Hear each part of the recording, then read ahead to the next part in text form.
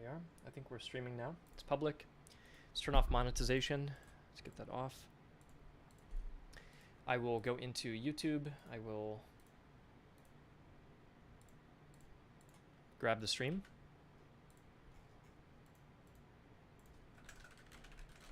There we go.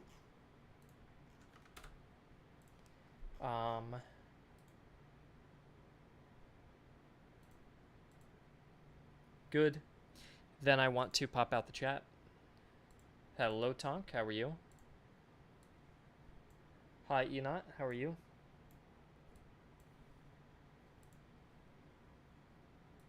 Hi, Pixel Cat. Hi, Democracy. Let me get my note cards out and see what we've got to do today. I walked the dog, so I've got some time, which is nice. Hello, Mr. Counterfeit.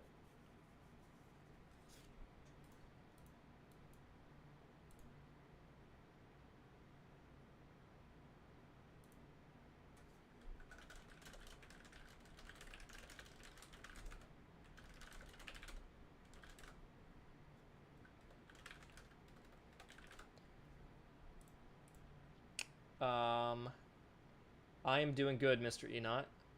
I'm just setting things up, and I'm gonna do some balance work on stream, and people can give their opinions if they would like. I'm going to ping the design volunteers in case they want to help with that. Should I ping anybody else? No, probably not the historical. I think design volunteers is a good ping, though. And then playtesters I'll ping as well, in case any playtester wants to view. I think that's good. And we've got something I think interesting to start out with. I am reviewing the 5 starting compositions for each nation. And I want to show you maybe some thoughts about changing a few things around and get your guys' opinions on it.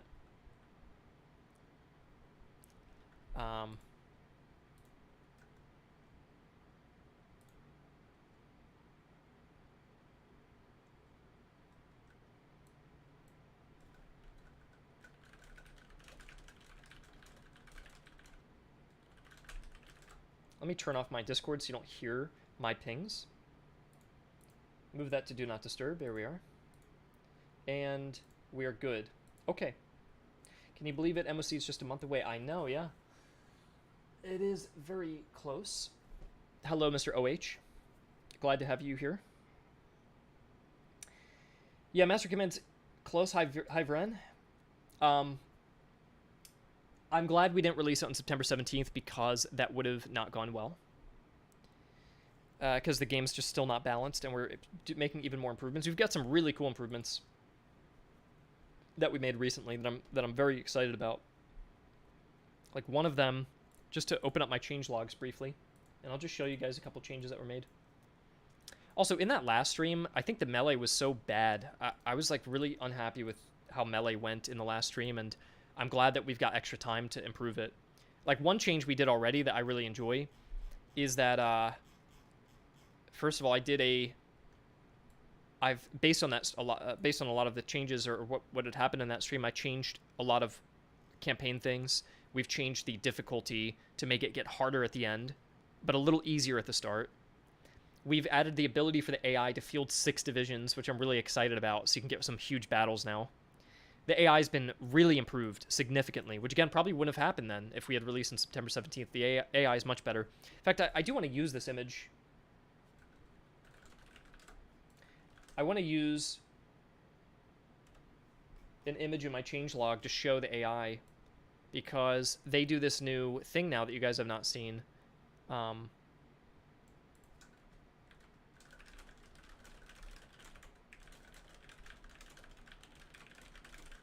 They can like envelop the player, and I think it looks really cool.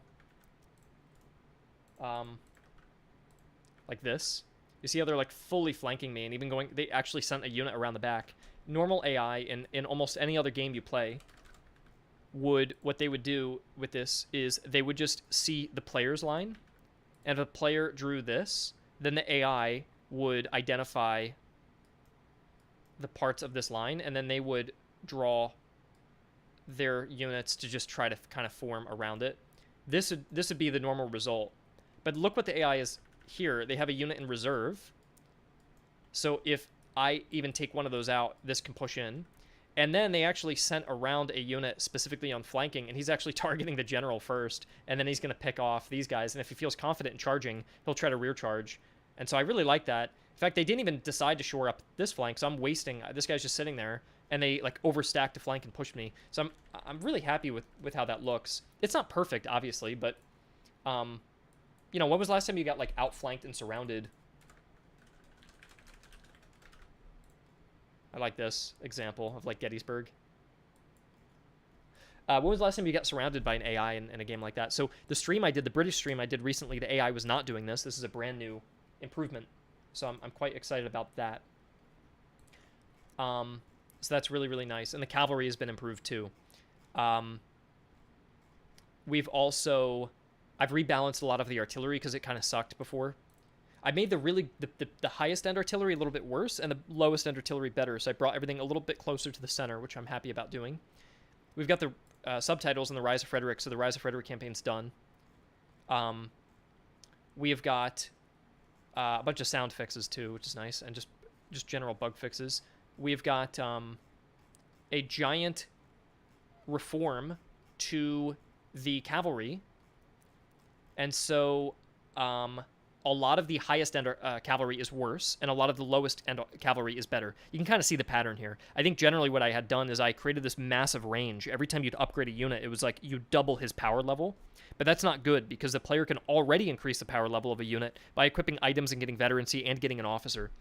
So you start simultaneously getting officers later in the game, better officers, and better items, and you upgrade, and now you're like 4 or 5xing the power level of a unit, and then you just start winning battles instantly. And speaking of winning battles instantly, I decreased the fire damage by about 30% because at the end of the last playthrough, I'd fire a volley and kill like 200 guys in a single shot, and that just wasn't very fun. The AI didn't even have a chance to respond in that case. Also, a lot of cavalry changes were made just to reduce that stuttering. I think in that stream, guys would like bounce off each other and stutter a little bit, and that was awkward. There would also be an issue where like I would be charging, and then before I'd even make contact, it would count it as a charge, and the enemy would instantly break, and they'd glitch out. And so now it takes a little bit longer for the contact to be made, and when contact is made, it now animates down the morale, so you don't break on contact. You'll contact, wait a couple seconds, then they'll break. It just has a little bit more weightiness to it, instead of touching, and then it just stutters and gets awkward. I've also rebalanced a bunch of the items, because some items were giving like plus 16 melee, or just something ridiculous. Which if you have 16 melee and get plus 16, you just got a 200% buff, which in any game that uses percentages, you may notice you get like a 5% buff on most items. If we were to use percentages for our items, which we don't, because I like equipping something and just seeing a hefty plus 10 and knowing that I get that extra stat, you know, but if the danger is if you have a stat from an item that's giving like plus 15, that's a bit ridiculous. It doesn't sound like a lot, but that would be the equivalent of, like I said, about 200% increase. The other thing we've done too with cavalry charges, they're very exploitable. What you can do is you can cycle charge. So I can take an enemy unit. If I was cavalry, I could charge in, move out, charge in, move out, and just keep chipping away morale and reduce the morale over and over again.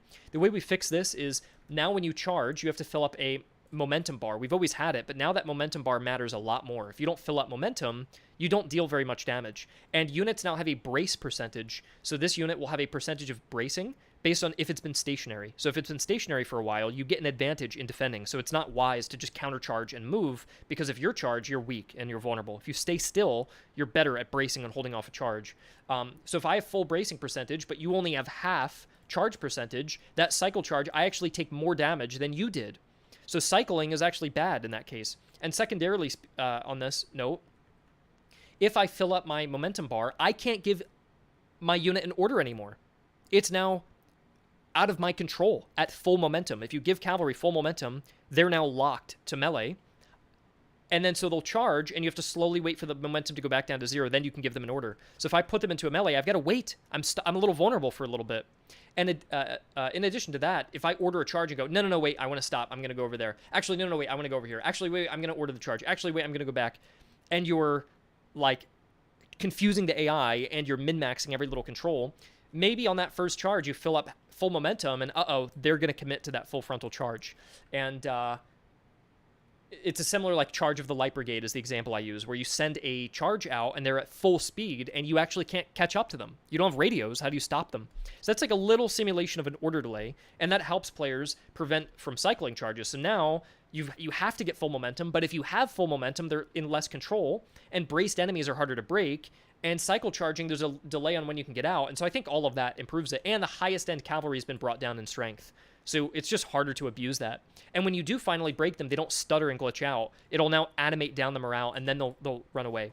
So a lot of improvements have been made to that, which I'm happy about. We even added a new cavalry item, and I rebalanced all the horses, and we added horseshoes, which is fun. And I also changed all the artillery. I changed a lot about the artillery. I talked about that a bit, and I even graphed the kill rates, and I got it to a better standard.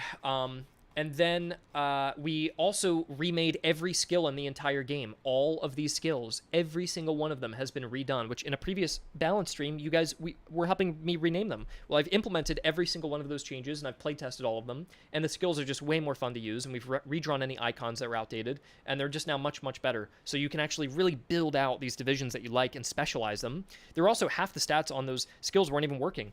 And the other thing we did is we looked at these stratagems in the game, which are all listed here, which are like the little doctrines you earn, and we went and did a balance pass on every single one of them. We've rechanged, and some of them were just completely overhauled and edited. So every doctrine and every skill has had a touch-up in the whole game. We've also taken all the nations, the base nations in the game, and we have redone their starting bonuses to make them more potent. We want to make each nation feel more distinct from each other. So what France before got like a 20% discount opening up divisions, now it's a 60% discount. So you can rapidly expand as France. And as Britain, you got a little bit of a $5 daily allowance that you were just given. Now we've doubled it. Now you get a $10 allowance. You're constantly making money. But to counterbalance that, the division cost is now plus 30% instead of like plus 15% or plus 20. So it's even more pricey to go wide, but it's easier to play tall. So as Britain, you might find yourself at the end of the game with only 4 divisions instead of 5, but all your units are decked out, which is going to feel much different than as France having a full wide 5 divisions, but your guys are maybe a little bit weaker because you're also bleeding cash as France due to their other malice that they have. So I think that is more interesting, and there's just even more improvements that we've made and balance changes made on top of that, but I did just want to go over that. All the difficulty modifiers have all had a pass on them as well. So if you look here, the difficulty modifiers, a lot of the big modifiers that felt unfair were retuned. So instead of a 50% cost increase on like items, it's now plus 25%, which is still a lot because that adds up. Every time you buy a unit, it's an extra 25, or an item, it's an extra 25%. So you're spending an extra $20, $30 every time you're buying an item. So that's already enough. You don't have to go higher than that. But at the same time, if every difficulty modifier is just a cost increase, that's boring, right? So we implemented a suggestion from one of our viewers and just made some of our own stuff. The one suggestion by our viewer is that anytime one of your units are shattered, meaning 0 morale, they get destroyed. So now if you're risky and you're doing, again, those cycle charges and exploiting the AI and trying to rack up 2,000 kills using exploits, if they turn, which they will now because the AI is improved, and they will acquire targets based on danger and proximity level. So if there is a high danger close proximity unit, they will flick, and they will also change to free fire firing method to get off shots quicker. They won't wait for volley fire. They can now toggle different firing modes based on what they think is, if they're in high danger. They can also switch ammo types, which they weren't previously. So if they did have buckshot, they could swap to buckshot, switch to free fire mode, and unload close rounds at your cavalry. And if they shatter you, that unit's gone with the difficulty modifier. If you don't like that, you don't have to play with that. But in that case, there's high risk situations. There's also cases where if you're charging and the enemy turned, I want to cancel the charge and I can't because I'm at full momentum, and they fire at me and break me and shatter the unit, that unit's gone. So you have to be very, very careful. You could lose everything. So that's a nice like high risk modifier that I like, that's more interesting to play with than just a cost increase, right? But you want to have both. You want to have players who don't want crazy difficulty, and you want players who want a big challenge. We also did another 2 big improvements, I think, here, which, number 1, actually, there's another improvement I'm going to address. Replenishment rates in the stream. I just replenish instantly. Anytime I wanted to, I just replenish. Now, the cost of food, I was running out of food way too often, which is why I decreased the malice here down to 25%. It was previously 50%. So I shouldn't run out of food as much, but if I do run out of food and I can't replenish, replenishment time in the base game has been slowed in half. It's way slower to replenish, and this modifier was previously not working. So this makes it even slower on top of that if it's enabled. So you really have to be careful that you don't enter into a fight where you need to regain strength. By the way, I was getting interrupted constantly in that stream by enemy armies that were following me around. We've rebalanced it so they don't spawn quite as often, so you're not going to be interrupted so constantly. But your guys will need a little bit longer time to replenish, whereas previously they didn't. This also means if you play into higher tier infantry like heavy infantry, who take even longer to replenish, that's a riskier strategy to play into grenadiers. You can't just have a full grenadier army because they're going to take way too long to replenish. If you mess up on just one battle, you could be screwed for a while. So having some line infantry who can replenish quickly can just help make sure that your army never goes into a lower strength situation. We also changed the officer death rates. Previously, it was broken.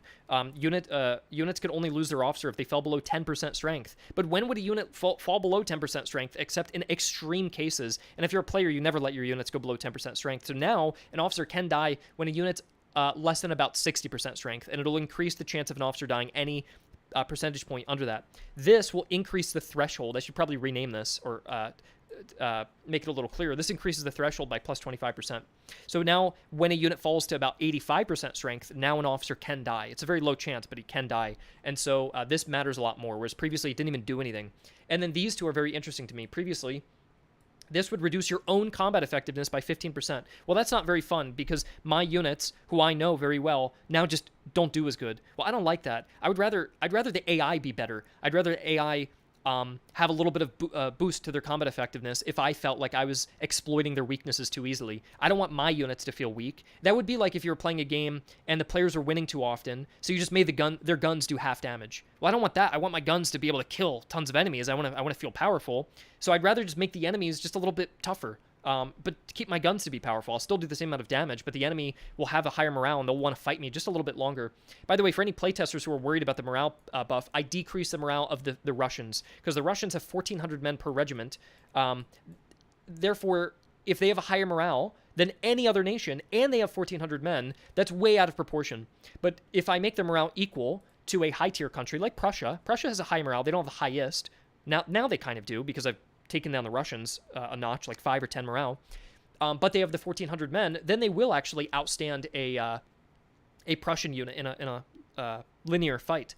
And so, yeah, if you're worried about the morale issue, the Russians shouldn't be quite as strong, but this should bump them up just a little bit more. And then this is one of my favorite modifiers that was just added. 1 regiment in each enemy division's doubled. So what we do now is you take an enemy regiment in a division. I don't know if I ever put a screenshot of this happening. Maybe I need to put it in the changelogs, which I will. Just give me 1 second as I find the changelog. Here it is. Doubled. Where is it? Here we are. We are now in disciplined enemies and inaccurate reports. Right there.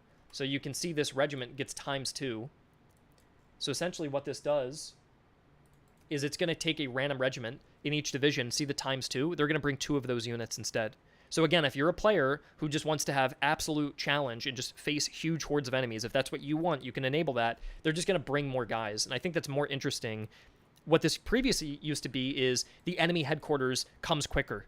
But that's annoying because the whole point of the game is that you can explore and take your time and find cool encounters. That's not fun to just make the enemy headquarters chase you. So anyways, we learned all of this through playtesting and through feedback and through the streams, and I think we've made a lot of changes that make the game better and more interesting and more fun and different ways you can play it.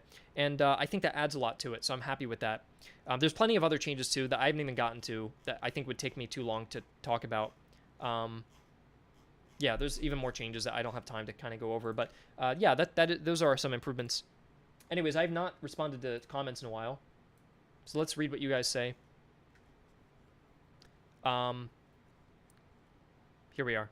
Love how you keep iterating. Yes, it's constant iteration. It kind of feels like Valve had a thing where their trick is that they iterate rapidly and they playtest early on. Well, we're not a AAA company. We can't playtest early on if there's no game. So we are doing the rapid iteration and massive amount of playtesting now that the game's ready. And because we delayed it, we can just constantly iterate based on how people are playing the game. So, yeah.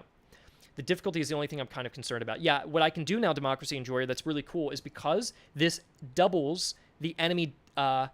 it doubles a regiment in each division. It makes them bigger. It adds more men. What I can do in the vanilla experience is actually reduce the amount of men to compensate for it. So vanilla players can play completely even normal battles, and the hardcore players will start getting the doubled regiment sizes, and then they can get harder enemies. So I think what I'm trying to achieve is like, I want casual players. I also add this is a brand new modifier completely. Headquarters and winter delayed by 3 months. I remember people in the stream were telling me, I don't like how it's constantly winter all the time. I don't like the effects. It's annoying. It's too punishing. So this will give you more breathing room, and the enemies won't be so obsessive and large. But if you are a hardcore player, turn this off and let the winter come early and play with bigger armies. So you can decide how you want to play the game. That's entirely up to you. And yeah, AI looks good. Yep.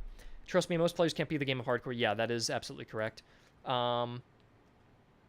Thanks for all the dev streams. Will there be new objectives for a campaign? I don't think so, unfortunately. Yeah, I don't think there's much else we can do with objectives at the moment. Yeah. I always hate cycle charging and Total War. Yeah, I don't want to allow it. I don't like it being so exploited. Feels good seeing my suggestions make it to the live beta. Yeah, we're listening to everybody that we can. I don't know if I also said this, but I reduced the fire damage by 30% because it was just, guys were just obliterating each other in battle and just getting enormous amount of casualties, and I just don't like that. The morale loss is still high, so if you do get shot and you take a lot of casualties, all of a sudden you'll run, but I just don't want the muskets dealing 200 damage per volley or 200 kills. It's just too much. I don't like that.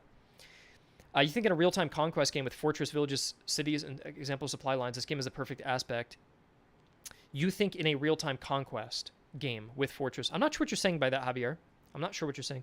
Hey man, I wish listed the game. Can't wait to release. It looks way better than Fire Maneuver. Yeah, I do think so as well. Anything for Swedish units? Well, Galaxy, we do have a community contributor named Oberst, and he designed the rosters for Sweden, and they look really good. So if we have time and we have the money, then I can easily get Sweden made, and using his research he's already done for us, and I can kind of build off of that, and I think that'd be great. So shouldn't inaccurate reports mean you don't see the enemy units in each force? Yeah, that would be the literal translation, but the effect, I always come up with the effect and then the name afterwards. You know, you want to come up with like, what's the fun gameplay? Well, the fun gameplay is that a random enemy unit, you don't know what to expect. They bring 2 of them per division. I like that. And I like this because you see the one unit, but you didn't see the double. You didn't know he's going to get doubled. So I think that it still works, that you initially anticipated like a normal 4 divisions, but they've got more units than you normally anticipate because they have those double forces. So I think that's fine. But yeah, generally with everything I'm saying, we're not adding new mechanics. We're just refining the existing game. It's just about balancing. I don't want to have to add in all these new mechanics because you're going to break the whole game and you're going to have to rebalance the whole thing from scratch if you add too many mechanics. And that's not good in the last month of development. In the last month of development, all you want to be doing is constant refinement, constant bug fixing, constant rebalancing, and just replaying it and replaying it. You don't want to just start adding in like too many new things. So if anything, we've been adding in a lot recently, and I want to slow down a bit. I want to add more content. It'd be nice to have more maps, but I haven't had the time. Hopefully the nerf for the cavalry doesn't hurt them too much. Yeah, I don't think it will. If it does, I can always retune them and bring them back up a bit. In the streams, you didn't really see me exploiting them because I don't like to use exploits, but they are very exploitable using the items. Like I said, the issue is not with the low-tier cavalry. The problem in the stream, by the way, is I was constantly fighting the AI, bringing low-tier cavalry and bad cavalry AI. The AI has been overhauled for cavalry. All their behaviors have been redone from scratch. So the cavalry... The AI cavalry can now like defend its artillery. It can hang in the back. It can try to do a deep flank. It can support units right behind them. It can countercharge you. It can swap targets. The whole AI can sprint now, which is much better. I'm sure you noticed like AI would be just like walking in front of me and I would shoot it and they're still walking and they would just die. But now my muskets are a little less accurate. Everybody's muskets are less accurate, so I can't just one-shot them. And if any AI gets shot, they want to sprint. They just immediately go into sprint mode. They also go into sprint if they feel stuck in terrain, but they don't sprint if they have low stamina. So there's a complex kind of set of parameters of when they will decide to sprint, but it's made them much more responsive and just much better. But yeah, the AI will bring better cavalry in future updates. The issue is them bringing like provincial militia cavalry into Region 2. That sucked. So inaccurate reports would probably be like when you start a battle, you don't see the enemy division at all. You just have a question mark.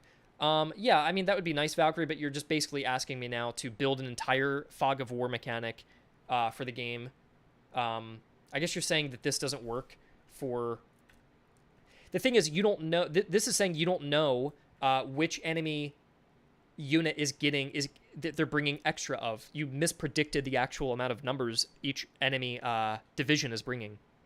if you guys want, I can have this completely redrawn and renamed if it's hanging that up, or if you're really getting hung up on this and this is becoming a massive problem for you. But we're certainly not going to introduce a brand new. I would love Fog of War. I think Fog of War would add a lot more to the battles, but we're not introducing a brand new mechanic. It'd be very difficult to do. I think the other issue with Fog of War is usually accompanied with objectives on a battle map, because if you have Fog of War, I can't see anything and there's no objectives, then I'm aimless. I don't even know what to do. There's nothing on the battlefield. But if there were objectives for me to take, which would take weeks and weeks of programming, if not months, because you have to train the AI how to use that as well. And there's a dynamic Fog of War system, which would probably take another month to do. So you're talking about a 2 to 3 month delay to focus on adding that, which would be cool. I would love to do that if I had an infinite amount of time. But if the game releases next month, because I don't have a publisher, there's no external funding. You have to release when you have to release. It's a very attractive thing to say as well in indie game development.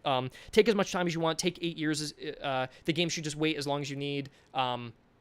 It's better to keep waiting and make a better game. And I agree, if the game has bugs, yes. But if you're like, oh, this would be a cool feature, that would be a cool feature, this would be a cool feature, that'd be a cool mechanic, and then you delay the game 2 years by adding in all these little things, and you're out of money, and then you go bankrupt, and you can't even get to the finish line, and then you have to lay off the development team, and you don't have or you do get to the finish line, you release the game, but because you added an extra 2 years, and that costs an extra $100,000 to $200,000, your game now has to earn an extra $200,000 to even just break even on that time investment.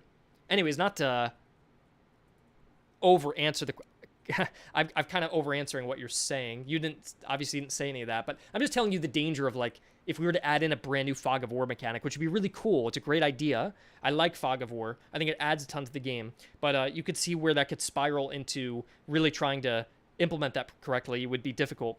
Like I said, though, if you guys don't like this name and icon, I can have all this redrawn and redone. If it is causing a big problem for you guys, though, I don't know. I'm saying maybe similar to how the picture is. Inaccurate reports is fine. A difficulty modifier that doesn't tell you the amount of divisions. That's an interesting idea, Valkyrie.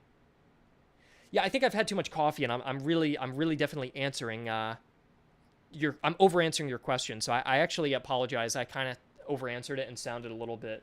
I feel like I was a little rude, so sorry if I did sound that way. I didn't mean to. But I like your idea that maybe you don't know the exact units the enemy's coming in with. That's a cool idea. I'll write that down. I'll put that in my ideas board, because that's a cool difficulty modifier. Like a difficulty modifier where you can't see the exact units that the enemy is bringing in during the pre-battle phase, and during deployment it hides the enemy units too. That's actually a really cool modifier. I do like that modifier, actually, because then you've got no idea what you're going to be facing, and that's quite fun. So I am talking to your guys. I feel like I'm just talking way too fast, and yeah. This game will have tough competition during release. Yeah, I think, Augustin, the issue is if you release in September, it's Silksong. You've got Silksong coming out, and you've got all these great releases. Oh, well, you could release in early October. Oh, you've got the Steam Autumn Sale. You can't release in early October. Oh, you could do mid-October. Oh, you've got Next Fest. You can't release at the mid-October. You could release in November, early November. Oh, you've got U5. You can't release during early November. Well, you could release it late October. Oh, you've got what is that game called? It's not No Man's Sky. It's Outer Worlds. You got Outer Worlds that's coming out. Well, you could release like mid to late November. Oh, well, you've got all the big AAA releases that are stacked up for the end of the year for Christmas. Well, you could release early December. Oh, you've got the Steam Winter Sale, so you're not allowed to release during the Steam Winter Sale. Well, you could release during the end of December. Well, that's Christmas, and then people are going to be buying money on the games they save money for the Steam Winter Sale. Well, you could release in January. Okay, so now you can kind of see where this continues going if you just keep doing that. So I think what you have to say is there are so many games coming out on Steam. It increases year to year. Every year there's more games that came out than the last, every single year. And you will never be able to find a good time to release ever anymore. It's no longer, if this was 5 years ago, you could find a week that you could have your time to shine, that no other game comes out, and it's just you, and everybody's talking about you. That's gone. That'll never happen again. So at this point, it's like YouTube now. It's like saying, well, Griffin, you release your YouTube video on a Saturday. You know, Alternate History Hub and Kings and Generals release their videos also on the weekend. It's like, well, there's 10 other history channels, and it's just history channels. There's plenty of other channels that release on a Saturday. You're screwed. You've just got to release when you've got to release. So I think as long as you're not releasing the same day as a similar game, you're okay. That's really all you can do at this point. So, recon skill would be cool. Yeah, I think at some point, Dravian, I think at some point there should be a post-game update that introduces that difficulty modifier that this guy said, and in addition to that adds a fog of war. I think that's a good post-release update. So, okay, I feel like I've caught up. I feel like I've caught up. I've answered a bunch of questions. I was accidentally rude to one guy after misinterpreting his question. And now what I want to do is go over some actual work. So we have these 5 army compositions. So I was watching a friend play. And when I was watching him play, everybody usually starts as the Prussians. You guys would start as the Prussians, right? Kaiser, I wasn't necessarily rude. Maybe I just was. I didn't insult him, but I feel like I was being a bit defensive when I didn't need to be, and that was maybe stupid. So, yeah. Anyways, most people start Prussian, right? Not everybody will, but most people do. And I think my issue is, look at their army composition. It's infantry, infantry, infantry, infantry. Is that very interesting to you? Like, when you're a brand new player, most streamers will probably just start with Prussia. And I feel as though, by Galaxy, I feel as though this is not smart, because the other compositions come with at least 1 cavalry, 1 artillery, 1 cavalry, 1 cavalry. So everybody's got something to play with. And I feel like Prussia, their infantry focus, that's correct, Valkyrie, but it is just, I think that the land milits should get switched with provincial cavalry. So what Epinata is saying, that's what I think they should have. And if we do that, I also look at Russia, and Russia has 2 compositions, one of which is Cossacks, it's all cav, and one of which is the Observation Corps, which gets a big artillery. And the other thing is, Russia gets a discount on recruits. And let me just show you real quick. Because Russia gets a discount on recruits, and Russia's unitary is unique, that they have extra recruits. They have 5 different types of recruits. They even have artillery recruits. Plus, they start with their 2nd division slot already opened.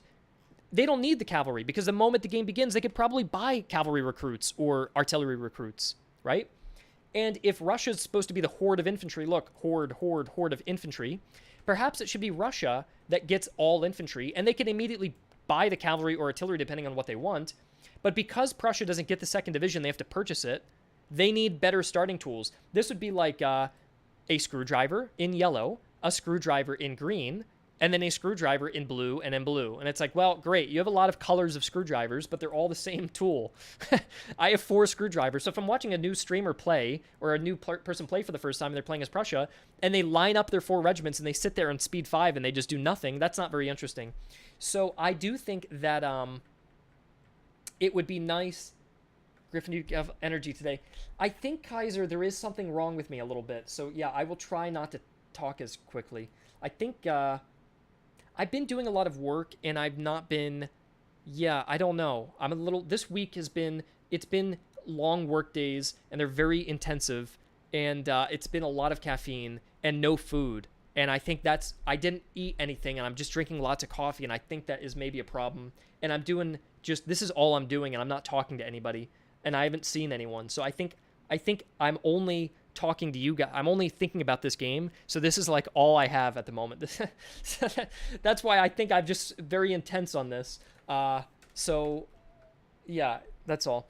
Okay, you should preserve yourself. Well, look, the game's going to come out in a month. After the game comes out, I will preserve myself. But for now, in these last few weeks, I will just focus on this game, and I will just do everything. This game will consume me for a month, and that's okay. I will do the best job I could possibly be capable of, and if I do a bad job and the game doesn't do well, then at least I know I did everything I could, right? So I will, I do 2 walks a day. I walk my dog twice a day, so I go outside at least. But otherwise, I am just focused on this, which I need to be, and the whole team is kind of in that mindset for this last month, because it's got to be the best we can do. So anyways, what I was saying before is, as Prussia, it's harder to open up that 2nd division. So would you guys be okay with getting rid of Russia's rider recruit for a musketeer to play into the big infantry mass? Like, if you were Russia and you lined up a huge army of infantry, that feels thematic, right? But if you're Prussia and you're just starting the game, you want some tools to play with, because you can't even get that 2nd division. So getting them some early cavalry, I think, would be nice. So in my opinion,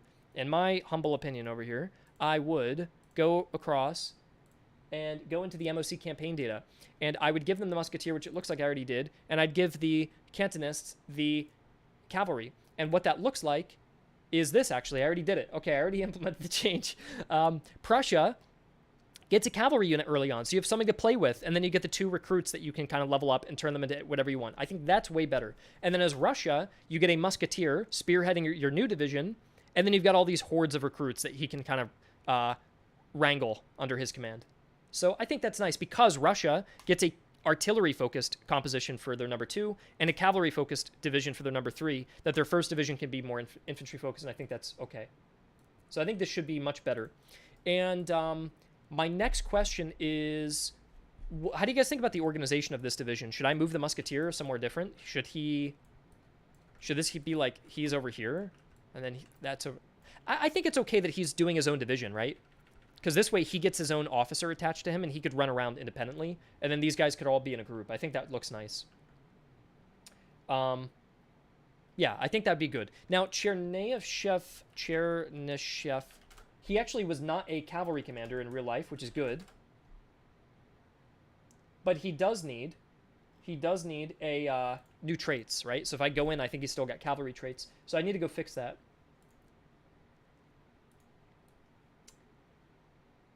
Yeah, I'm sorry if I'm being annoying with me. I'm just talking a lot and almost yelling at you guys. But yeah, I'm just trying to get stuff done today, and I have limited time, and I'm just trying to. Every day has limited hours. It's already like 10 o'clock before you know it, and you have to go to bed. Then you wake up and you repeat it, and then it's 10 o'clock already, and then you just wake up and you repeat it. So I'm just trying to go quickly and make sure I'm not wasting any time, and that's all I'm trying to do. Oh, Chernayev actually has loud. That's actually kind of perfect, isn't it? That he's got this loud musketeer who can yell at the recruits and get them organized. So that's actually not bad. And I think we could actually keep that the same. And my AI is enabled. I'll show you what it looks like in battle. Why don't we go in and take a look what it looks like. Griffin, this is just how Spanish sounds naturally. Okay, Santiago, that's good. Yeah. That's funny. And it's appropriate for you to say that because you're Argentinian. It's not like that. That's not an offhand comment. So that's funny coming from you. Okay. Loud because the serfs don't listen to him. I agree. I think that's funny. I think that is thematic. So yeah, if you go in, we'll notice that this officer has a larger command radius, which I think, by the way, was previously broken. So now it works, which is nice. I also have to get the new tooltips in, or the quotes on the loading screens. I haven't done that yet. But yeah, now we have our serf recruits like that. That's the normal command radius, and the loud guy is here. And look how big. See, his is bigger. So what's kind of cool about that is you could form their line, and because he's big, he can actually encapsulate everybody in that radius and make sure he's kind of buffing them. So I like that, that he does that. And it feels nice that Russia has a big mass of infantry. Something feels very thematic about that. I do like that. Yeah, that's nice. And what's also good about Russia is you can get that cavalry or the artillery back pretty quickly. Like if you do this, if I load in, I can go and sell off all of my items, and I can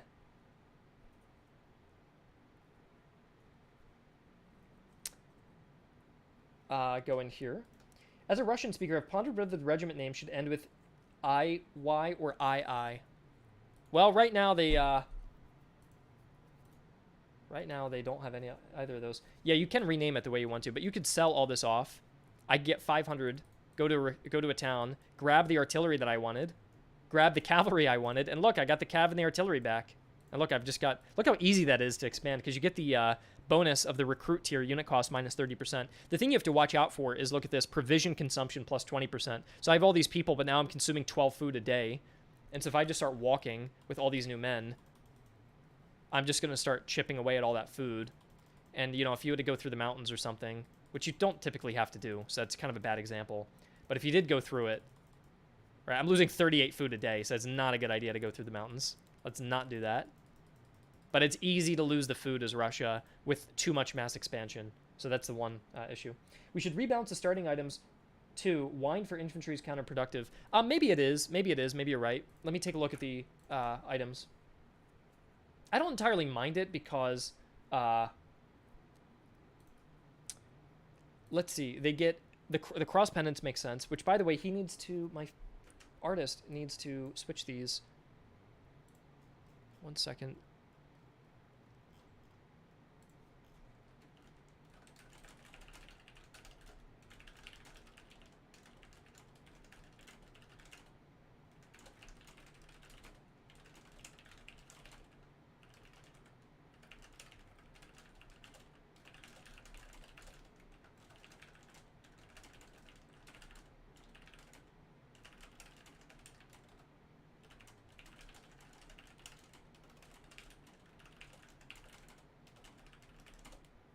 What do they call those in the Orthodox faith when you wear those around your neck and they're like icons, right? Yeah. Basically, this is just too Catholic centered, whereas Orthodox believers would wear like an icon around their neck like that.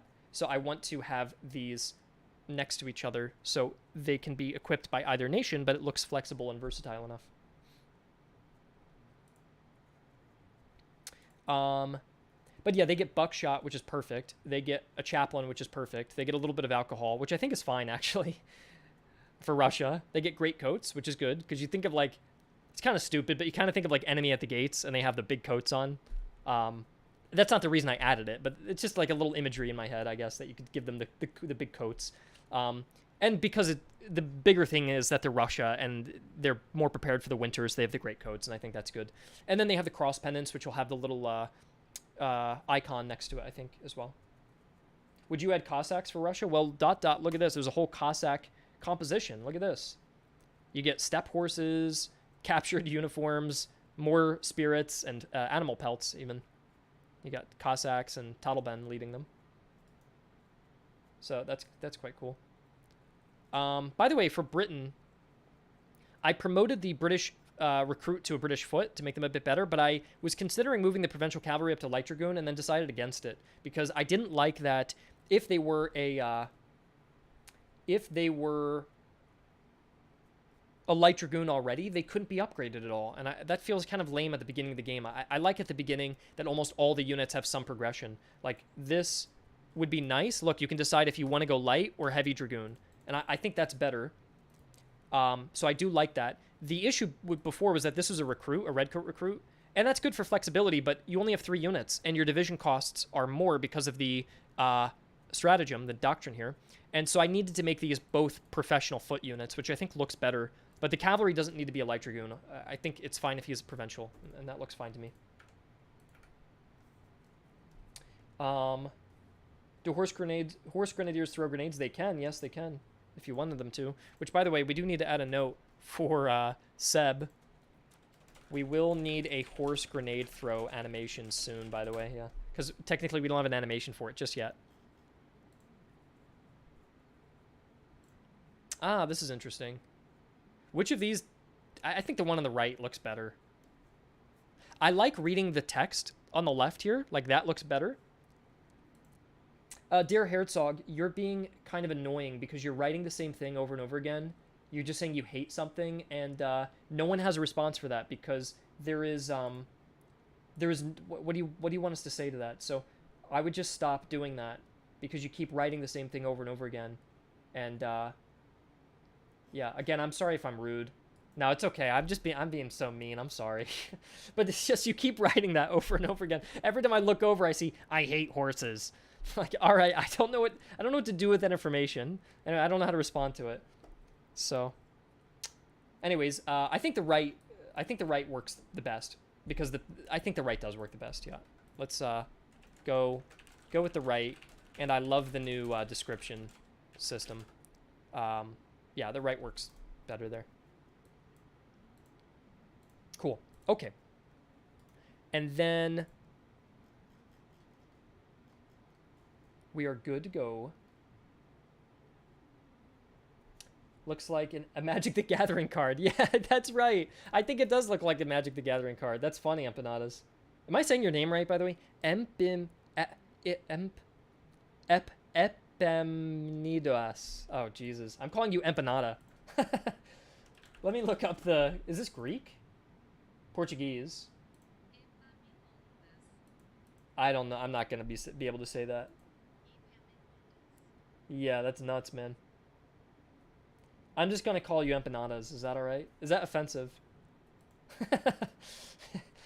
Or give me a nickname I can call you. Is there like a one-syllable nickname I can call you? Like Ipa? Add the blunderbuss. Well, dear Herzog, you can make a blunderbuss. Look, if you can make a blunderbuss if you equip a carbine, which is a shortened musket, and give it buckshot rounds, that is essentially a blunderbuss. You can create one using the item system in the game. Do you like yeah, well, we'll see what he wants me to call him. I don't know. What's the next thing I want to go over? We fixed the army compositions. I think they're better now. By the way, no, I think they're good the way they are. I was gonna say, should we change anything else? Is it bad at all? Is it bad at all that only one unit starts, or only one composition starts with artillery? Is that a problem? Everyone else starts with a cav now. Well, they start with infantry, so I suppose that's fixed. That Russia has an all infantry build, so I think it's okay. Okay, one issue, by the way, I don't like here is I don't like that the Austrians start with good artillery and good musketeers. They shouldn't get double good here, especially because I made the artillery better. I've improved the artillery in the next update. I've made it way more consistent. So should we keep the good artillery and demote the infantry to all recruits, or keep the good infantry and just make this a regular battalion gun instead of a field gun? I would be more in favor of just demoting the field gun down and make it basic, because I feel like 3 Crownland recruits is a little bit too similar to 3 Royal recruits or 3 Serf recruits, and I feel like they'd all be the same. Do you know what I mean? So I'll put a vote. You guys can kind of decide, what do you prefer? Demote artillery or demote the infantry? Because either you go all recruits and then the infantry all needs to support the gun, or you go a good infantry and a slightly worse gun, and now you have like some artillery support, like a good frontline unit, and like 2 guys on the sides who are recruits. So you can kind of go either way. They're each their own distinct play styles. I think I would personally lean on demoting the artillery because I think it'd be more fun to promote it. But yeah, these guys look cool too, so I don't know if it kind of sucked to get rid of them. But it's up to you what you guys think would be more fun, I think. Yeah, you said demote the artillery. I think I already did that change, by the way. It was rigged from the start. No, it wasn't actually. I did not do it yet. Let me go fix that. And I've made the artillery better, so it should not be as much of a problem anymore. I have another question for you guys regarding upgrades. Let me go to the compositions. Crownland. Oh, did I already do it? I did, I just didn't build the data. Okay, here's my next question for you.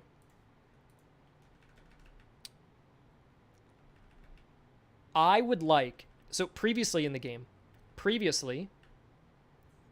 it was the case that the cavalry on the left, the provincial cavalry, cost 3, like so. Okay? Which meant it was the easiest to grab a land militz. That's your easy way out. It's a cheap unit you can grab. Or you save up a little bit of veterancy, 2 veterancy, and you grab musketeers or light infantry. Or you save up a lot of points and you get a cavalry or an artillery. I really liked that progression. It's since been changed that the provincial cavalry now only costs 2, which now makes it look like this, which is a little, I don't know, I feel like that's a little more lame. That it's only 1 unit you save up for, and like, I don't know, there's something about that. So what do you guys think about this? Here's the thing, we could make artillery cost 2, but then look, everything just costs 2. So what are your thoughts on this? What if we just made the entry fee higher again, so it's cool to like try to save up for something, And then we decrease the cost maybe once you get in. So make the entry cost a little higher again. So it's cool that you have to save up for it. But once you do become, like, battalion artillery kind of sucks.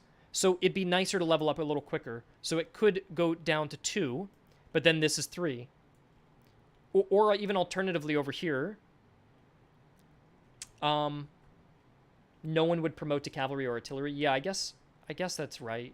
That's a shame. It just is far less interesting, isn't it? That you're like, well, the solution has to be that everything's the same and you don't have to save up for anything. That sucks. I think that might be right what you're saying, that players wouldn't do what I want them to, because what I want them to do is I'd want to make it a more interesting choice about how to spend your veterancy. And this looks lame, but I think maybe the effect would be that people wouldn't save up. So, yeah. Yeah, I suppose that's right. I suppose you're right. Okay, let's just not do what I said then. We'll keep it at 2. Should we make the artillery cost 2 as well? The battalion artillery cost 2? Or should we make the field artillery 2 to make the field artillery easier to promote into? I think regardless, right now, the battalion artillery is very hard to get going. And it's also just hard to get them early on, too. It's just generally this side of the tree is just difficult. Please reduce artillery to 2. Which one do you think? Like, I feel like one of these should get reduced down to 2.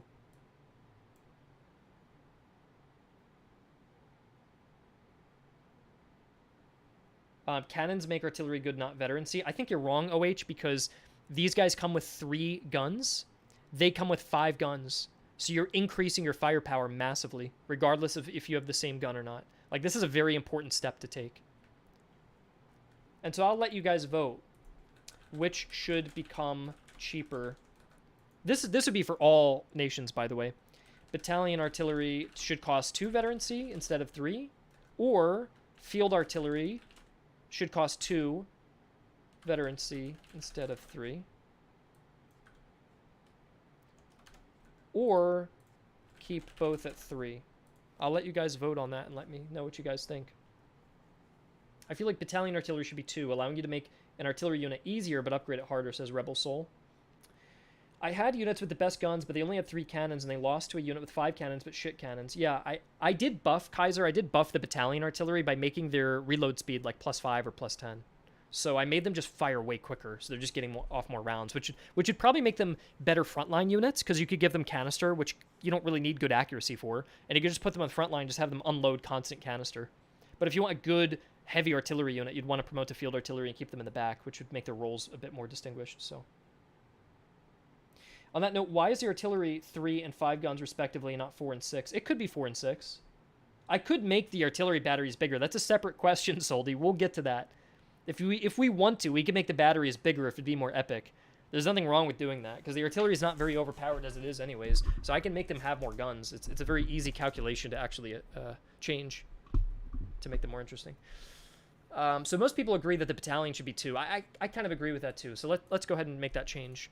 Because it's such a slog to get to battalion artillery, and I feel like it would be nice if it was easier. So, yeah. Okay. Let's try it out. How many would they have historically, Soldy? Probably 6 to 8. Probably what you're saying is probably more historically accurate. We'll look into it and do some research while we're on stream, okay? So these cost 2 to upgrade into now. I think that'd be better. This is good artillery, though. They have 40 accuracy, which is as much as... That's even more. Yeah, no, I'm keeping this at 3. The British artillery really sucks. Why does it cost 4? What the hell? What the hell? That is, that seems like it's a mistake. I think it's because the whole British tree costs more veterancy, but that's odd, because they're not even that good. So that should be 2. Or at least 3.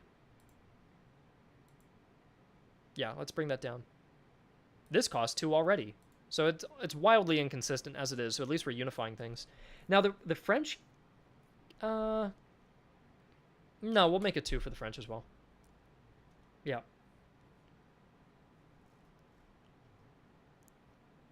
The British are low-key underpowered. Yeah, maybe a little bit. The reason it costs 3 is that all the British cost 3 on their tree, because they're a little bit In fact, if we want to justify that a bit more, maybe the morale of their artillery should go up. So the British gunners aren't very good, but they can stay under fire a little bit better. Because, like, by comparison, what about the Austrians? They go from, like, 20, 25, 30. So maybe the British should go 25, 30. And that's why you get these, like, 3-3 upgrade cost instead of a 2-4. 2-4 is interesting. Hold on. What's the Prussians? They're a 2-3. The French are a 2-4, which makes sense because those big guns are really good. They come with more. So let's not look at the French because they're a bit of an oddity. I think a 2-3 is here, and a 2-3 is there. That's the standard. It always goes 2-3. So for the British, we're currently going 3-3, which makes sense. We have to do that because I don't want to lower it too much. But if we're gonna do that, let's just give their morale maybe 30-30. I think that's good. Yeah. Does changing the troop size change the effectiveness of the cannons? It does, yeah. I think the British veterancy upgrade requirement should be lowered because they have a small troop amounts and high veterancy costs. Just a bad mix. Yeah, that's maybe true. They're supposed to be like so elite with 50 accuracy and 65 morale that it's a bit harder to upgrade into them. So, I don't know. Do you guys think that that's okay, or should we just make the British veterancy costs normal? I'll show you what it currently looks like. We are already simulating the eliteness by reducing their unit size. Is that an important question right now? It is an important question because we're going over veterancy for everything at the moment. We're just doing a balance pass, so it is relevant. I've personally had no issue because they have high morale and they're expensive units. So I'm personally just going to keep that the same. I just want to adjust the artillery a bit and make this 35. That's what I want to do. The problem is you'll only upgrade battalion to field artillery very late into the campaign. Earliest in Act 2 for factions like Austria who have high veterancy artillery almost never get. I'm not sure what you mean by that, OH. I'd like you to clarify. I currently like the British tree as it stands. I primarily am a British main. Yeah, I do agree. I don't think there's anything wrong with them at the moment. So let's retain them as they are. The next question is, do we want the gun batteries to be a bit larger? I find that when you get like 4 or 5 batteries, though, there's craters everywhere. I don't know if I want more craters. So I think I'm cool to keep it how it is. Oh, newbier, I should also clarify, depending on whatever unit scale you play on, the artillery is identical. It never changes based on unit scale, graphically. But I thought the question was, if we change the amount of men that they come with, like their HP, would it change their strength? And that does. Even at 3 batteries, that's a lot of craters, yeah. Yeah, I don't need to add more craters. I'd rather just add more damage that the artillery can do. I think it is better. I've improved it. I've improved a lot of the math that goes into grenades and artillery. The next thing we have to do... OH, I would wait before you comment because I've changed so much, dude. I've overhauled the artillery. I deleted... You know what we did to cavalry? I did the same thing to artillery. I deleted like all of its stats, primarily in its in the items, because items drive the artillery much more than it drives cavalry. But I've deleted all of the stats to artillery, so you guys should clear everything you know about artillery. I deleted everything and redid them from scratch. And I also buffed the battalion guns. I made their reload massive. Look, you have 10 more reload with a battalion gun than you do with a field gun. So you can just constantly reload. And the 3-pounders they start with, I improved their reload speed as well. So you've just got these super fast-firing 3-pounders that are low caliber, and there's few of them, but they're just constantly rattling shots off. So if you get lucky, you can just start grinding some XP that way. So, yeah. And then, oh, we do need to change counter battery fire. Let's go test out counter battery fire, because there is a stat I can play with that multiplies damage on other artillery pieces. So we have full control over how much damage you do on another artillery piece. So let's balance that. Let's create a little list of what we want to balance today. So I'll start writing it down. Unicorns feel like they need a buff. Like I said, Santiago, I redid all the artillery pieces completely from scratch. So just don't judge it yet until you play it. Like, I deleted everything. They're completely different. They're going to be nothing like they were before. For better or for worse, I don't know. But I just gave them a better foundation to build off of. So then if you give me feedback, we can make adjustments. Stellar, that's very nice of you. I try to forget the game and I watch your dev streams and get excited again. Thank you, man. Okay, we want to balance artillery versus artillery combat. Okay. And then, yeah, the next update, it's been really overhauled.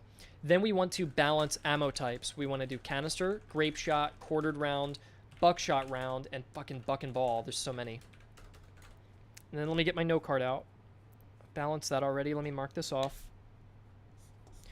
This says playtest artillery one more time. I fixed it. 80 accuracy. I fixed it. Test cavalry charges. I have not tested that yet. So we need to test cavalry charges. Flank charges. Okay. Artillery versus artillery only. I wrote that down. Elevation might be too extreme. I fixed it.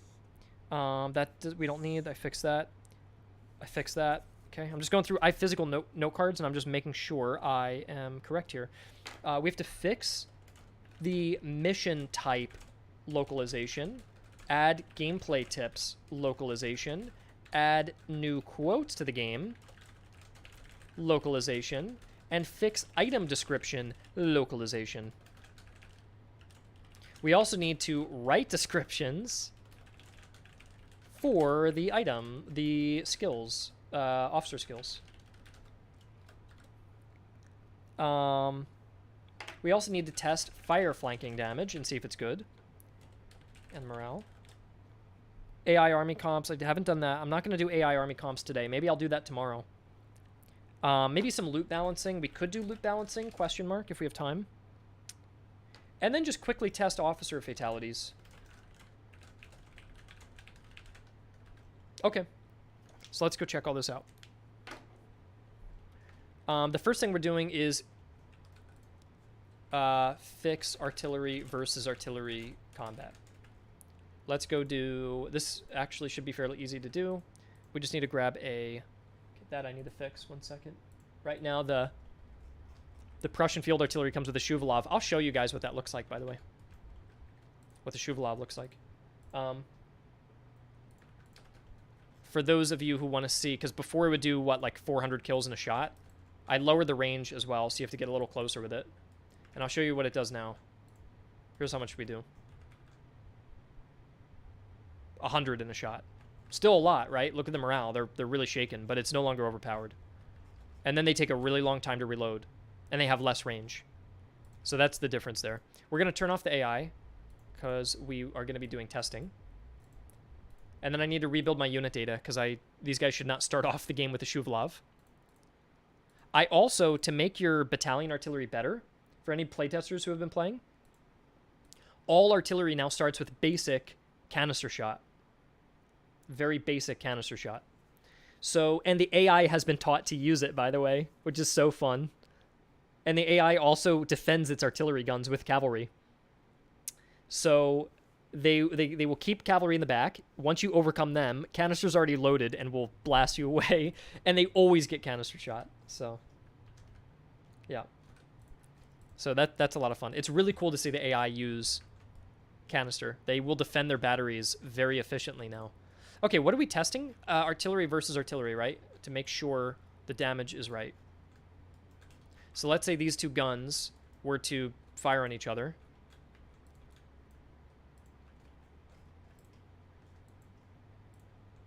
How much damage do I do when I fire at them?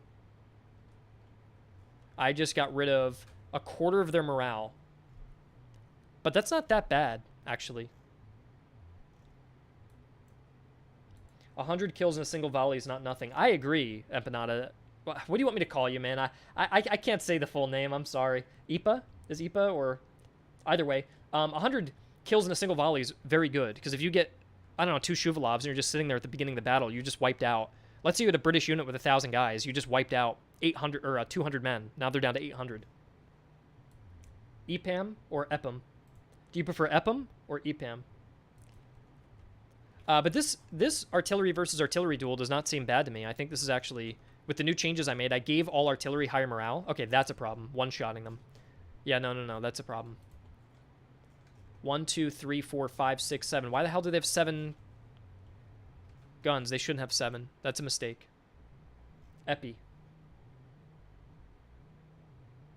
Epa? I don't know how to say it, dude. I need a pronunciation guide, please. Let me test this out again. 125. Save it. And I think they should do just slightly less damage. So let me go check the core data.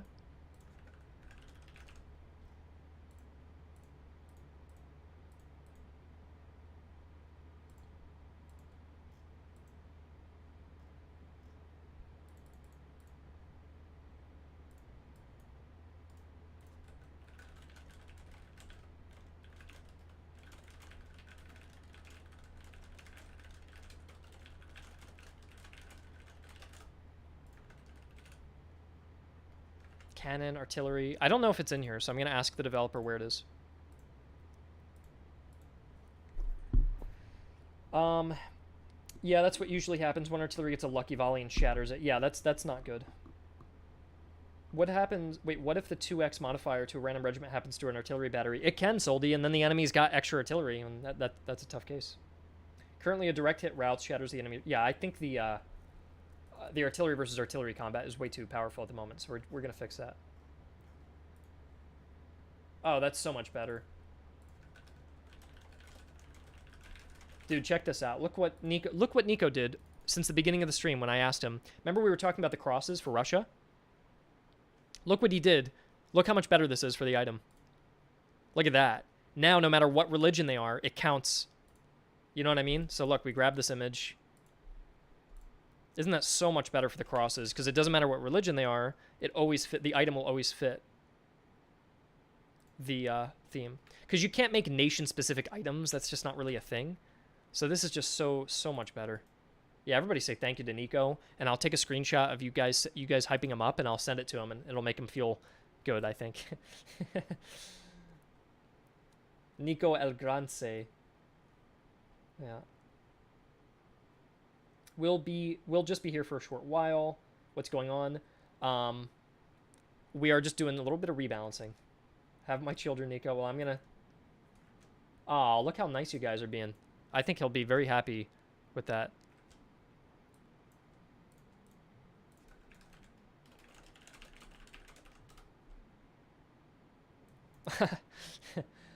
Cool. And then let's see how it looks in game. I may have to make adjustments. Oh, now look how perfect that is.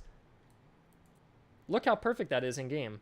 Cross pennants, and then you can see the Orthodox cross. I think that's good. We were gonna do the icon, the picture of the icon, but I like the 3 different crosses better. I think that looks cool. So I'll put that in as a change. Very good. Where do I want to put this? In my change log, right? Yeah. The plebeians like the art, Nico. Yeah, let's go to visual changes.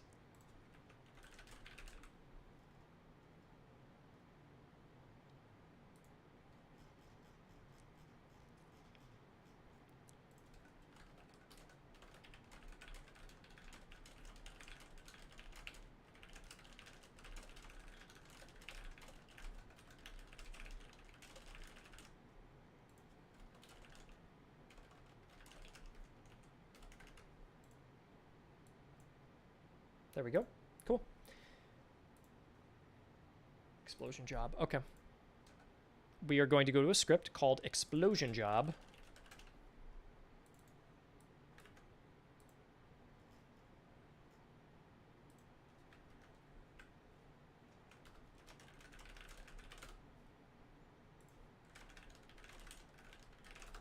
And we can check here artillery target bonus.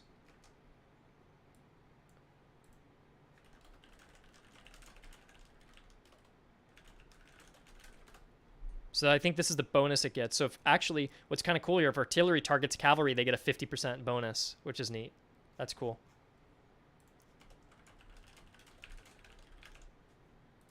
Should we increase the bonus against cavalry? I kind of think...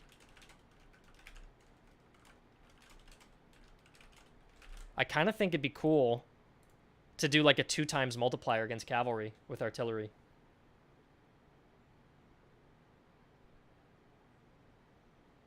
Soldy, you're right. Let's go back to the artillery question in a sec, though. I think we'll do 2x. I think that'd be kind of cool that you can counter cavalry. Even the AI could. Like, if the AI swivels its gun and gets a lucky shot off, it could knock out your cavalry. I think that's cool to be dangerous, if it's dangerous like that. And then the artillery target bonus, why don't we make this a 2 times multiplier instead? Because the batteries are small. Yeah, I think that's good. Maybe 2.5. I don't want to go too extreme. And let's go check it out. And this is going to throw off a lot of my numbers, dude, but if we change the amount of batteries per gun, this is going to mess with a lot of my math. So let's go check out how many guns we currently load in at 125 strength. By the way, for all the playtesters, all of the... Why is there charge damage? 35. What the fuck? All of the artillery guns are smaller by half. They have 125 guys in them, not 300. But they have the same amount of guns. And I think this just makes it look more realistic. It's weird to see one artillery battery have 300 guys, just nearly the size of a cavalry regiment, which just didn't look right. So let's see what the battery looks like at the moment and see if you guys want it changed at all. I think the reason I went with odd numbers is so that the flag would look centered, guys. I think that's what I did. So check it out. See how it looks like the flag is being held by these 2 guys? If you added an extra gun, it spaces them out a little bit more. So do you like the 5 gun? We could change this to 4 for battalion guns and 6 for field guns. It would only be adding 1 extra gun. Do you guys want me to add 1 extra one? It would throw off my math, though. That'd be the only thing. Are they holding the flag with their balls? That's exactly right, Brick. That's exactly right, dude. Because I did make artillery a little less accurate. It doesn't look like they're holding it with their arms. Yeah, no one holds any flags with their arms. I mean, even the infantry doesn't hold it with their arms. Look, it's just the flags are just UI elements. They're floating. But you're playing from this distance anyway, so you don't even really notice. What did we want to look at? We want to look at adding an extra gun. Oh, I want to check something real quick. They have 60 accuracy. If I go in and build units and items, will they decrease accuracy? So they have 60. Let's build units and items, because I've decreased the accuracy a bit. I could decrease their accuracy even more and add an extra gun. If it's only 1 extra gun. It would make the artillery batteries look a little more epic, I think.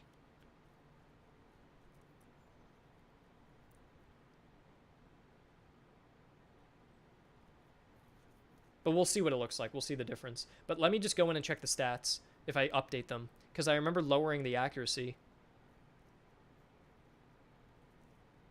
But yeah, let's just see what it looks like. Hold on. They have 60 still. So what we need to do, I'll show you what it looks like with an extra gun. You guys tell me what you visually prefer. And if you like it, we will decrease the accuracy to compensate.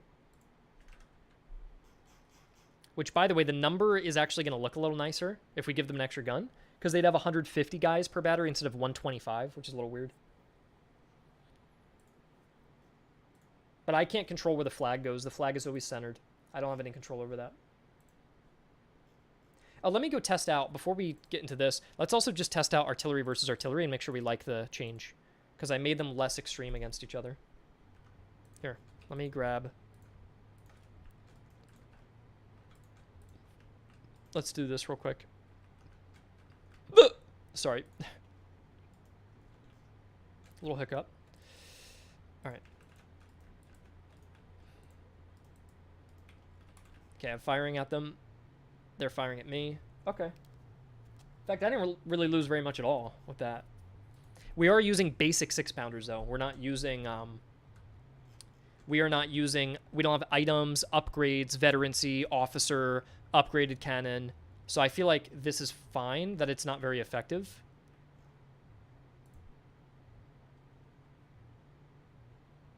I am curious, though, like, if I get them down pretty low strength, if it would, honestly, we're really not doing much damage at all to each other now. I think I lowered it too much. Yeah, no, I lowered it too much. Let's jump over here. Which of these do you prefer? Which battery size do you guys like more? Do you like the 6 battery guns or 5? The 5, the flags are kind of awkward actually there. And the flags actually fit better with the 6, don't they? Wow, yeah.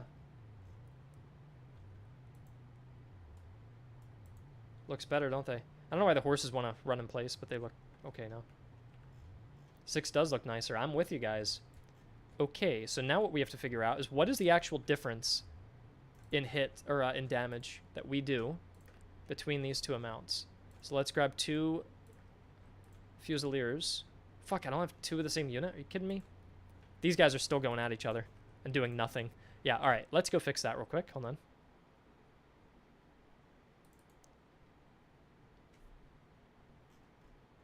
Someone remind me to push this change. I always forget to push my scripts. Let's go 3.5. Oh. Because it wasn't even that bad before. I think it was at a 4 times multiplier. Now it's 3.5.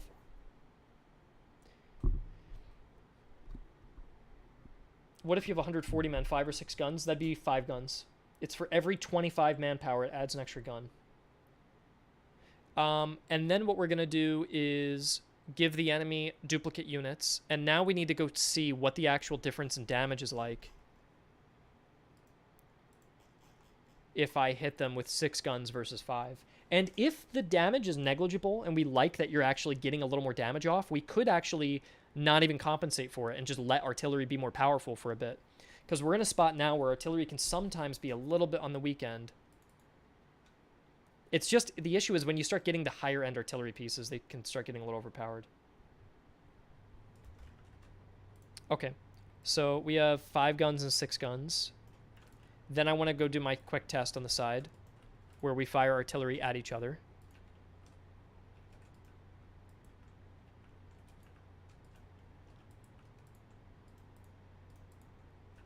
Okay, and then while we're waiting on that, let's move this over. Let's move it over a lot. And then let's grab Fusiliers, and let's line them up into range.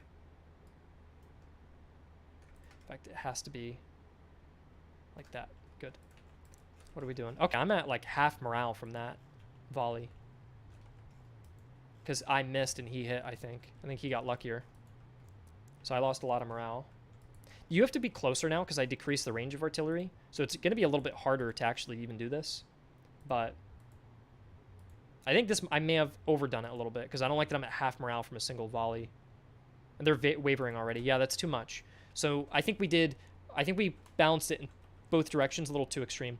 Now let's check the difference between 6 batteries and 5. We're just going to go in play mode and let them just fire away. So the first volley killed 84 and the morale's already down by a quarter. Whereas this was my intended result. Yeah, this is too much with the extra battery. It's more than my intended. Like this was my, on one volley with an artillery piece, it shouldn't take out a quarter of your morale. Like the one on the left I think looks better in that case. So I think we will need to lower the accuracy of the artillery if we add the extra gun. Which is fine. We can just do that. You'll also be consuming ammo quicker. Yeah. Artillery range seems low. Even a 6-pounder could reasonably hit a mile. I think Flintlock, you're... Okay, I could change it, but let's not worry about the historical accuracy in too much detail, unless it looks ridiculous, because it's what people do. What people have done is they put the artillery at the spawn. They get a bunch of it, they sit on the highest speed, and the enemy walks up to them, and they just mass bomb them, and they just play at the back of the spawn, and they hide. And so for gameplay purposes, I want the player to push up its artillery. And, yeah, the players aren't doing that, and I've wanted to punish them. But maybe I went too far. Do you think I made it too weak, the range? This is a full-size map. This would be a large map. So your artillery covers, if it's like here, would cover kind of that whole center section. Yeah, we could give it more. We could give it a little more range. OH, I already increased the artillery morale by 5, which is a big amount. It looks like they're at canister range. All right, let's. I'll boost it up a little bit. Here's what we're gonna do. Gosh, this sucks. I spent like 4 hours on this yesterday. I know that sounds like a lot, but I spent 4 hours balancing this, and I'm going to have to rebalance everything, which is fine. I think it's worth, it's going to be, we're going to be happier with the result, so it's worth doing. But it just means this whole stream is going to be taken over by trying to get artillery to get one extra gun and to look visually cooler and have more range to look visually cooler, and it's going to ruin all the balancing, which is, let me rage for a little bit because I have to redo everything. So I'm just going to have a little bit of rage. Let me get that out of my system, and then I'll fucking redo it. Just do a little bit of raging, and we're just going to go redo it now. Nah, it's all right. You honestly, today, anything is going to piss me off because I think I'm just upset today. So it's totally fine. Let me just bump it back up. Let's give everything a little bit more range. Yeah, there we go. And that automatically adjusts the rest of my numbers. So that fixes that. So we're okay. Then let's go to accuracy, and let's drop accuracy down by 5% on everything.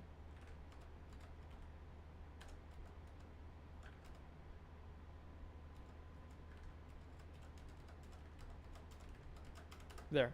I've dropped the accuracy down by 5%, which the accuracy was too high anyways to begin with, but and then we're going to go to the artillery and add, what the hell did we want to do? We wanted 6 cannons and 4 cannons, right? So I'm going to add 25 manpower to all artillery.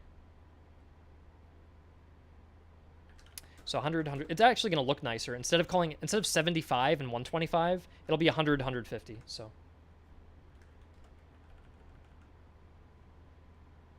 why was this already 100? I wonder. Probably shouldn't be. It's battalion artillery. Why would it have more? Probably shouldn't. Probably be 100. Yeah. Okay. 100. So add 25, right? 150.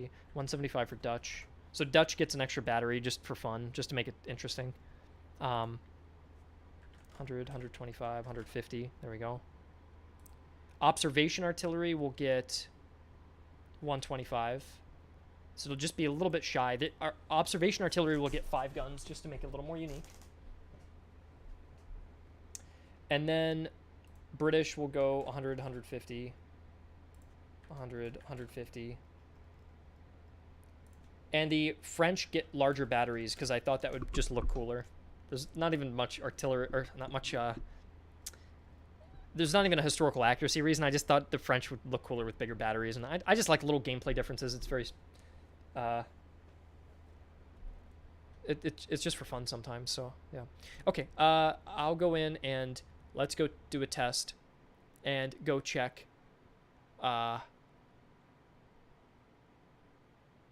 Yeah, let's go do a check and now rebuild units and items.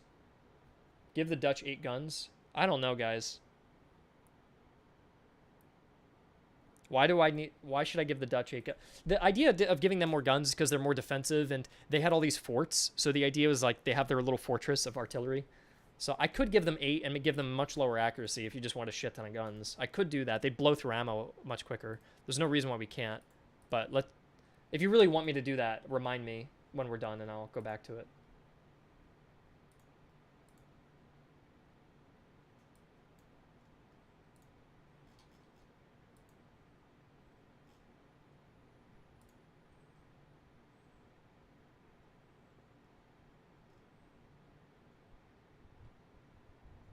Okay.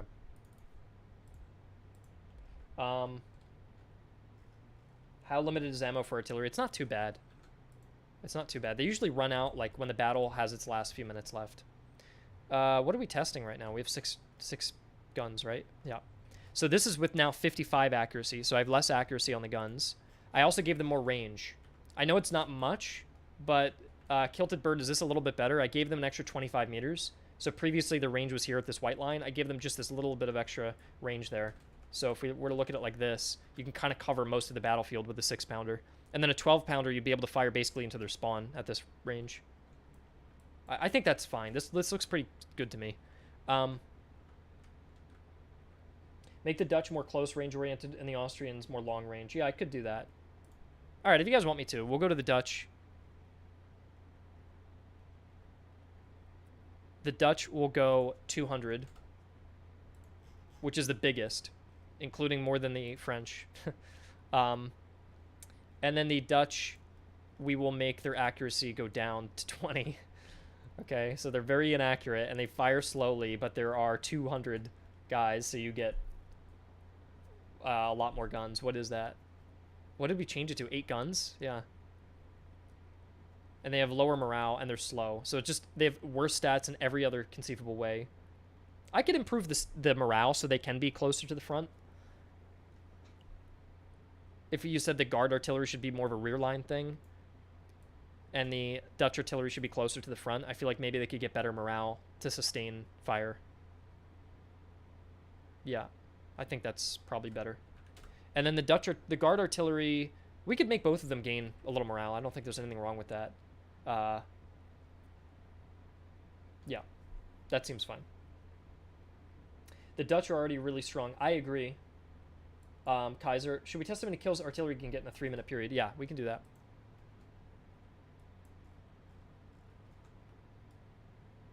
Let's see if we like this new result, where Hungarians are going to walk into my range, and I'm going to start firing at them. So let's say I fire at max range. Let's let them come in. So I have 5 less accuracy, but an extra gun. I did 60 kills. It's a little bit much still. You see that? It's a little bit much, but it's not too bad. I only killed 60. This is at max range, though. So I don't know. Maybe like the effective range needs to come down a bit.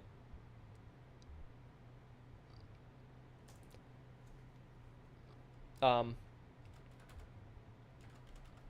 go 1. Oh, that's weird. Okay, let's go 1-5. The effective range is at 170 out of 300. We could make it like closer to 150. Yeah, I think that's better. So we'll do a 2 times divider on effective range so that your far range shots are worse. But if you're firing really close, it can be incredibly deadly.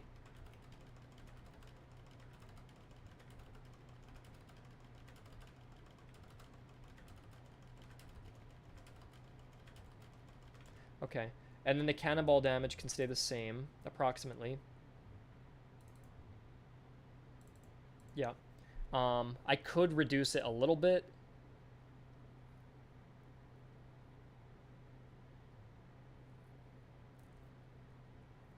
I could reduce the cannonball damage just a bit. Yeah, Flintlock, I did make the Hessian artillery fire faster than the British artillery, by the way. I made British artillery focus on accuracy. So the British are at a 25-30 for their battalion and field guns. And then the Hessian artillery is at a 20-25 accuracy, so it's lower, but their reload is 40-30, so it's double the British. In the case of the field artillery, they have double the reload skill, so it's actually already implemented. Do you guys think I should reduce the cannonball damage a bit? I decreased the effective range, but I'm just worried. Let's have them keep advancing on me. I'm going to put them on a sprint, and they're just going to keep coming. I'll move them off of a sprint now. Yeah. And let's say they were fighting me. This is a little too close. I think that's like an appropriate range that I'd be engaging the infantry at. Oh, they didn't even die. They didn't even take any hits that time because their accuracy is lower. Okay, that's not bad. Let's fire again. I'm at 84. 90. Okay, my damage is actually... I think it's because I'm firing on a weird angle that I'm not actually getting a ton of kills now. So let's swivel them a bit. Is the secret howitzer in the game? Yes, it is. That's the Shuvalov howitzer. I'm at 90 kills. What do I get now? 165. That's a lot. I am using a 6-pounder. I've used half my ammo, though. Let's see. 165 goes up to 200. 246? 246 minus 165. I did 81 damage in a single shot. It's a little too high. It's a little too high for my taste. You should probably do at least 2 tests before changing values. Yeah, I'm not going to swing things too wildly. There is RNG, for sure. I don't know if I like that this 6-pounder is just taking on this infantry. And if you had supporting infantry, they would have been broken by now. This is a little ridiculous. Yeah. It's a shame because my cannonball damage was so clean. 2, 3, 4. Yeah. It's getting 70 to 80 kills. It should be doing 60 kills. That's what I'm noticing too. It's doing 70 to 80 now when it used to be doing 60. That's my target of what I wanted the 6-pounders to be at.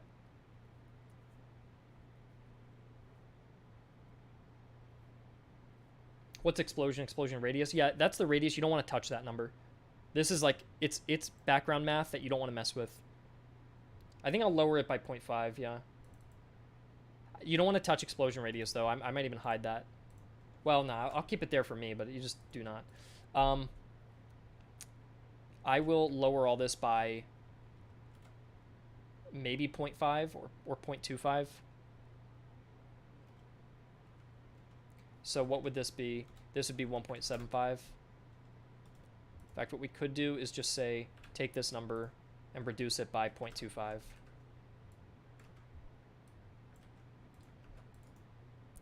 There. So that's what that would look like. That's disproportionately going to affect things because 0.25 is going to disproportionately affect a low caliber gun more than a high caliber gun who has more damage. So a percentage might be a bit better. And I don't really like these numbers, the way they came out there. What if we multiplied by 0.8 to reduce it by 20%?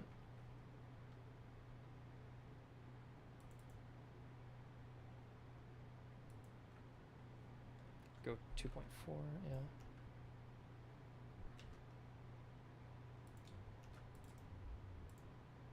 Does that look a little nicer, maybe? These look a little weird.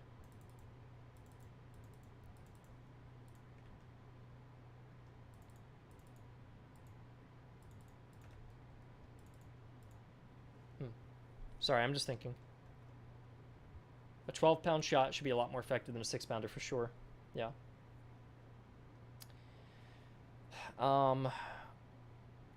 I think intuitively, after having spent about 3 or 4 hours on this yesterday, I think I can pretty safely just say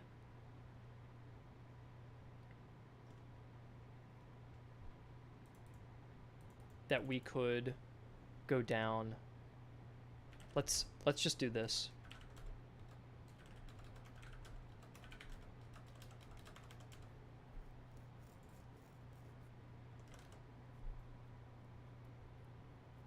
I think we can pretty safely do that. Now let's do that again. I ended up racking up a total of 459 kills.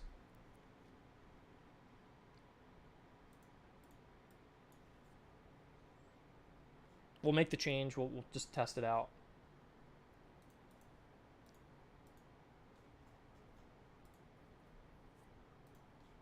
And if it's still too high, then I don't really want to push. I don't want to mess with it too much more. What I'd rather do is I would lower the accuracy even more at that point. Because having 55 accuracy for the Prussian artillery is actually fairly decent at the start. And their artillery is not even meant to be that good. So yeah, let's go into our... I decrease the effective range slightly. So they're going to start walking forward. My first shot, I'm now dealing... should be like 40 or 30. Okay. That's all right. That's better.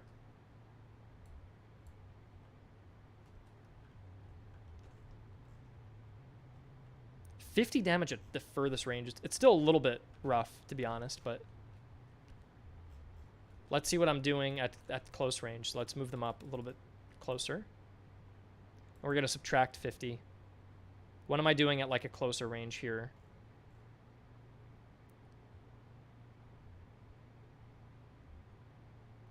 I did another 50, so it didn't help me too much because I think maybe I missed. Yeah, there are definitely lucky shots. This is, for a 6-pounder, this is not bad. This thing's doing pretty good. I'd be tempted to lower... look how my accuracy is 55.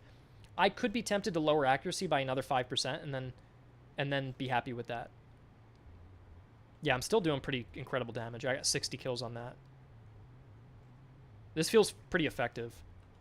And the player can get around the accuracy by equipping items. So we can get this thing to be way more effective. If it had an officer, maybe 2 items and veterancy, it could be doing like way more than this. Yeah, if you had 2 or 3 of these batteries, watch, you could definitely I think I would lower the accuracy. Because yeah, we could, if we had a few batteries here. Let's bring another artillery piece into the question, or another here. Let's bring these guys in. And let's see what it would look like if I massed a battery up. Oh, Jesus. Okay, stop firing, guys. I mean, having 3 artilleries fire at one target's pretty rare, but... because it's like a late game thing to have this many batteries. Could you retest from the beginning to see how the initial shot worked with a fresh test? I did do that. I got 50 damage. I can do it again, though. If all 3 batteries fired, they're about to break already. Which...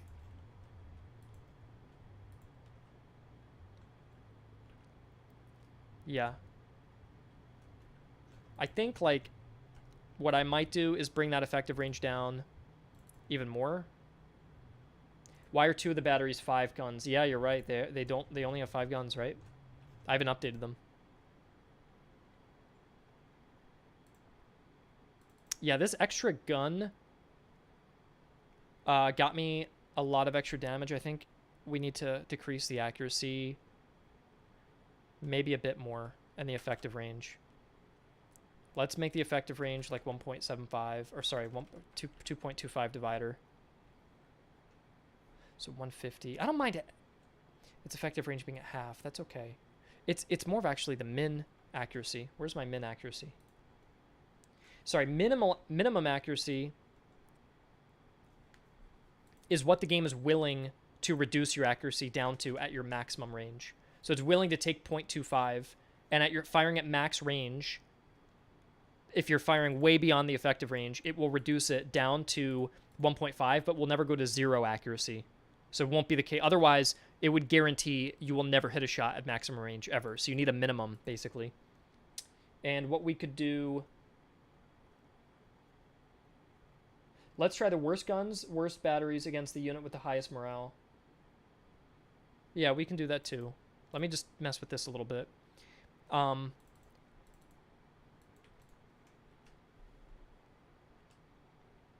This looks better. I think that's a better divider.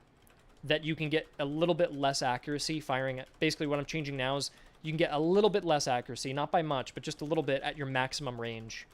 So if you're firing right at the very end, it's just a little bit of higher chance to miss, which I didn't like how my opening volley kills so much rather consistently.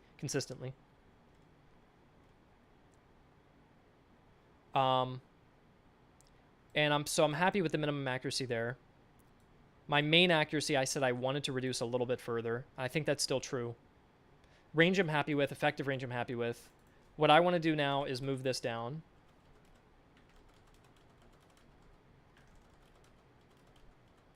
There. I'm quite happy with that. Let's rebuild items. And now I think we can do lots of rapid tests. Just multiple over and over again. Because I want to get the numbers to where they feel right. Now they're starting to feel like this is more of what I want to go for. And now let's test the hypothesis. And then just repeatedly test it. I think that's... Now we can do that. Now it's more appropriate to do that. Okay. And let me build items one more time just in case. And then Fried car artillery is the weakest of the bunch. I think it has an abnormally high reload speed though. Its reload is 50, which is the highest reload of any artillery in the game. So they just spam out shells, even if they're missing. If you can improve the accuracy of the Freikorps, these guys can basically be like machine guns. So that's their niche. GM, I've read your comment like a million times. The artillery is most effective when fired at a flank. I know, I get it. We're not testing that right now. Like, I get that that's where it's used for. I can sit here now. Let's grab a unit. I'll show you. We'll move them into a dense line, and then we're going to shoot a column on the side. We'll fire straight into it. There we go. We fired into the center and ruptured the entire column right there. We wiped all of them out.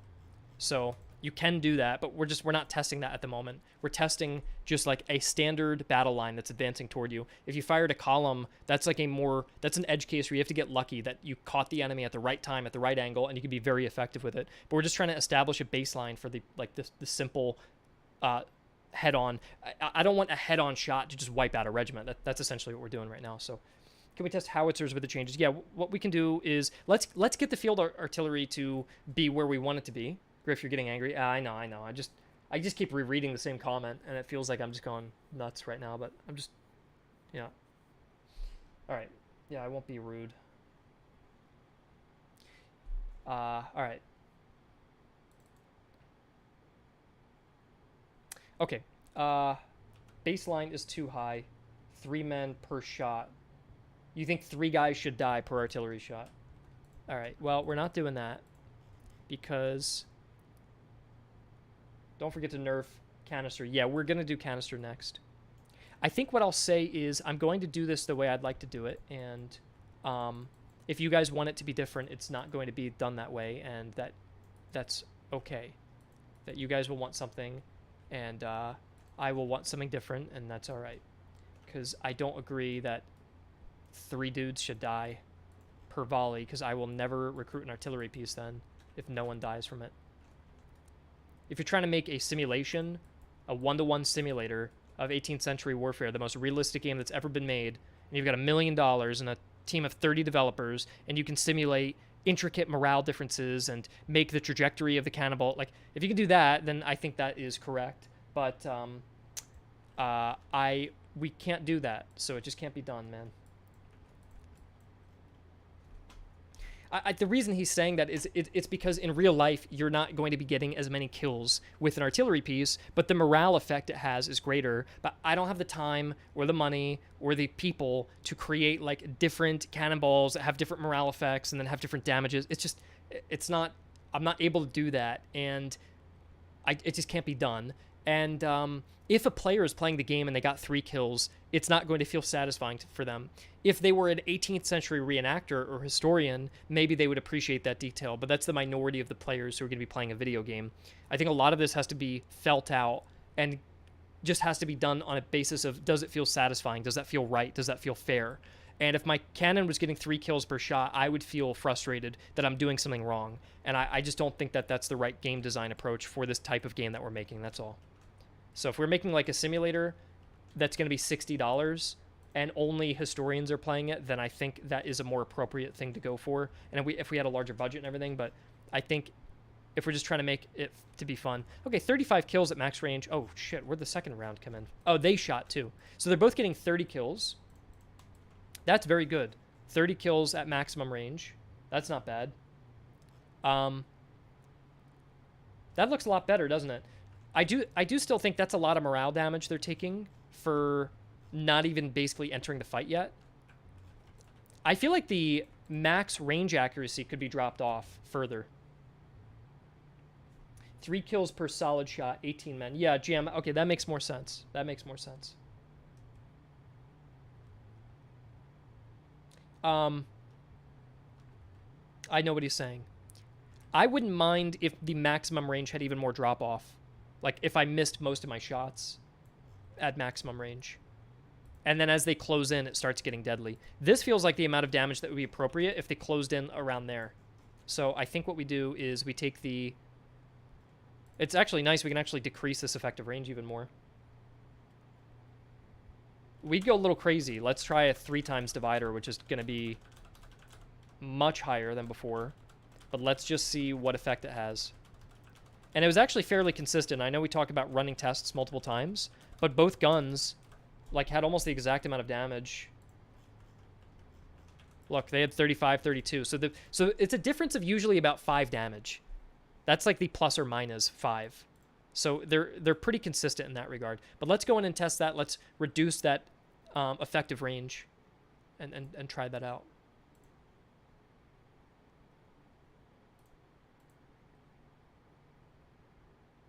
One second. My wife sent me a voice message, and I want to make sure she's okay.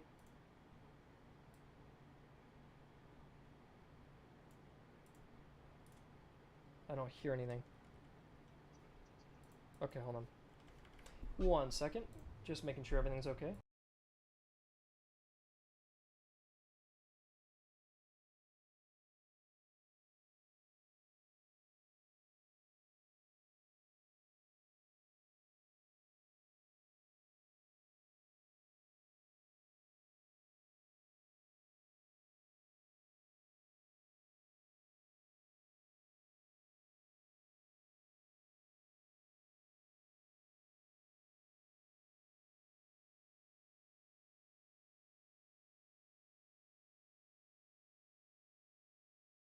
Okay, it's actually fine. She just wanted to know if she should stay at the office and work or come home and work, and I told her it doesn't matter because I'm also doing a bunch of work. So, all right, when we decrease the effective range, notice the red got pulled back. See how the red is now closer here? Meaning this looks like you're not getting many kills. So that red part of the range is the effective range. So more RNG volatility. We could add more RNG volatility, but I don't know, guys. There's a difference between the people who play the game and who watch, and I hear nonstop from 50 playtesters we have. Not all of them participate, but I hear nonstop that the artillery is inconsistent. The artillery is inconsistent. The artillery is not doing anything. The artillery is too inconsistent. I'm not using artillery effectively. The artillery sucks. And I think when people play, it doesn't feel good to use. And I don't really want to make it useless because that's not the problem we're having. So that's all I want to say about that. Now let's just fire, yeah, Ocean can't get any kills. He's firing it like point blank and nobody's dying. So I want to just get this. Let's just see what happens here. 30, 20. Okay, here you go. 40 kills versus 20 kills. So because we decreased effective range, that created a higher volatility. It was more random because the effective range dropped. So it's up to fate. It's more of a dice roll. If you can hit, it's consistent, but if you're at max range, it's very random. So 20 to 40 kills at max range. Let's fire one more time at max range and see. So he got 20 and 37.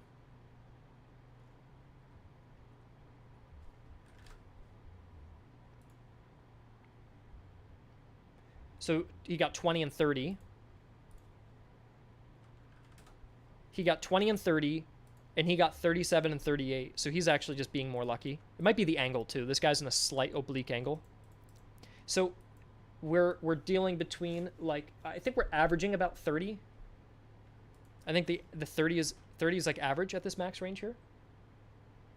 And then let's bring him in at the halfway point and refresh the guns and tell them to hold fire. Now we're in this effective range, this deadly red zone. You see that? So now 75 goes to what? 107. So instead of about 30 damage, it's still 30 damage. Okay, well, what are we doing here? 50. We did 15 damage, so still not very much. It might be because we're not in the red zone yet. So let's actually go in the red zone, right? There, that's in the effective range now. So 65 is going to 115. There you go. Yeah, you can tell that it entered the effective range. And that's 50 damage in that shot. And 127 went to 195. What did I say? 107? What did I say? 127? Shit, I forgot. What was this before? Let me check the stream. Does anyone remember what I just said? He went up from what to 195? I think the ammo consumption's too high. 127, okay. So he got 70 kills. And the other dude got 50 kills. So yeah, you're basically getting about 30 kills on average from max range. And now you're going up to like 50 to 70 at closer range, which I think is okay.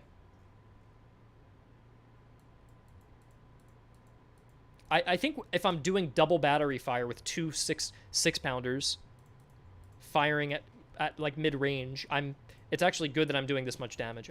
This doesn't feel too inappropriate for me. And plus I've used a bunch of ammo already, which I should probably decrease. How much ammo do you think they've used so far? I've killed 200 people. How much do you think they should use? What percentage of your ammunition do you think you should use after having killed about 200 with this 6-pounder in this context that we watched? What percentage comes to mind? And this is something I'm curious you guys think, because this is entirely based on what we think, or what I think a player should feel in this moment. So what do you think you should have used to get that amount of kills in this amount of like distance and time? Because the number's way off at this point, so it could be anything. I think I should have used about 40%. 30 to 40 is where I'm in. Yeah, even Kaiser Waffles, who has access to the game, is saying 15% because he knows if a battle goes on for a while, you don't want your artillery to just run out of ammo. So let's go do the supply loss, and we want to use. Let's see.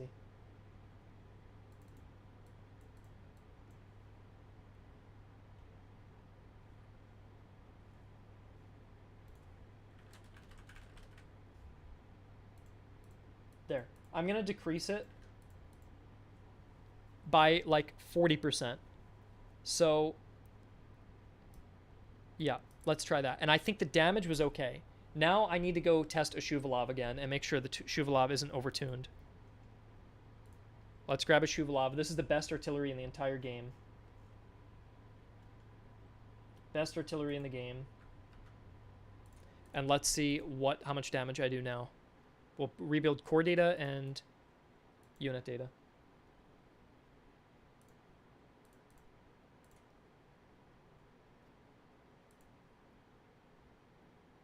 Yeah. And this thing, I bet, is just going to rip apart.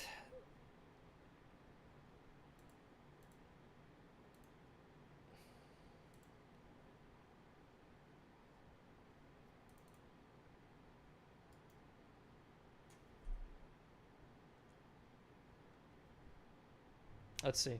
So here's my Shuvalov. I have less accuracy. You can see I have 44 accuracy now. The range is gigantic. Look at the range on that. Historically, they had about 100 rounds per gun. That's interesting. I fired about 10 volleys across 6 guns. So I probably used about 60 shells. And I was at 50% ammo. So that probably would be fairly realistic. But I still decreased it because for gameplay purposes, I don't know. Let's have these guys advance, and the Shuvalov will open fire immediately at max range.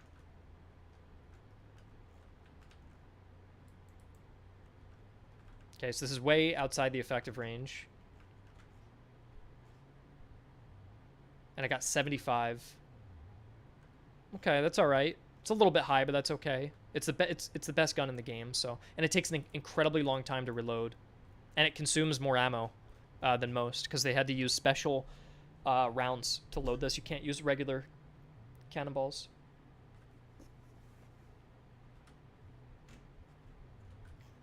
$75. Let's do another volley at this max range. A couple of those kills killed the units behind. Oh, you might be right. It did kill 8 people from behind. Yeah, it bounced and killed 8 people, so yeah. So it really killed 67. That's not bad. It's still reloading. It takes 62 seconds to reload this. And they're really expensive. I'm still reloading on max speed. Takes forever. Let's see how much we did now. 155. What were they at before? How much did they lose before?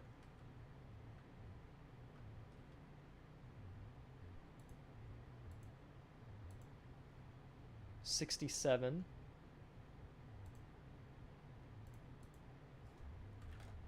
$155 minus 67. So they got 88 kills that time, so a little bit higher. Do you think it's a little too much? I mean, let's see. With coffee, loading drills, and veterans, you can go down to 40 seconds, yeah. If I sprint this unit, how many more shots can I get off? So, look, I've already closed half the gap here. I don't mind it doing absurd damage if it takes this damn long to reload. 163. 218. 218. 62. So I only did 55 damage there. 55 is actually pretty low. I missed most of my shots. Look, they all skidded on the right. We will need to try artillery on cavalry. Let's try to fire again.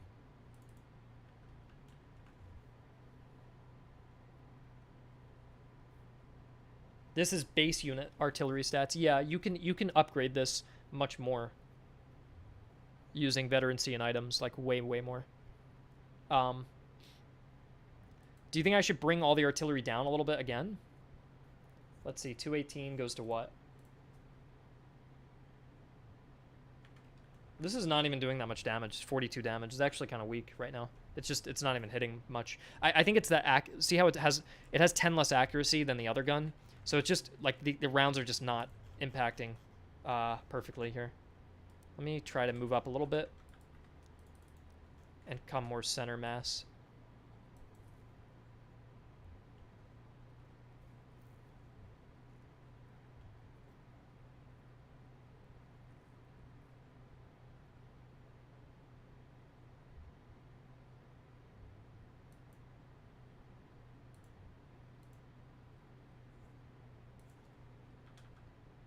Wow.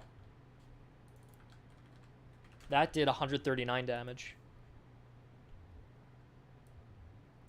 So that did a lot better. This seems good to me. Like, this will rack up kills. It's already used. Look how much ammo usage it's already done. So this would probably get like 800 kills by the end of the battle.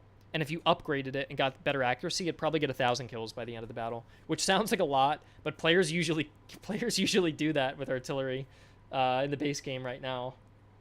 With like lesser artillery, to be honest. This is assuming you're getting perfect shots and you have no pressure on you, though. Like, the enemy's just standing there and you can just keep shooting them. So I think this is okay. We can always adjust it later. Like, I'm used to artillery being very underpowered, so I don't mind. Damn, look, it just blew the holes in those lines. Look, there's just entire line holes missing in that line there. Damn. And they're winded now. So if they're winded, look, the accuracy is going down even more because they're getting tired reloading this thing. So you'd have to give them breaks. So I think this is totally fine to me. I think the next thing I want to test, and the thing is, we could go and systematically test 100 different artillery guns in 100 different cases. I would rather just find something I'm pretty happy with and then give it to the playtesters. And the playtesters are going to be putting in 10 hours on these battles and campaigns and playing with all these different circumstances, and they can give me better reports than I'm going to come up with now. My time, like, I've spent about an hour on one task of my 10 for the day, and it's already 4 o'clock, so I think I have to keep moving. We can always make adjustments later. The only thing I wanted to test is I want to bring this back to a 5-pounder, and I want to test artillery versus artillery and artillery versus cavalry. That's the only thing we have to test to make sure it's not wildly broken. We'll go in.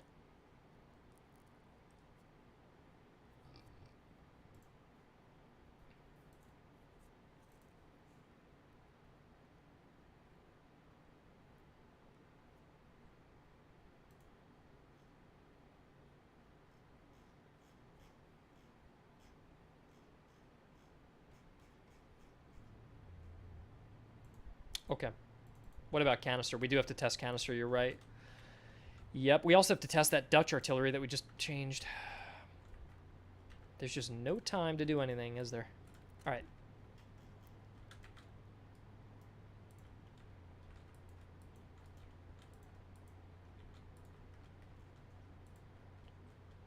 Is this correct? There's only 4 guns there. And then this one has too many guns. It's 7 guns. Fuck. Oh well. It is what it is.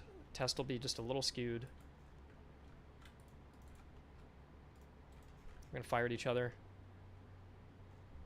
They took no damage. They took no damage. All right, maybe we got unlucky.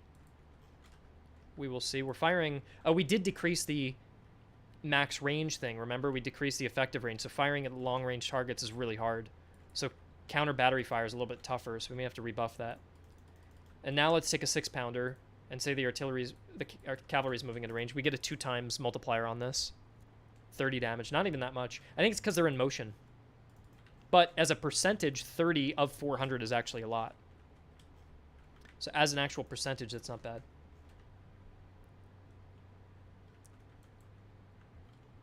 Oh, look, we made a little dent on their artillery. Look. We lowered the morale a little bit. This seems kind of fine. Like, we're just dueling back and forth, and our morale is getting shaken. And I'm going to keep firing on this moving... We're going to hit this moving target. And try that again with our 6-pounder. Let's see what we get.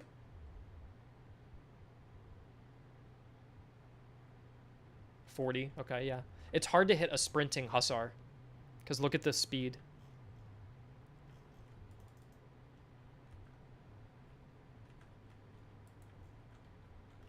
And look, I routed their artillery, but it's going to come back. Actually, no, I didn't rout them. They're just wavering.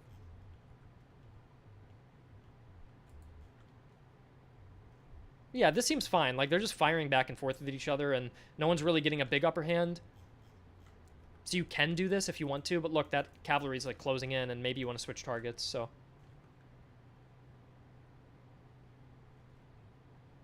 Oh, damn, that was much better because I fired it on the side. I kind of want the artillery to do even more against cavalry, don't you? And I kind of think the artillery should be a little bit weaker because we're not even using upgraded weapons. And I'm still getting close to breaking them, you see? But I don't even have a better cannon. Imagine I was using like a Shuvalov. I would just annihilate that gun. So what I kind of want to do is make artillery... I think counter battery fire should be pretty ineffective with basic guns, but if you had like a howitzer, I think it should be more effective. So what I want to do is I want to bring down the artillery bonus down to 3. And then take the cavalry bonus and bring that up to 3. And save that. And then I want to take another unit. 1 second. I'm going to make the stat... I'm going to grab a Shuvalov to just use an extreme.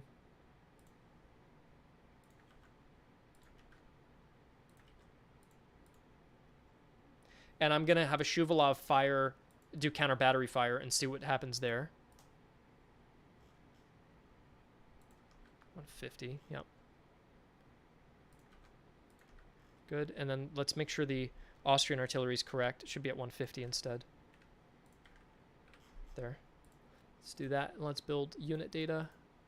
Correct. Good. Let's load in.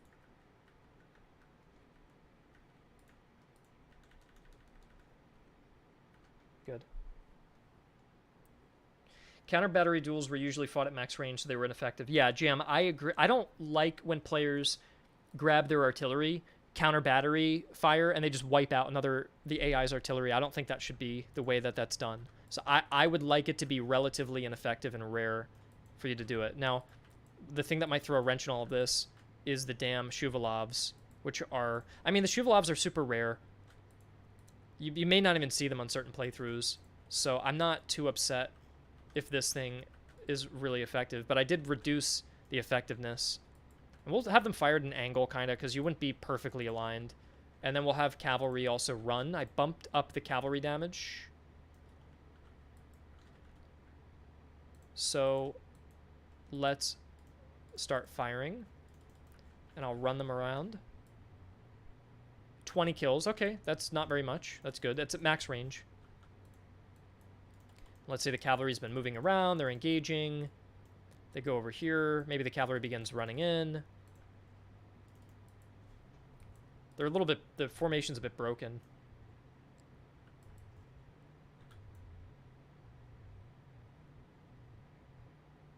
Let's have them start running again. There we go. 75. Yeah, that's pretty good. Look at that. Wiped out a ton of... Yeah, that's perfect. I mean, this is perfect. Increasing damage against cavalry seems off. Maybe morale. I disagree. If a cannonball hit a cavalry regiment, which is large, it's a larger target, and it hit into a horse, and the cannon bounced and then knocked a horse's leg, and then that horse fell into another horse, and then that horse twisted and turned, and then the horse behind it ran into it, and then the rider fell forward and got slung off his saddle. Like, could you imagine the devastation riding at however fast, 50 miles an hour or whatever? How many miles an hour is a cavalry charge? Let's see. 30 miles an hour. So you're riding 30 miles an hour, a cannonball hits the guy in front of you, his horse slams into yours, and you go flying. Like, I feel like it's not bad that you get a bonus versus that target. They're also in motion, so it's actually easier to dodge the artillery, but if the artillery does hit you, it's more devastating. Cavalry would be in 2 ranks. Well, it can be in 2 ranks, but it's not always. GM, you're kind of like making this assumption that okay, yes, look, you can be in 2 ranks. You can do that as well. Or you can be in more ranks. You can decide whatever you want to. A commander in real life also, for you to say the cavalry is in 2 ranks, every battle's different. Every commander's different. Every type of cavalry is different. There are many cases where cavalry is not in 2 ranks. Or some cases, a cavalry might be in 1 rank. There could be a case where cavalry is trying to move through a tight path in a forest. Maybe they're in 5 ranks. It could be in all different sorts of cases. So I'm not making the case that it's just as common to see cavalry in 6 ranks as it would be in 3. But I am just saying it's not so definitive that cavalry is 2 ranks. That's not always the case. It can be different. But I think the bonus that artillery is getting versus cavalry seems appropriate to me. I'm not upset with that result, because it's really hard to hit a moving target to begin with. And now let's do the counter battery fire. So we'll give the Austrians the first shot. And it hurt my morale a little bit. I'm going to fire back with the Shuvalov. Okay, that's all right. I think I hurt their morale. That's good. And the Shuvalov would be the gun if you are to do counter battery fire to use. Now they're going to get more shots off because they're faster to reload. Oh, damn, they got a lucky shot and routed me. Yeah, that's a little nuts. I mean, I could get the general back and get them back up, but I don't like how they... Did I move the number the wrong way, do you think? Maybe I'm actually... Did I make the number higher, I wonder?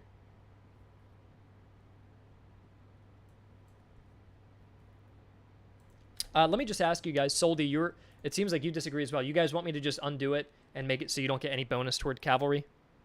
Cavalry is just as easy a target as infantry. I could change that if you guys don't like. I just thought it would be cool if you fired into cavalry with a cannonball that it would do more damage.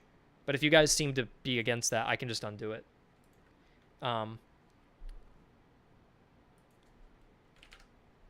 Should I just revert it back? What do you guys actually think about that?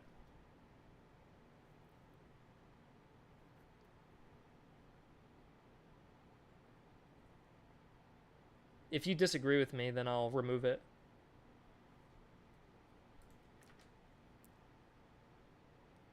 All right, let's keep it how it is for now. I'm gonna test the counter battery fire again.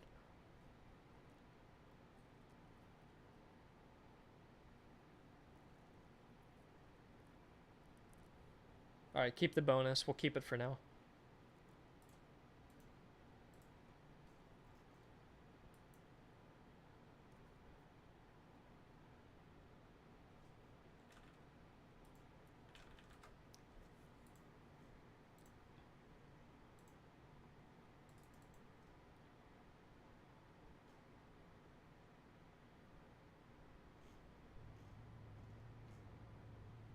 Okay. Shuvalov round 2 versus Austrian field artillery. Now, Austrian field artillery has better accuracy. The Austrian gunners are more accurate than Prussian gunners. And they're going to fire faster, so honestly, they might actually fare pretty well. But the Shuvalov has got better range, so let's see what we got here. We're going to get the first volley off. Whoa, almost routed them in one shot. Okay, well, that's a little too strong still. They fire back, lose about a quarter. Maybe we got lucky, we'll see. Luckily, all of that morale loss is recoverable, so they're regaining it back. And it takes us a really long time to reload.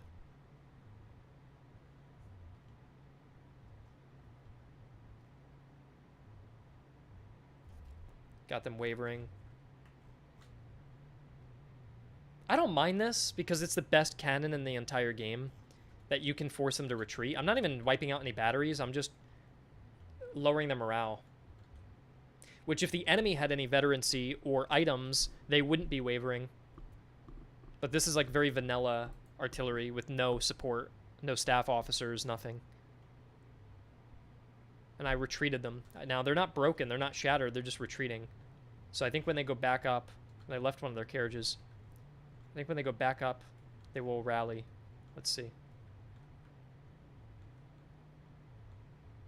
Oh no, they're just shy of the rally point. If they had an officer nearby, would that help them? No, they're just routing.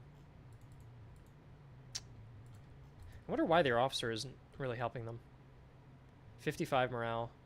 55. Oh, this is a level 0 officer providing... Yeah, it's a level 0 officer. That's why. This is the lowest rank officer. That shouldn't be a 0. It should be a 1. So just ignore that. They would have rallied from that. I think that's fine, because you just used up like 20% of your ammo just trying to fire back with the best artillery piece in the game, so... I'm pretty happy with how that felt. That didn't feel wrong to me. And again, I'll let playtesters dive in and really start crunching the numbers and feel it out and see. Yeah. But I agree. The Soldi, the artillery is rallied very easily. Like, watch, if I give... The AI enemies should never have a level 0 officer. It's just because we're doing a debug test on this map. So normally the officer, look, level 0 should be a level 1. And now, I'll just show you briefly what it looks like when the officer stands nearby. So you have levels 1 through 5, and level 0 is reserved for a bare bones recruit of an officer. And that's what the player gets if they're at the very beginning of the game, but the AI already has like level 1s, level 2s, and so on. They don't really have to start at 0 like the player does, because the 0 is just for progression. So you might encounter an AI level 0 in the very beginning of the game, but that'd be rare. Anyways, let me just show you if I grabbed a field artillery now and took an officer. And I have 25 morale, and I go by, and I still have 25 morale. Why is it not working? 25. Unless I give it to the wrong officer. I did give it to the wrong officer. What do they have? 50? 50? Huh. I don't know.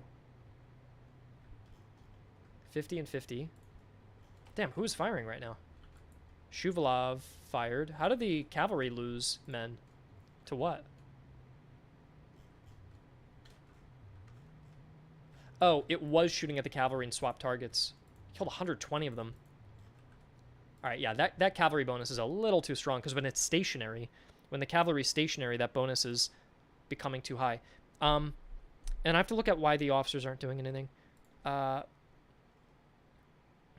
Artillery target. Yeah, let's go 2.5, or even just 2. I'm happy with that for now. And I'm going to leave it. I don't want to keep messing with it. I'm going to let the players... have it from here. And if they tell me after this update, which is going to come out in a couple days, that the artillery versus cavalry is too strong or whatever, I can make adjustments. But I have to keep moving on. I've got a balanced canister shot now. So let's go in. And I'll push my changes, Kaiser, yeah.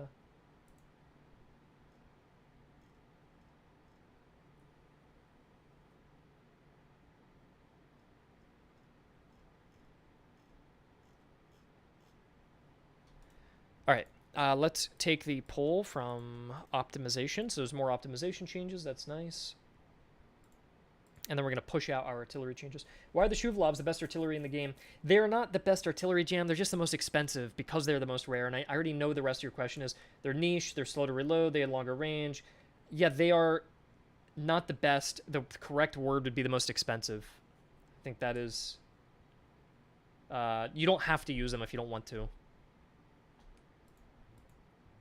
They're not the best. There's like you have the a Geschwindstock or a Brummer or a Liechtenstein. Those guns are considered the best. A Shuvalov is in with them, but they're the best howitzer for damage output if you can manage accuracy. But they reload so slow and they're so inefficient and they're so expensive that it's rare and difficult to manage them and define them.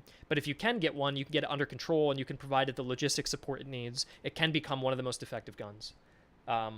Also, from playtesters, the reason they say it's the best gun in the game is because it had too high damage before. I set the balancing wrong, that the damage was like double that of the best howitzer, and that was too strong. So now, once this balance change happens, it shouldn't be considered the best gun anymore. But you're right that it's not the best gun of the time period. It was very niche. It was hard to use, and they ended up quickly abandoning it because you couldn't actually load shells into it. The shells, you had to have special shells made that looked like pucks, like hockey pucks like that, to be loaded into the barrel.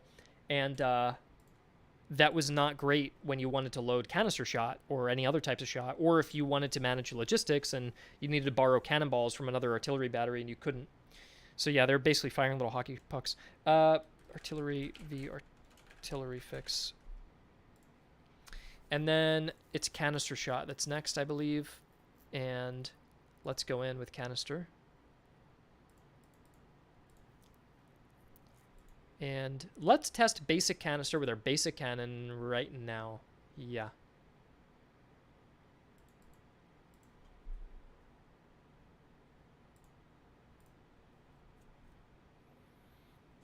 Does grape and canister perform the same? I don't think so, but they shouldn't. They're two different. The idea of grape shot is that you can fire it a little further, but maybe it's a little less extreme in its damage. And then canister, you got to get a bit more risky for. You've got to get a little closer for that one. And both of them require direct fire. You can't use indirect fire. So you do have to expose your artillery a little bit to use them. Let's take this. First of all, how do you guys feel about the range difference between... That's regular shot. That's canister. I feel like canister is a little too shallow, right? Like it's a little... It's like the game's almost glitching to try to pull it back that far. So I feel like the first thing I want to do is just give canister shot a little more range. Right now you lose 60% of your range. At what was the real life percentage that of distance you lost? So how much less could canister shot be fired compared to solid shot? I don't know if that's a good question. We have an AI thing that says 12% less velocity, but that's not really the question.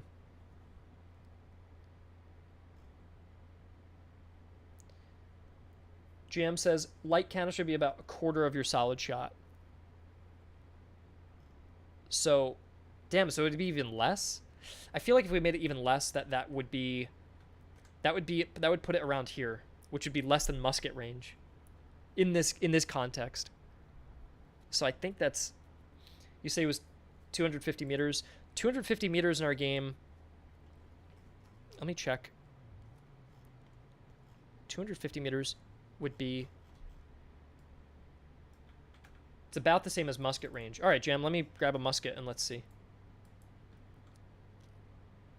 So yeah, right now it is about the same as musket range.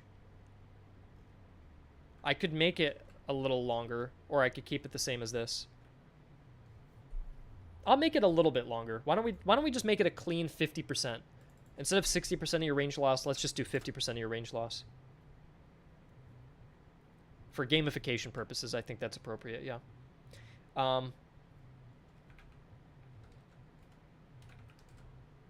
And then for grape shot are like solid shots that you can fire out. So you should be... Huh, is that correct? Oh, that's double canister. Now, double canister, I think that should be the original set of numbers we had.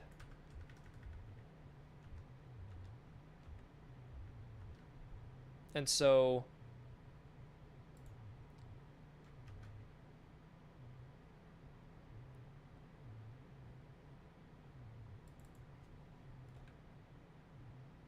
I messed something up. I'm confused what I did here. Sorry, 1 second. It was point... Wait, what was it before? What was it before?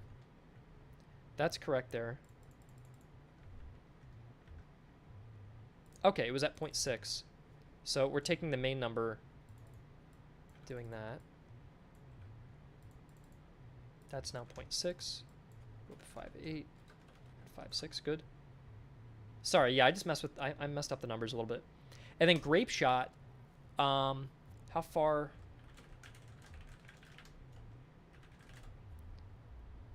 Grape shot could be up to 400 yards.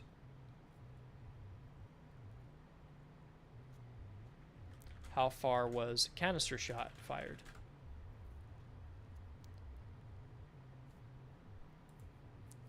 Do you guys think that should canister shot be fired further or grape shot, I wonder?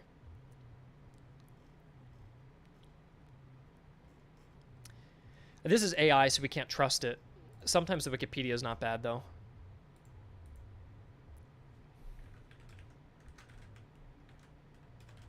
There's no mention of distance. No mention of distance either. Heavy canister was long range and light canister for short.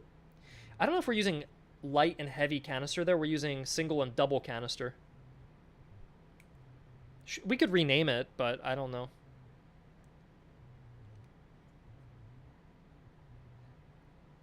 For easy purpose, solid shot is full. Grape is 60%. Yeah, I was thinking grape shot could be fired further, but part of me is now unsure about that.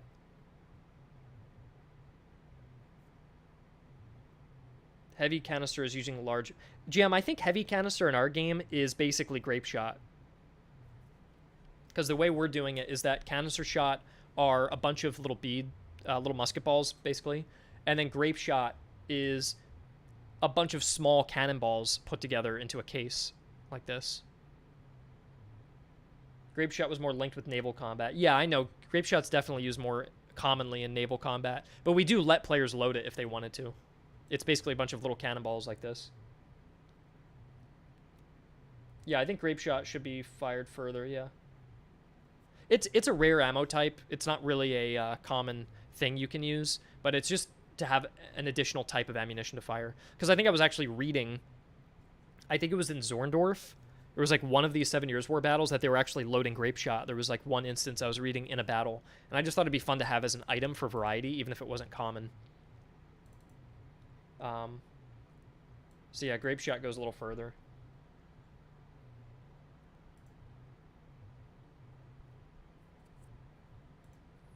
And I think I messed something up.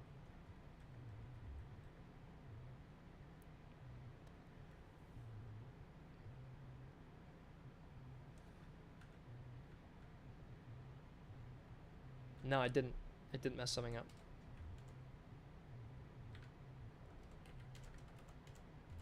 There.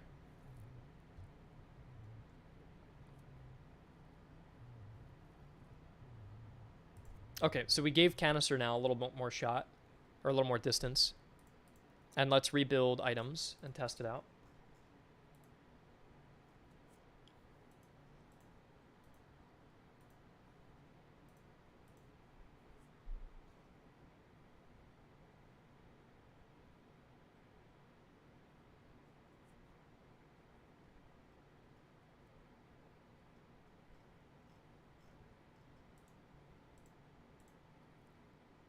Honestly, if you ever get around to making a DLC, make a language shot. What is language shot? Free canister, but it doesn't do anything. Is language just like putting random crap in? Improvise, yeah, just putting, okay. Just like nails and stuff, yeah. Whatever they can find. Just firing it out. So now let's go test our new... This looks more natural, doesn't it? This doesn't look as shallow and weird. And now look at the musket range. So you can slightly outnumber the musket.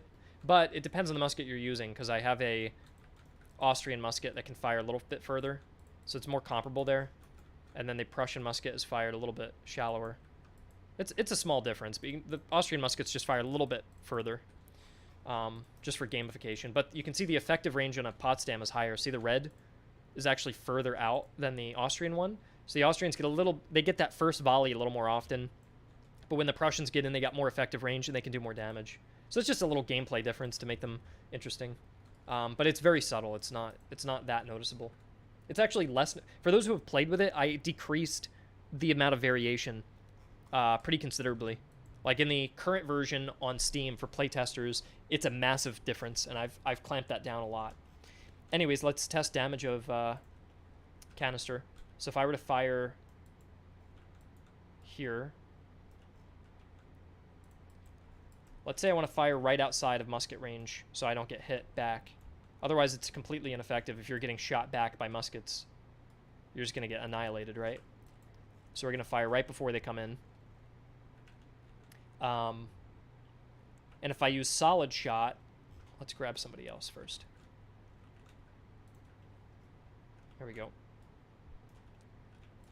If I use canister shot, I deal how much damage? 90. If I were to use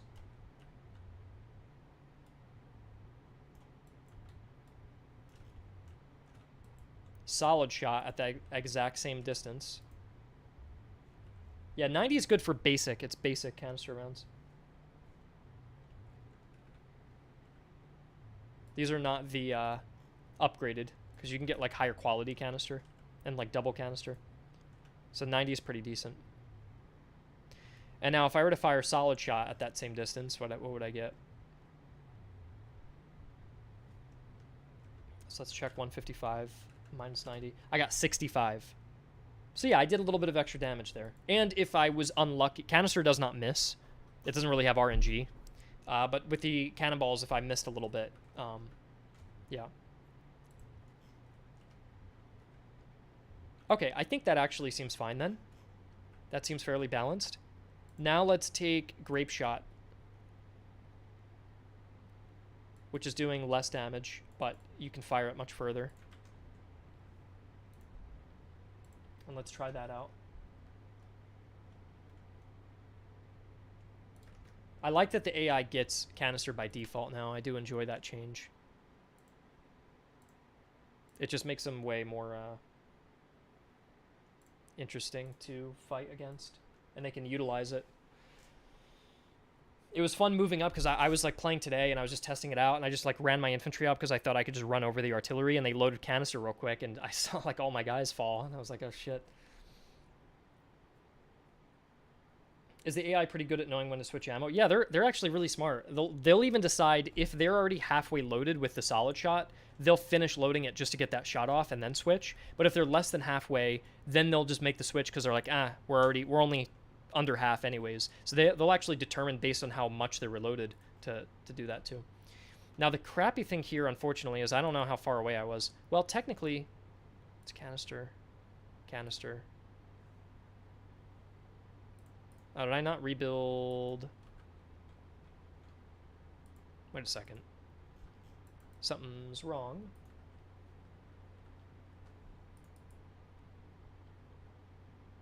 Oh, it's the tooltip that's wrong. It's the tooltip. So this is grape shot. And this guy is at canister. Yeah, just outside musket range. You're right. We can just put him just outside musket range. So this should do slightly less damage in my opinion. And so the benefit of grape shot is just that you can fire it way further.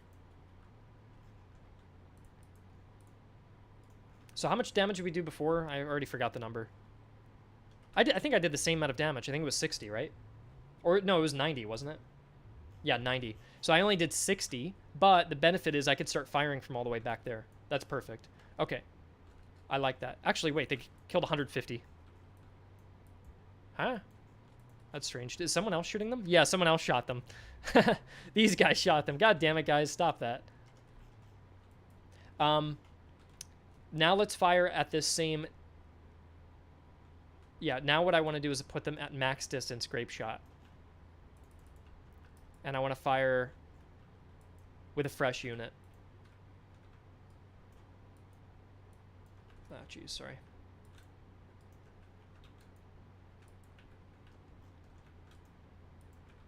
Okay.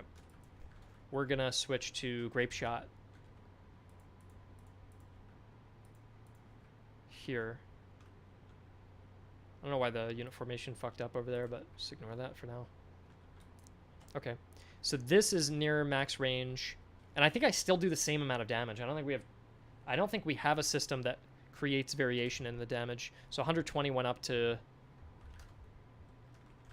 50. Oh no, I had a little damage drop off. Okay. Or did that one guy forget to fire? I think he's waiting for the rest of the group. So I think I'm still doing... Yeah, it's 10 damage per gun is essentially what's happening here.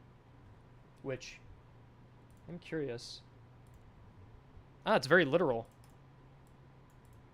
It's 10 damage per gun, and that's 10 damage. There's not even variation. That's exactly what it does.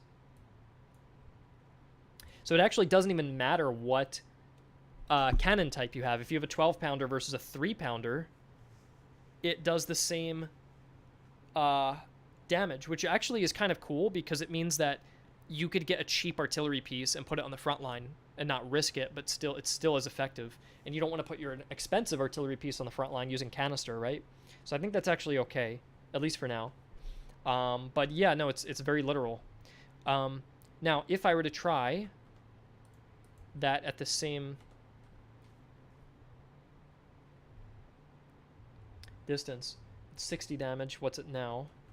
This one artillery kind of bugged out. There we go.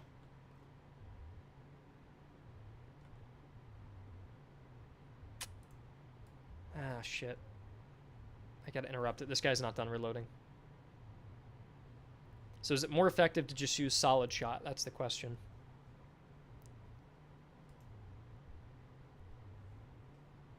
Fuck, why'd I forget? What number was that before in the stream? I'm so bad at this, I can't even remember the numbers.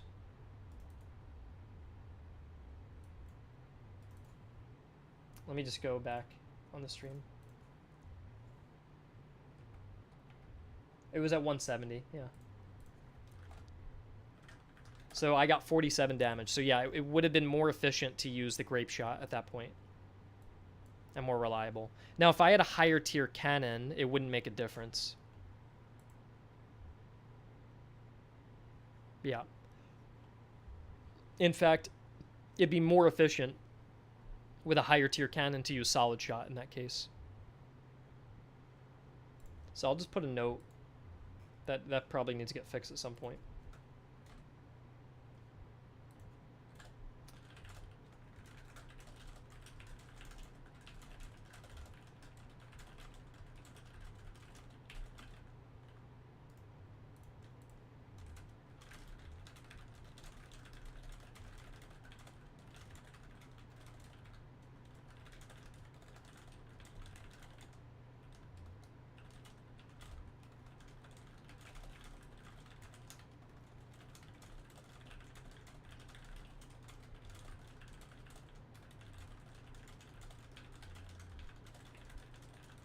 Okay.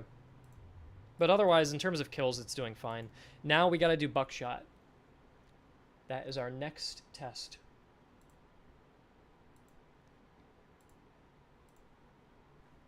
Buckshot rounds. Let's go and grab our infantry. What we need to do is put that over here. Hold on. 3.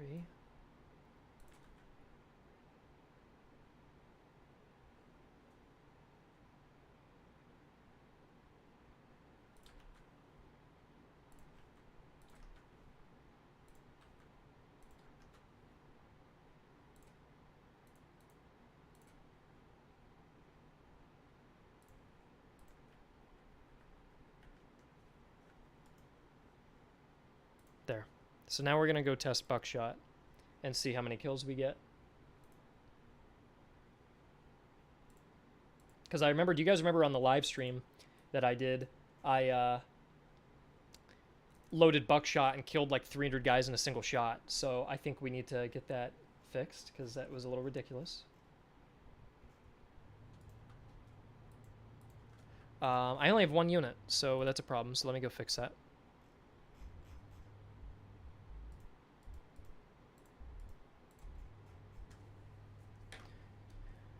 I also need to look up if the AI is actually using our officers or not. Hold on.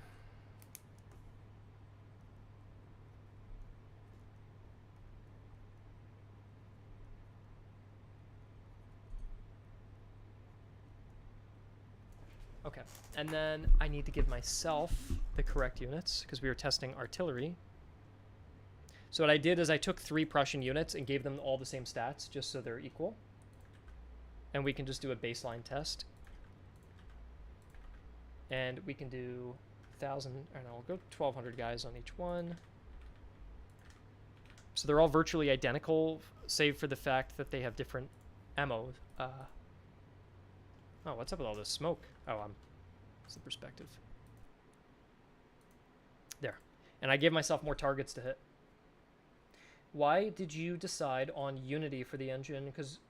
Just because it was free? No, I don't think so. Plus, it's not technically free. It's only free if you sell over a certain amount of copies. They will take a percentage, by the way, and you have to get a commercial license. But otherwise, it is free, yeah. And I mean, it's just easy enough to use. And the only other big option would be like Unreal, but this game didn't really need Unreal. No, it is free. I just meant if you sell over a certain amount of copies, that there are like things you have to do.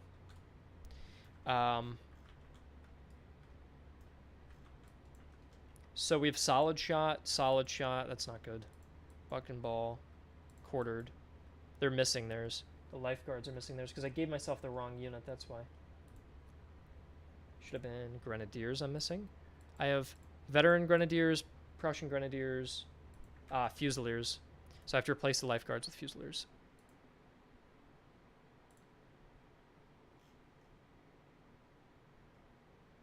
There we go. And now we can go fix buckshot and buck and ball. I meant no offense, just wondered why it was what you said on. Yeah, no problem, it's okay. I think I probably just sound rude, JJ, and I don't mean to be that way. I think there's just a lot on my plate, and so I think I'm being maybe less nice than I should be, or just a little less polite. So I don't mean to be. I'm not interpreting you guys as being rude. I'm just not. Yeah, I don't know.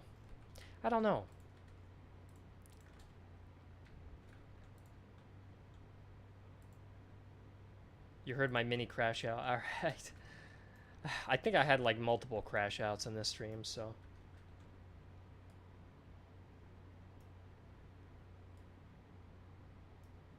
And you know, I got YouTube on top of all this, and I really just wish I could quit. I'm kind of imprisoned on YouTube at the moment, and it really upsets me.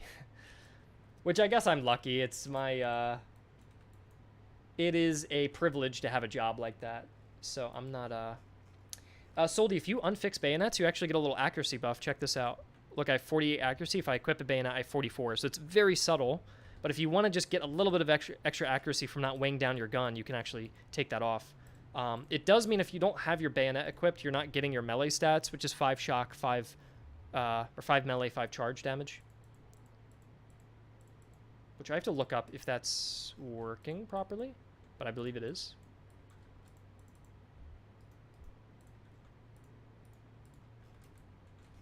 Is it an instant change? I think we used to have an animation, and I think the animation may have been removed.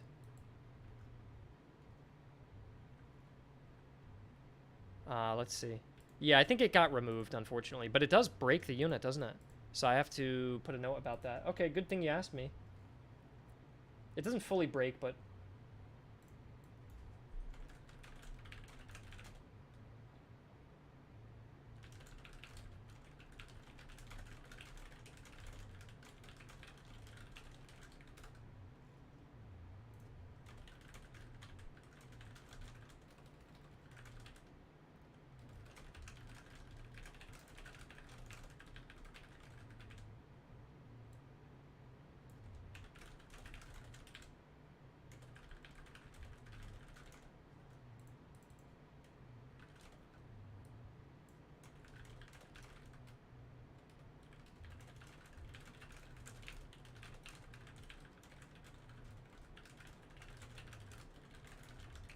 There we go. Okay, I noted something down about that to fix it.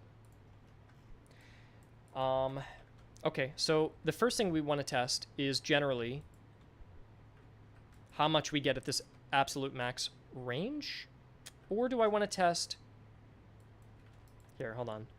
Let's load buck and ball and come in at the buck and ball range, which is around there. It's a little bit further, actually. Like there. Ah. That's better. Okay. Load solid shot. So they have to reload. And if I fire at them...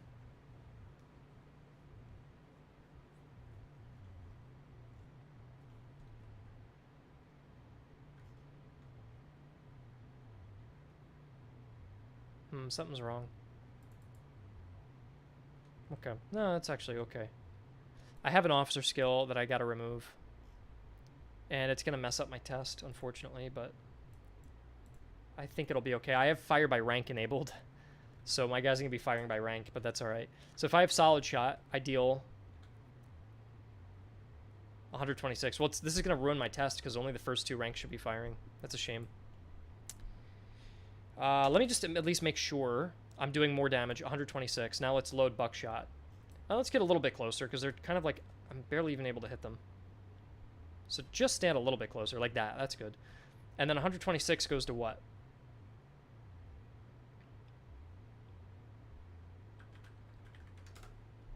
It's the difference between 126 and 203 kills. That's the increase. Using buck and ball. Not even buckshot. That was buck and ball. Buckshot is even deadlier, or at least it's supposed to be. Looks like the range difference is almost nothing.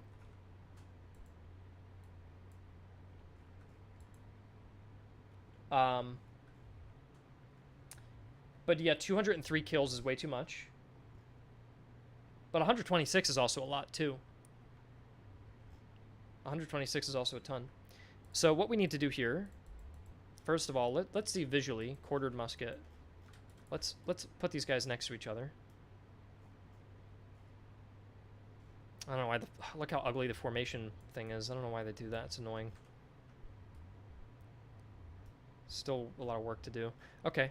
You can kind of see the range drop-offs between the weapon types, but it doesn't do all that much. And then let's grab someone who doesn't have any weapon type. And let's move them up. I don't know where that range... See how it's on the left, the range thing? It shouldn't be on the left. It should be in front of them. So that's a little bug, too. So there's the drop-off, but I feel like we should make it a little less extreme. Just a little bit. That the quartered musket should be 25. There. And that the buck and ball... reduced by about 5. And then... I think buckshot is actually fine being this close, because it's supposed to be nuts. I think buck and ball just needs to be actually further, and quartered musket needs to be further.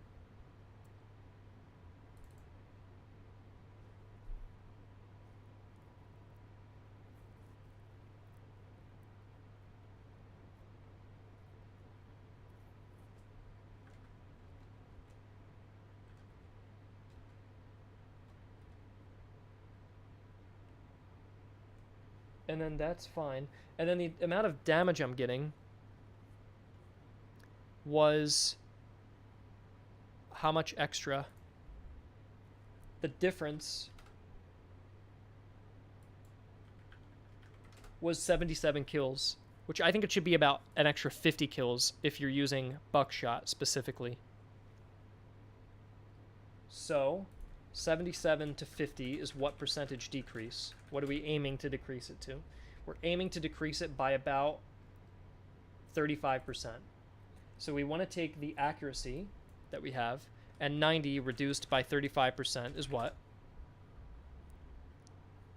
In fact, we don't even need to do this. Here.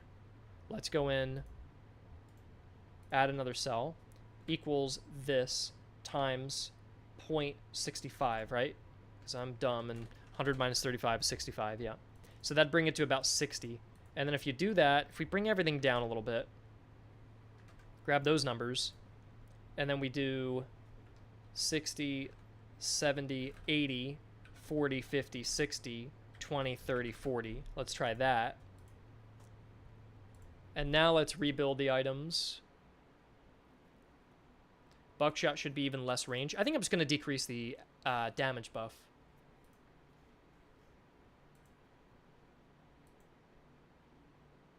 Okay.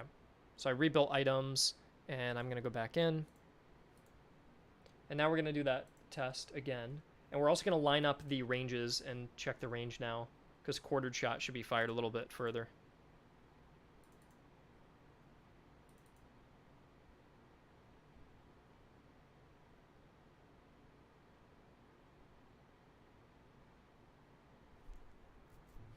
Okay. So let's grab these guys. Let's put them next to each other. And then we'll grab another dude as well for a comparison. So that's solid shot. Buck and ball. Okay, buck and ball is not that much of a decrease. Quartered shot is not too much either now, which is nice. And then buckshot I kept as being pretty short. Yeah. So now the drop-off looks like this, which, if anything, I feel like buck and ball is a little close to quartered shot. You know? I like how much drop-off this is. That's a noticeable amount of decrease. But I feel like this buck and ball needs to be more in the middle between these two. So we need to reduce buck and ball just by a little bit. Let's check.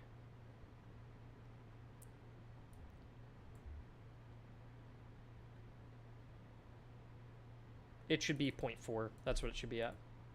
What was it at before? Let's see. It was at 0.4 before. Damn.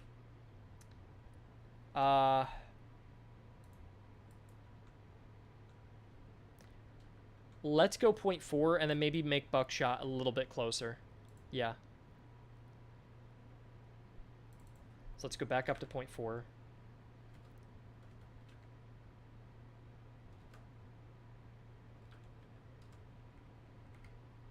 And then let's make this reduce your range even further by just a little bit. There we go.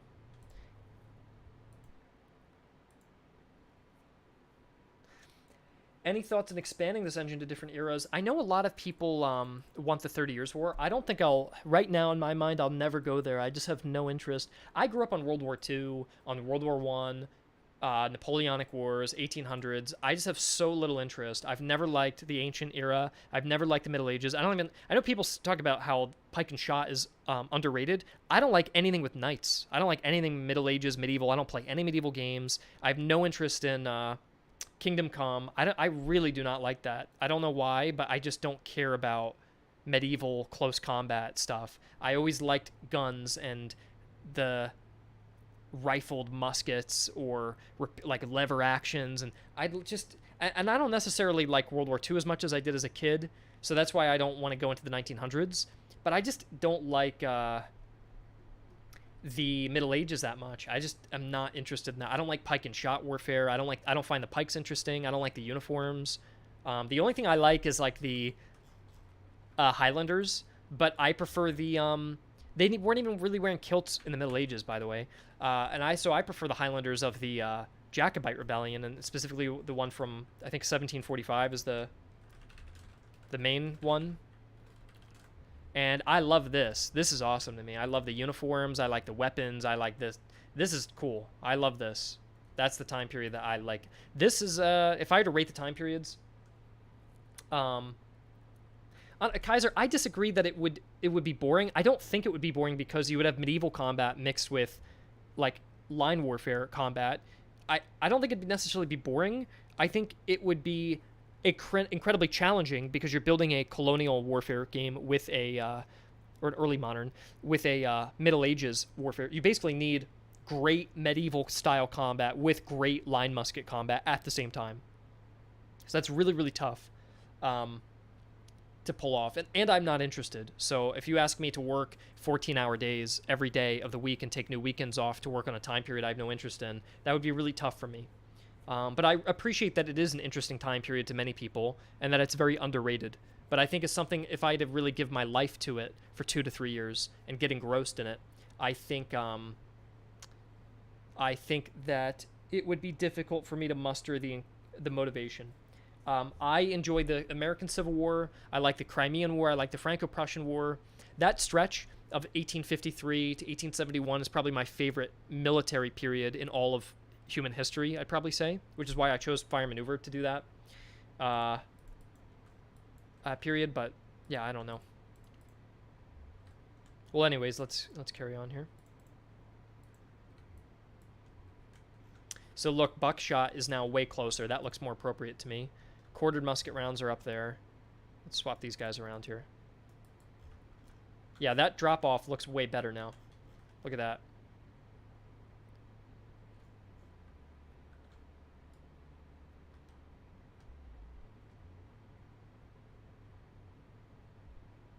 For the American Civil War, the manpower numbers for the units would be a lot lower than the 1,200. I don't think that's true, Soldy. It depends what scale. Like, if they're lined up like this with the triple ranks, this would probably be like a brigade, and they could probably be like 1,600 guys per brigade or something like that. So, if you're doing battalions, it'd be like 500 or 600. Yeah. It just depends what scale you're doing. But I'd probably adapt the scale to match the Civil War. I would say, like, what I would really want to do next, if there was no budget and no concern about marketability, I would love to make a little Civil War game, and you just have your little procedural regions. You go to different states. You're just campaigning as a Civil War general. I have all the different uniforms, all the different Civil War flags. Even in games like Ultimate General Civil War, you don't get the uniform differences and the flag different. When I've painted over 100 regiments of Civil War models, and I gave them all different flags and all different style uniforms, and I really like that.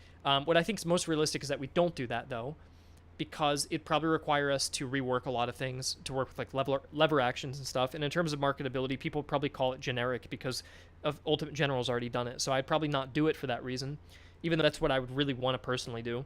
I think everyone wants Napoleonic Wars. I don't really care about the Napoleonic Wars. I've never been interested in it, but I think I'm more interested in it than the pike and shot, period. But I think everybody wants the Napoleonic Wars so much that I'll do it, and I'm not going to like it, but I'll do it. And then a year into working on it, I'll probably start to like it because I'll have learned so much that I become interested. Similar to the 7 Years' War. I don't really like the 7 Years' War that much, but I worked on it so long that I really got into it. And I feel somewhat similarly about the Napoleonic Wars, but I think everybody will want the Napoleonic Wars next. Something that worries me about the game is that when you're done with Act 3, you can't play with your army anymore. I know. I think the playtesters... I mean, are there any playtesters in the chat here? What do you guys think about the game ending where it does now? Because I don't think many people who have played it have a problem with it. Some people who have played with it did tell me they wish they could keep going. But I don't know if there would be much more game to enjoy with that composition because you reach a power level that is very strong. And I don't know... Like, I like when a game is like...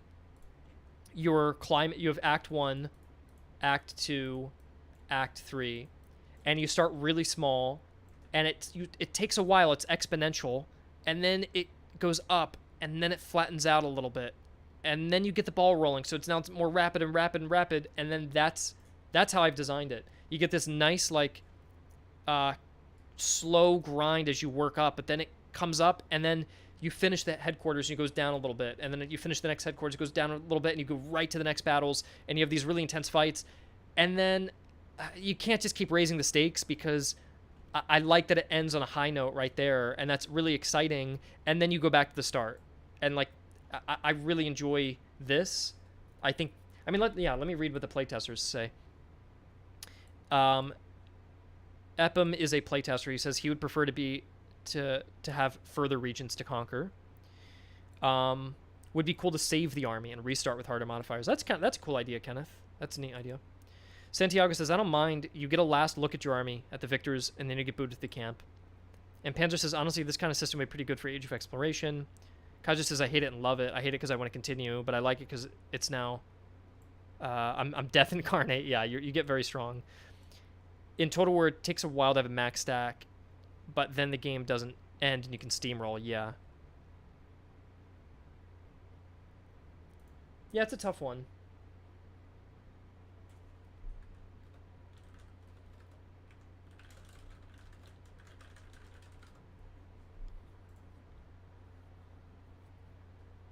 Sorry, I'm not a playtester. Just excited. No problem, Panzer. That's okay. That's okay.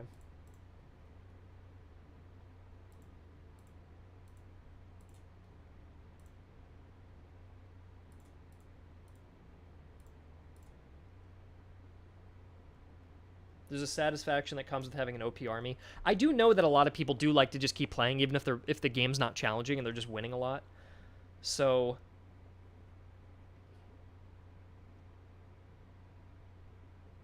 I know it's a popular request. I'll talk with Thomas about it.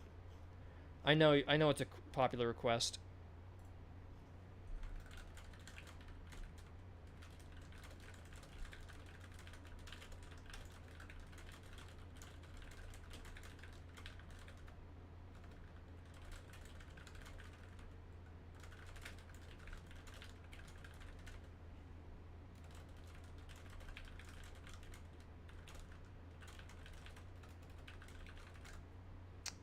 I'll put it down.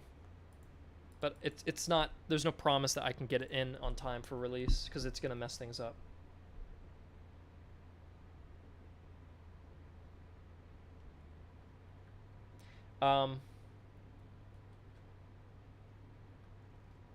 The game goes on, and maybe it gets harder and harder. That's the thing, Hamburger. What do you do to make it harder? Do you make it so your enemy armies are all grenadiers? Is that even fun or thematic to fight against if they're 100% grenadiers? That's a bit weird, right? By Act 3 already, I give them max veterancy and tall, like, elite grenadier units and everything. And I don't even know what I do to heighten that because I make it really tough at the end. Unless I just artificially start debuffing all your stats and just give you cheats that hurt you and just start saying, oh, your guys are 50% less efficient now. And I just do that, or I'm just spamming so many armies at you're just drowning in enemy armies, and that's not fun either. So it's really quite difficult. I don't know.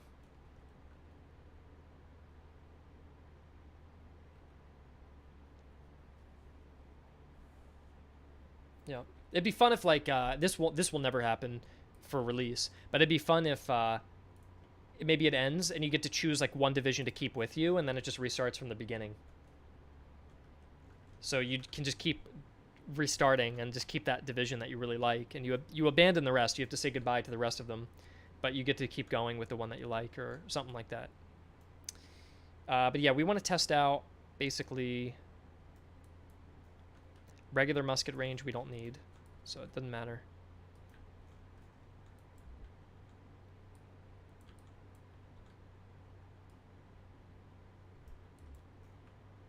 This guy's going to stand a little closer. This guy's going to be a little further away. Like that. That's kind of what we want to do. And now let's do a baseline test with firing.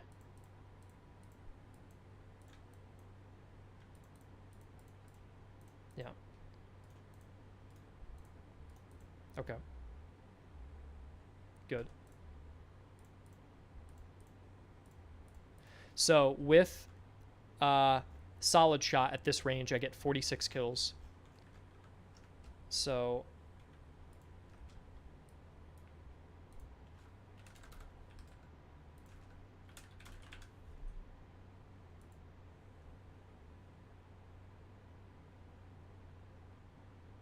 that's interesting. Yeah, if you win with an army composition, it gets saved and used as an Act 3 composition that you have to fight against. That's neat. Yeah. So you make an overpowered composition, then you have to fight against it. I know some roguelike games do that. I do like that. I think He Is Coming uses that. So these are the solid shot rounds. 40, 50.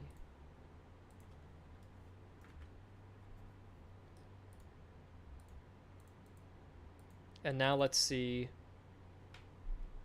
what they all get with their new ammo type. Is there a chance you could become a full campaign like in Total War where you could send your forces again? With politics? No, I don't think so. I think this is a smaller game, and that's okay. I think if we do what you're saying, I think there's a high chance that everything falls apart and it becomes quite disastrous. Like if you think about it, if I just put it into perspective, Empire Total War has a multi-million-dollar budget. Big multi-million-dollar budget, huge experience team, multiple games under their belt, huge studio. And do you guys think the AI in Empire Total War is good? Probably not, right? It actually kind of sucks. But they have millions of dollars and a huge team. How did they mess that up? With us, there's 3 of us. There's 3 of us. We've never made a real-time battle system before. So if we tried to put in economy and politics and buildings, which could be fun, right? But if we try to fit all that in, it inevitably is going to cause some kind of issue where we can't. This is already so difficult. This is already very difficult. And I think if we tried to do that, even if we built into it, I think I'm at my limit. I think the programmer's at his limit. That if anything more got added to our plates, I think it would be very difficult for us to. Yeah, even Ultimate General, the Ultimate General series actually was destroyed in trying to do that, which is kind of interesting.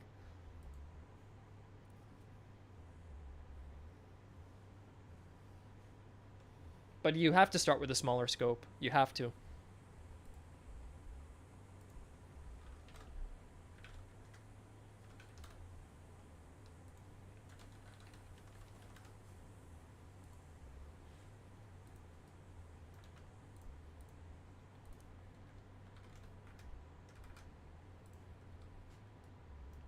This is perfect. I'm really happy with these results right now.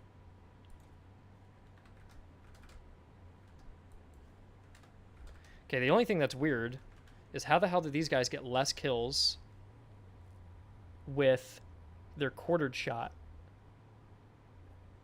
52 accuracy, 44. I think quartered shot just needs a little bit more accuracy. It's a little lame right now. Yeah, let's give it just 5 more, I think. Or maybe 10 more. Yeah, it definitely needs 10 more. And you know what we need to do is these need to go up incrementally by 5. Otherwise they're going to be nuts. Then we go 30, 35, and 40. Yeah. So this way the best quarter shot is as good as the worst buckshot range, or the worst buckshot. But the difference is you have way better range with quartered shot. So I think this will work better. And I think I'm going to leave this. On the note, Kaiser, I've been streaming for 3 hours. There are people with way harder jobs than me, dude. I'm sitting in a nice chair in an air-conditioned office all by myself with a nice drink, completely left alone. Like, it is the most luxury thing ever. So, if anything, I should be streaming for like 8 hours if I were to do a proper workday and show you that. And then people would be going, how could you stream for 8 hours? I can't even believe it. But you do got to walk around and move, though. I guess you're saying it's been 3 hours straight with no break, right? I do that. I do that a lot, where I don't really eat or drink or anything for long periods of time. And I think that can become that. I think that is difficult. Yeah. You can actually stop blood flow. Yeah, no, that is true. I mean, I go for walks. In fact, I'm due a walk in 30 minutes. I have to do one with my dog.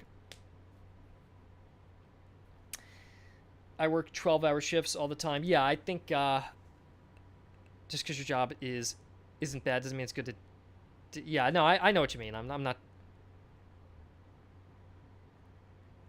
I do have to walk my dog in 30 minutes. I think the thing, as luxurious as it is, I think the thing that is not good is I've been eating 1 meal a day at 10 p.m. and I don't eat anything the whole day, and that's a little bit rough. I think that's maybe not good for me.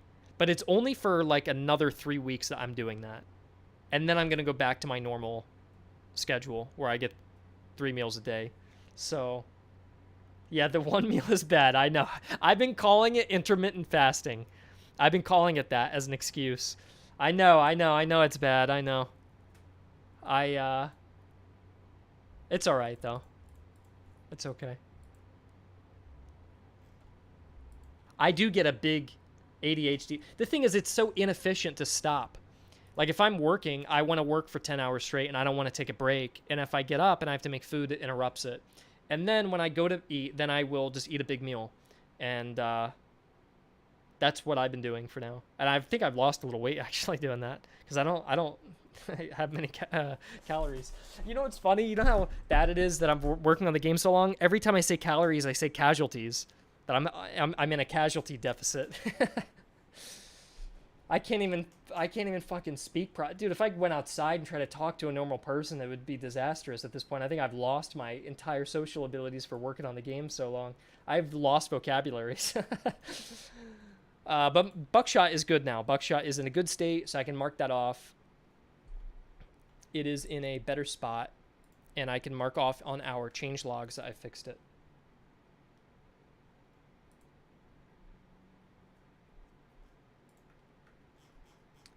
Battle changes.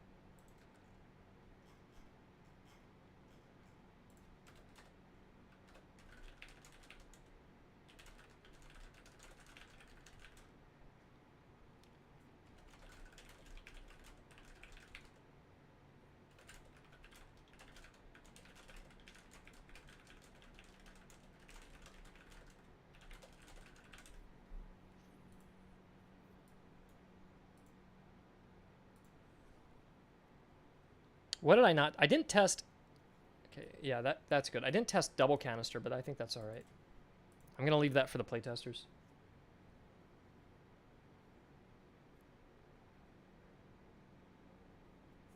Ran a walk, burned 100 casualties. Yeah. Yeah. Yep. The thing is, can I admit something? That I don't know if you guys have an issue with this. We need a montage of him being socially accepted. Do you guys ever? I've almost come to the realization that I am not socially compatible with, like. Okay, here's the thing. I'm sure most of you guys, because you're online, I already know that because you're online, and you're watching a game development live stream, and you're 3 hours in, and it's about the 18th century, so I know you guys are probably weird, probably like me, okay? And some of you probably a little antisocial, also like me, okay? I think we're all probably, also you're all probably guys, and you're all probably in your 20s, or maybe a couple of you in your 30s or a little bit older. But I think you guys are all, I think you guys are all probably similar to me in that regard. But I think I don't know if you guys have felt this, for those who are that way, that you talk to people and you're like, gosh, I wish I could be better at making friends, or I wish I was more social. But I kind of realized that I don't really care about these other people. Not that I lack compassion, but I mean, like, I don't want to talk about what they want to talk about. So I don't really need to be accepted by them. That I don't really think it's my fault. I think I'm just so not interested, and that if I were more social, it wouldn't change the fact that I'm disinterested in these people. So I'm becoming, as I'm 26 now, versus when I was, let's say, 16, so that 10-year difference, I think when I was 16, I really wanted to be accepted by people who I didn't care about because I want to be accepted, right? But now I think that I'm 26, now I'm like, why would I need to be accepted by you? I don't even like the same things as you. I don't even need to be your friend. Who even are you? I think I've become more compassionate as I'm older, by the way, so I'm not lacking empathy. I think I care more about people's feelings, because when I was younger, I was like, I would just say things to be, what would you call that, like provocative? But I think, you know, even when I go to a social event and I am forced to talk to people, I think, like, what do we even have in common? We have nothing in common. We will gain nothing from this. You won't like me. This is it. What Devil is saying.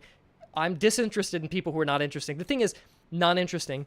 It's not that they're not interesting. It's just that their interests are so unaligned. The worlds are so different that I talk to my neighbors, and some of them are really nice, by the way. There's some neighbors who I really love because they will ask me things that they don't care about, but that they will ask me because they're just being nice, and that's very kind of them. There's other neighbors where you really need to. I find myself engaging people. Well, let me rephrase this. Okay, as an introvert, I always thought I was antisocial, but I went to college and I would see groups of kids who were not friends with each other and no one was talking. Everyone was awkward. And then I would go up and talk to people and then come up with things to say because I've always been in the situation that I've always been on the outside of being more introverted. So I always have to find ways to come up with conversation. I think a lot of extroverted people, if they're in a friend group, they don't need to come up with a conversation. So when they're put out of a friend group in the early freshman years of college, they're even more awkward than the introverts are. So I was almost surprised by that. And then I almost came to the realization as adults, there are adults I've walked and talked with where they don't say anything and they can't even come up with conversation. And I'm driving the conversation as a person who's not social or not very interested in being social. And I found that interesting as sort of a realization, which is somewhat of a side point. But I think I'm almost realizing, as I'm forcing myself to make conversation, I'm thinking, normally I'd want to do this because having more friends or knowing more people is good, but they care about things, and it's not that they're disinteresting people, it's that their interests are so unaligned with mine that I will never be friends with any of these people. And when you accept that, then you think, oh, I don't need to. You don't have to feel bad that you're not friends with them because your interests are just so wildly different that I think there are people. I think people are very different from each other, and that's okay. And you don't need to be accepted by everybody. So, yeah. Anyways, that's just a little bit of a realization I think I had that not to. Bro's mind is crazy. Thank you, Jack.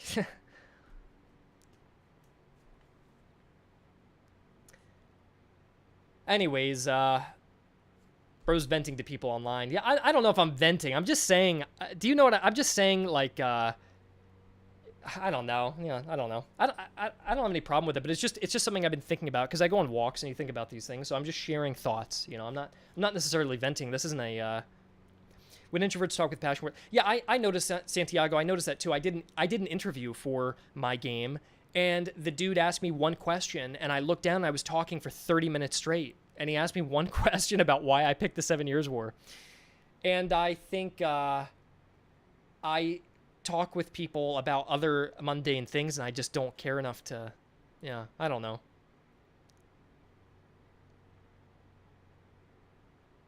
Indian metal, she happily showed me. Oh, that's, yeah, I don't know. It's just yeah. These are definitely some shower thoughts. I think these are some shower thoughts I'm sharing. But the only reason I'm sharing this is because I think probably some of you are probably in a similar, probably have a similar thought at times. That's all. But yeah, I think a lot of you wrote that you can relate. So I think you are. I think you're amongst like-minded friends here. Yeah. Like my partner asked me about a history-related question, I went on a 2-hour rant. Yeah, I think that's true as well. Yeah, everybody. I think everybody and people who were lurking, who weren't saying anything, are now going, "Yeah, wait, I agree." So, yeah, I don't think it's necessarily venting. I think I'm sharing something that maybe other people agree with. That, yeah. I'm not introverted, but I feel at home with introverts. I think that's a good point too, Devil. I think when you're with the right people, like if I'm with my wife, I can talk very excessively. But I think when I'm with people I don't know, I can make conversation. But it's not that I struggle to even make the conversation. I can do it, but I've realized I don't, like, why am I even making conversation? We have nothing in common. We're never going to have anything in common. Our worlds are so far apart. It's like, there's no point at that point. So I think that's the realization I think I've come to as well, that I just have my interests and I care a lot about those interests. And I think a lot of people who are either introverted or people who have autism as well, or have a little bit of autism, probably are very focused on things they're interested in. And if they're not interested in it, I have that problem that where if somebody comes up to me and I'm not interested in it, I'm very apathetic, but I've tried to get better at it. But again, at the same time, sometimes you have to realize maybe it's okay that I'm not I don't have to share the same interests, and we don't have to be friends. That doesn't mean you could be rude to somebody. That's no excuse to be mean to someone, but it is to say that, you know, you don't necessarily need approval or friendship from people who have nothing in common with you. What are you guys going to even talk about? What is there to relate with those people? And then there's other people you meet who have a lot in common, and you should make more of an effort to talk to those people, and that you probably cultivate a good friendship with them. So, yeah. ADHD and autism, the chosen historian at birth combination. Yeah. Anyways, this is my little break, so I will get back to working. What else do we have to do? So I fixed the ammo types. Let me check back here. Fix artillery versus artillery. I've done that. We've corrected it.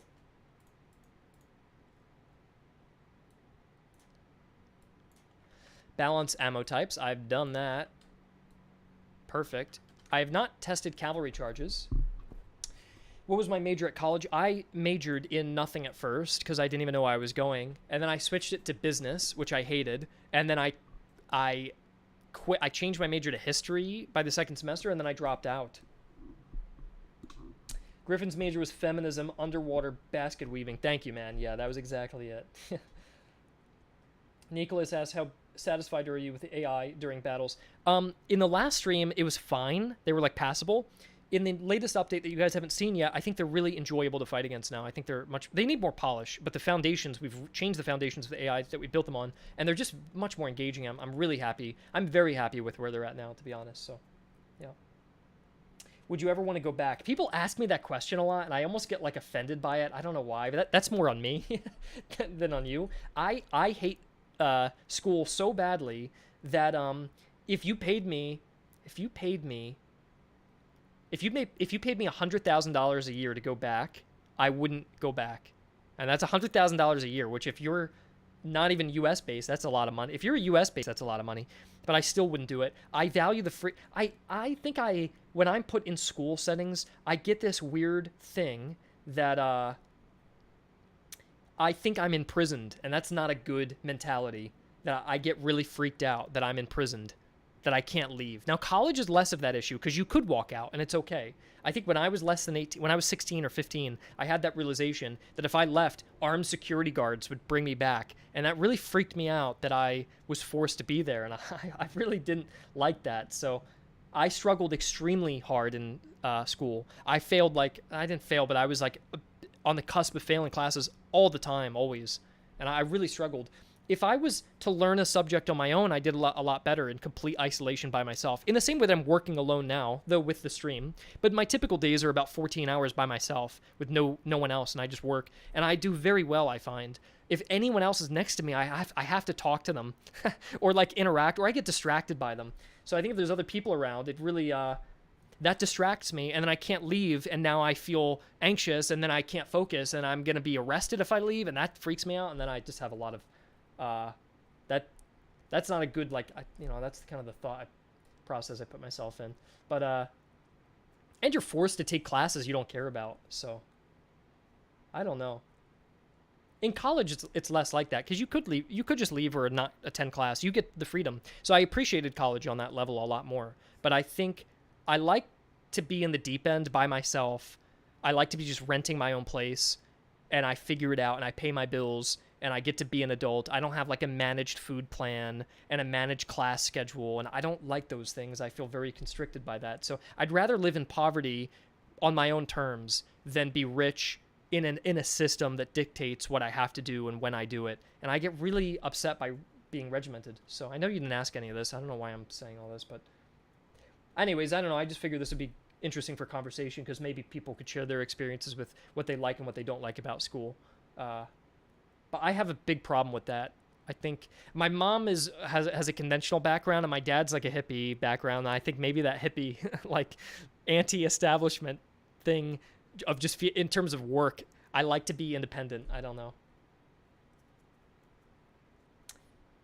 Anyways, Griffin, you can have a college degree and still be broke. Yeah, that's very true. What was I fucking changing? I'm testing out cavalry charges, aren't I? The melee's been really reworked, and I'm a bit afraid of what the hell's going on with it now, but I think it's actually not in a horrible spot. So let's go 400 hussars and another 400 hussars, and let's charge basic German fusiliers in various different ways. In fact, I want one more group of hussars as well for lots of testing. And the hussars are not supposed to be good in prolonged combat, but they're supposed to be good at like hit and run. This entire conversation is the definition of ADHD. I don't know if I have ADHD. I feel like I do not have ADHD. I don't know. Because I can focus on my work for long hours. I don't mind ADHD symptoms. What? I'm not impulsive either. I'm never impulsive. I do excessive talking, and I do daydream a lot. I can sit still. I am a little bit forgetful, but not that much. I'm not careless. I don't do anything that's risky, really. I don't have much trouble getting along. I just don't, yeah. I talk to a lot of people, and I'm not very disorganized either. So, like half of these... Oh, this is in children, though. This is just in children. Well, maybe that explains my ADHD and preemptively reading it before I've even read that it was for children and not necessarily for me in that case. But, yeah. ADHD is the new zodiac signs. Devil, I think that's true, dude. I think, can I say something controversial? That I believe that a lot of these diagnostic or diagnoses, what do you call a plural of anyways, a lot of things you're diagnosed with, I think people like to come up with names for them.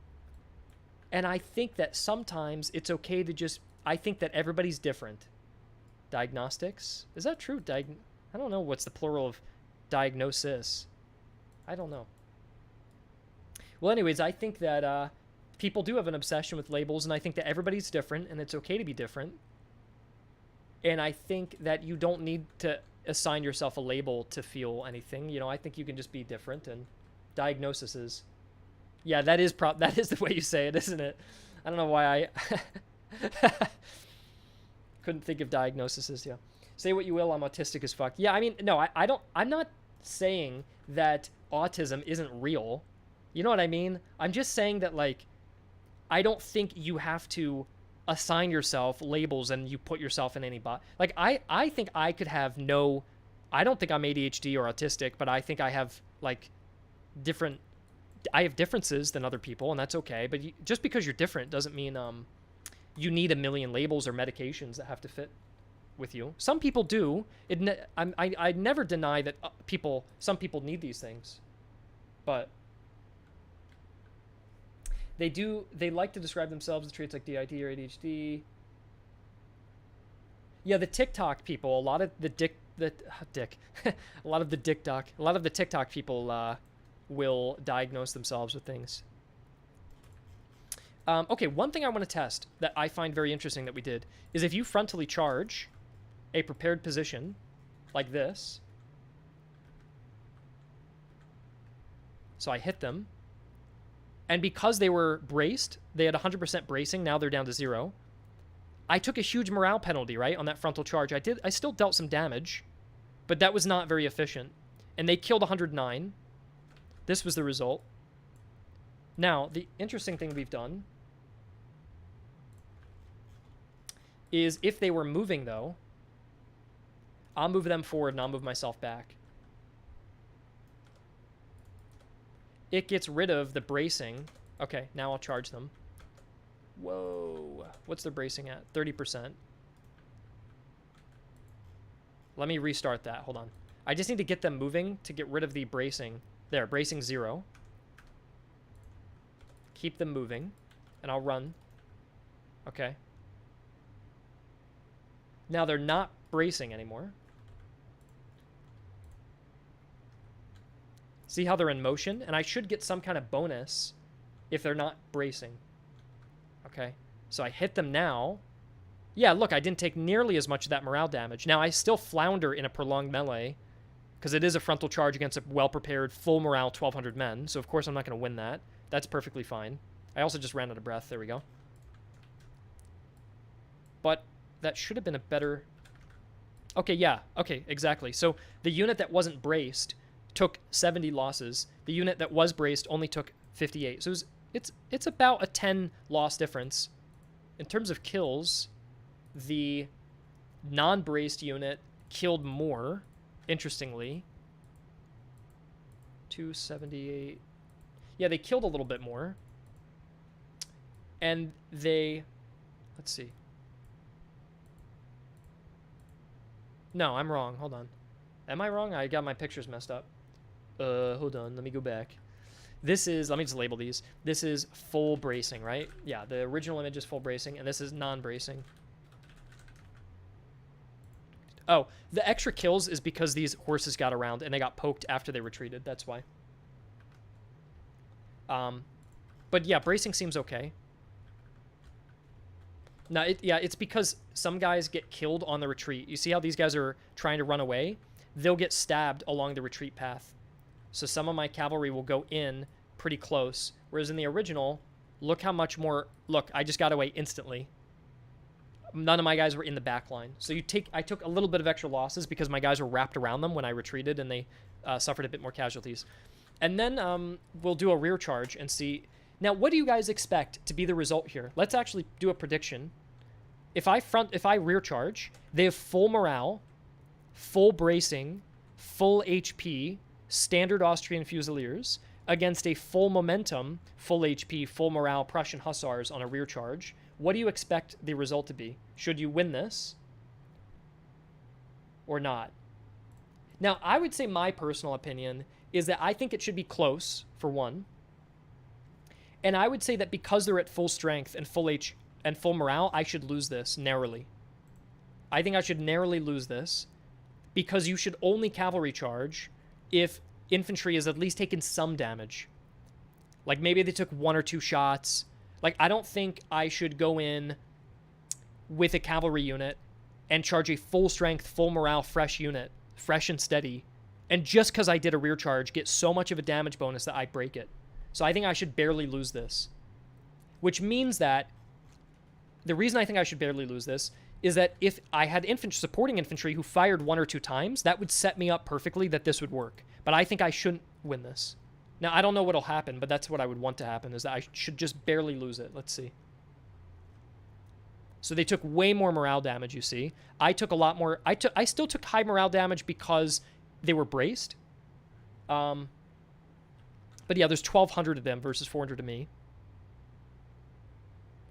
And I think I didn't deal enough damage. I think I lost a little too hard on this.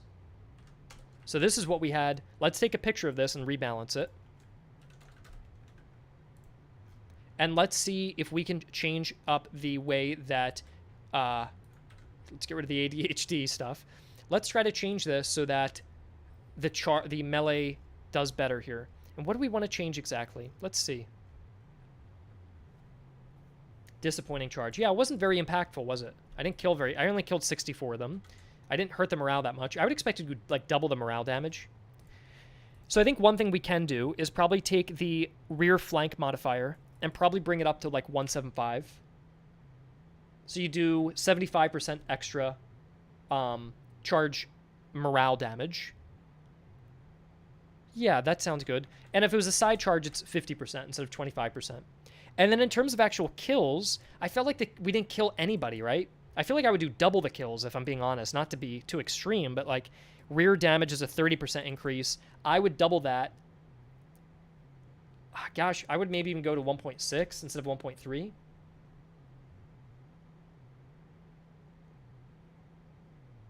And then I would go 1.3 on a side charge, yeah, honestly.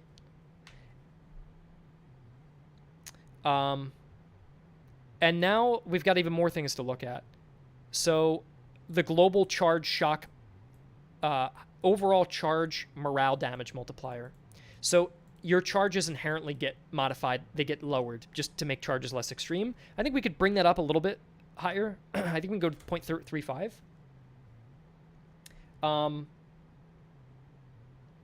Let's go up on that. 400 horses crashing in. I'd say that's more devastating. Yeah. And then what we could do is we could do light cavalry, a charge bonus you receive based on your unit type. So I think light cavalry, we could give light cavalry a charge bonus. I guess the only danger if we do this, right now no one gets an artificial bonus. If we do this, this information isn't displayed to the player. So maybe we don't want to do this. But what this would allow us to do is give cavalry, basically this is to say if there is an infantry and a cavalry with equal stats, cavalry does more damage on a charge, which probably makes more sense, right? Because they have speed that infantry doesn't. So I would normally imagine that I would say that all cavalry should just get a secret bonus for the sake of being mounted, that there is some, yeah, I think this doesn't need to be displayed because it's intuitive that if you had a mounted unit with the same stats as an infantry charge, that the cavalry would have a little more weight to it. So I would almost bump this up by 0.25 for the sake of being cavalry. And on the flip side of this, what I would do is I would actually make cavalry have a debuff when it's standing still and it's charged, that it does poorly when it's charged. Maybe by 0.9, just a little bit. So if you charge stationary cavalry, they do somewhat poorly. They can't really brace as well as infantry could. That's what I believe. And yeah. Now let's go try the same test. Now let's rebuild core data and try that same test.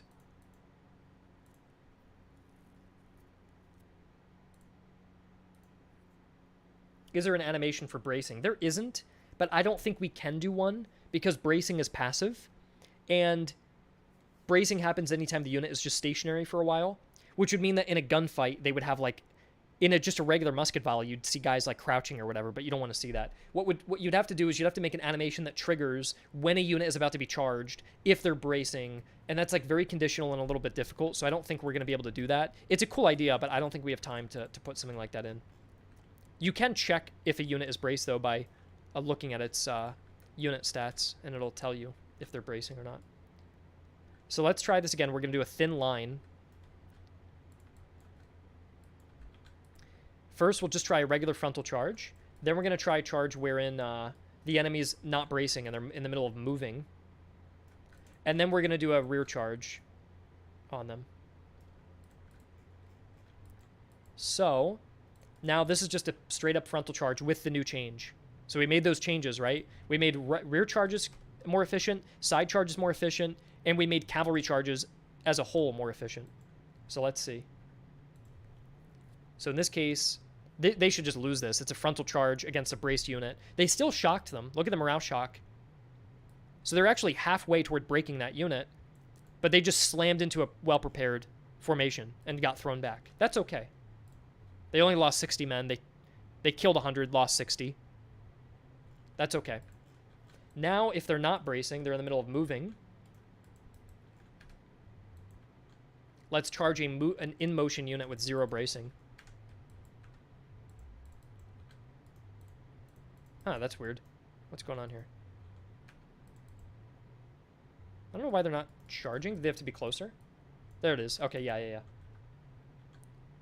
So now they're moving, and now let's compare this outcome. I'll still probably lose this, but it should be way closer because they have no brace bonus. I slam into them. Yeah, look at that. See, I got no morale loss, but the issue is the Hussars are melting in melee over time. You see that? They stayed longer, but they're melting way too much over time. Now they're at 121.65. They're just getting so many kills. Yeah, you know what's happening? The reason they're getting more kills is because the melee stats are 30, and my melee stats are 24. So I'm actually worse in melee than infantry are, which is maybe wrong. That's maybe wrong. And so what we need to do now is go up to the items and units. And the charge damage was fine, actually. The charge looked okay. The morale looked right. The melee was just so weak that they just disintegrated. That what I would do is I would make all cavalry melee stats higher just to give them a little, to make up for the number disadvantage. They need to do better in prolonged melee, right? So I would bump up all cavalry melee stats by 5, just so when they're in a prolonged fight, they can fare a little bit better. Now, in a real battle context, you're never going to charge a unit at full strength, at full morale, without any support, right? But we do still, despite that, we still want to make it so that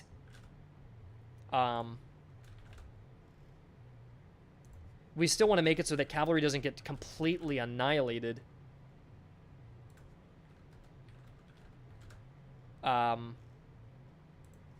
If they are caught, right?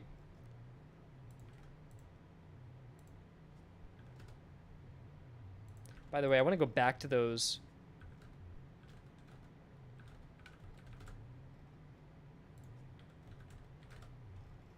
Dragoons, because the Dragoons shouldn't be that good in melee, honestly. They're at a 35. Let's compare that. Russian Dragoons are at a 25. 25 and 10 versus 35 and 30. I feel like that's... I mean, Britain's all about quality, but... I don't know. I would decrease all this because the British cavalry is more for shooting. So I might decrease all of this back down, actually. Because British cavalry is not meant to be that good. So it's a 30-25 versus, like, Hanoverians are at 30-25 as well now. But they have less men. Yeah, interesting.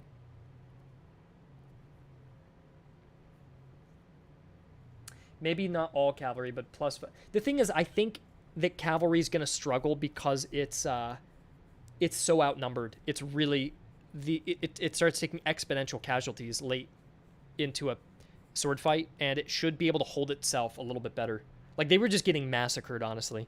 The casualties shouldn't have been that extreme. If anything, the infantry actually should have maybe lost more men, but because the infantry have 1,200 guys total, losing more men is a smaller percentage. So I'm okay with this. Right now, what I'm just trying to figure out is with the Dragoons. Yeah, honestly, I would model these guys closer.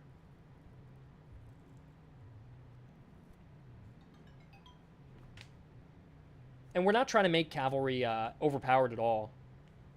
They're not meant to be incredibly powerful, to be honest. But they do just need to not melt like they are now.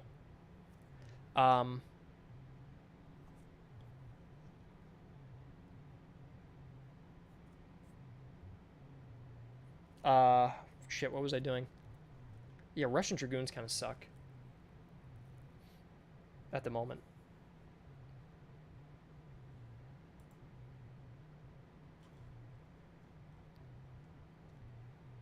They're at 25-10. What are the... They're at 25-10 as well. I think that actually makes kind of sense. 25 and 30. They're better at charging. Our cycle charge is feasible. You can try it, but they're less feasible because we've done some updates.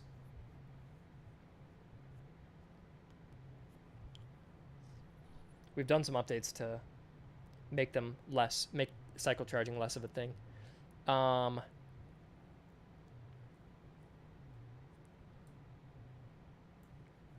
Horse Grenadiers. Yeah, Horse Grenadiers are pretty good. I'm just thinking, like, the Dragoons here are 25-10 for Russia.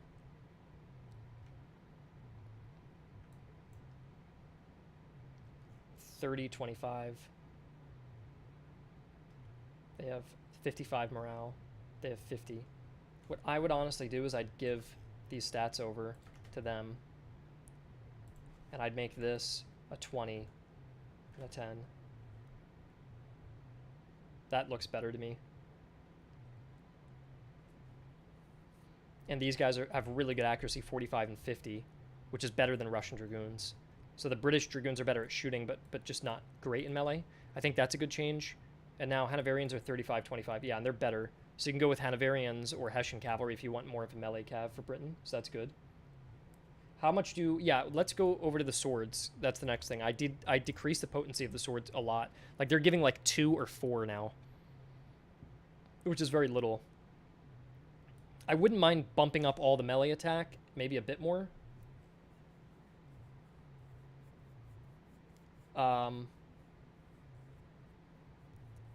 Of the swords. But I'm not sure if I want to go down that route right now.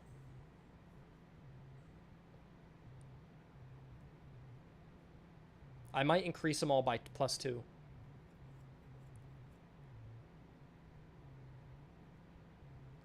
I might increase all of these by +2.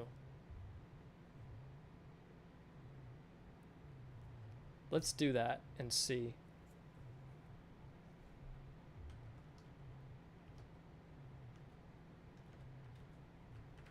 There. Because the charge is okay. I'm actually okay with the charge. It had a lot of oomph into it. But the sustained melee combat, they're just so weak. because they're so outnumbered.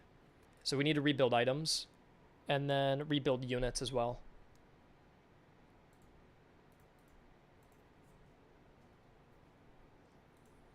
And let's try that test again.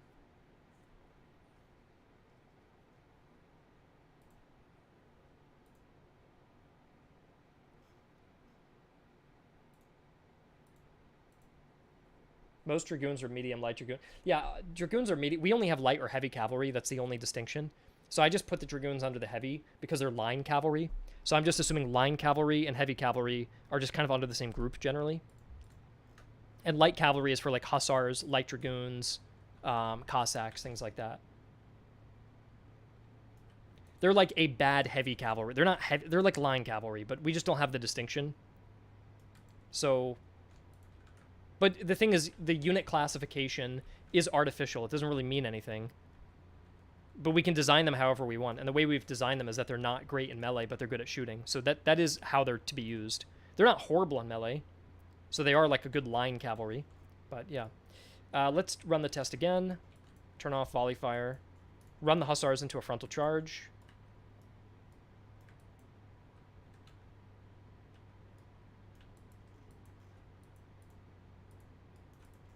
There we go. Full momentum against a braced unit. We slam into them. We're going to take a bunch of penalty. Huge penalty on that. We're actually staying for a little bit. That's good. Okay, look how long they're staying. And then they retreat. And they took out half the morale. And they lost 75, killed 94. That was a better result. And I'll rally my hussars again. Okay. Now the enemy is not braced. And I'm going to charge into them.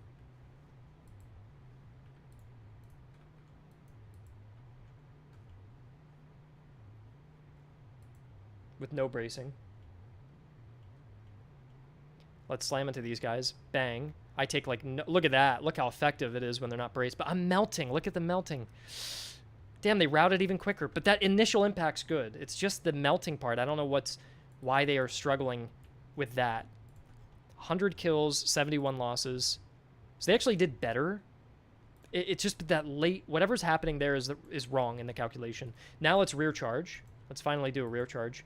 And this should be very close, but I should lose only slightly because the enemy has taken no damage. And in 90% of cases that you're charging, if anything, the enemy is already at half damage. So if you make it so the hussars can just win against a full-strength, steady unit, you're going to make it so once the player is actually playing... If they shot this guy once or hit him with one cannonball, that you're just going to annihilate them. So this should be a slight loss, in my opinion. Let's see. Bang. Did a bunch of morale damage. Very close. We get into the sustained combat.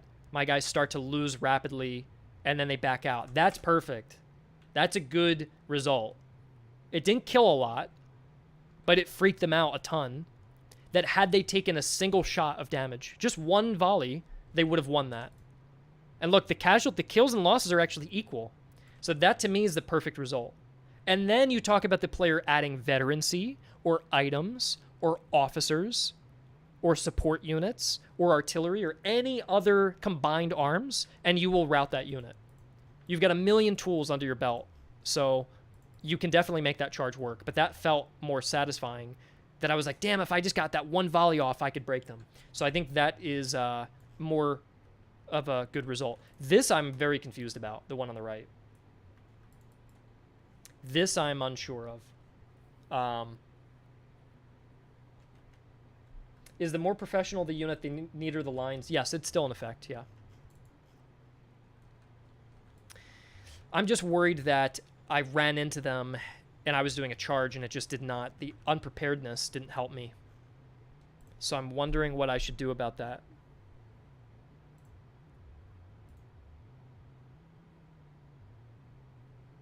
I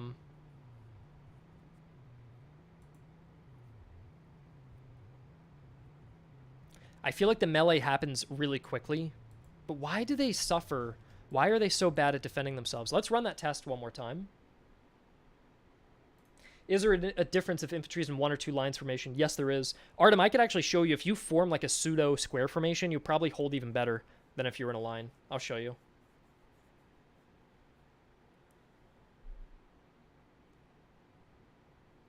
Will you do a launch day stream? Yeah, my last 2 streams are going to be on Next Fest and on launch day. And that'll be Austria and Russia, respectively.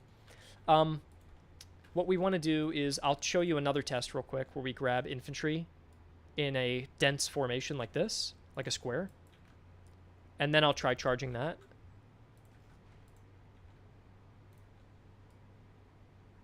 Versus this.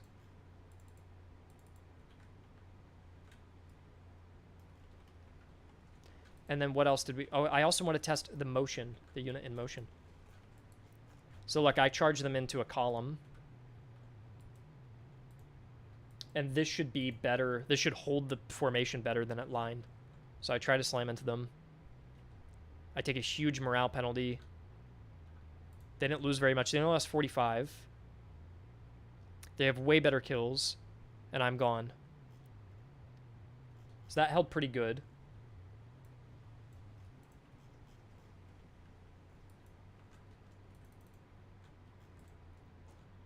And then if I had tried to do that against a full line like this.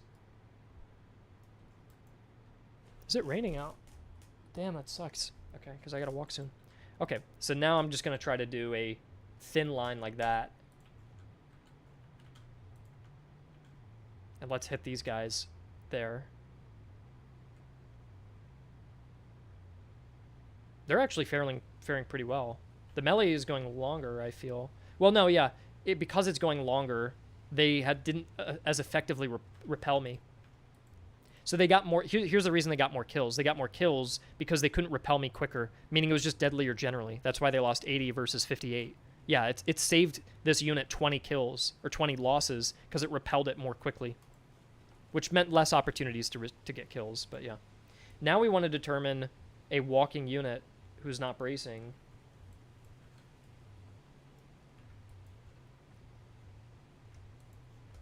Why they're not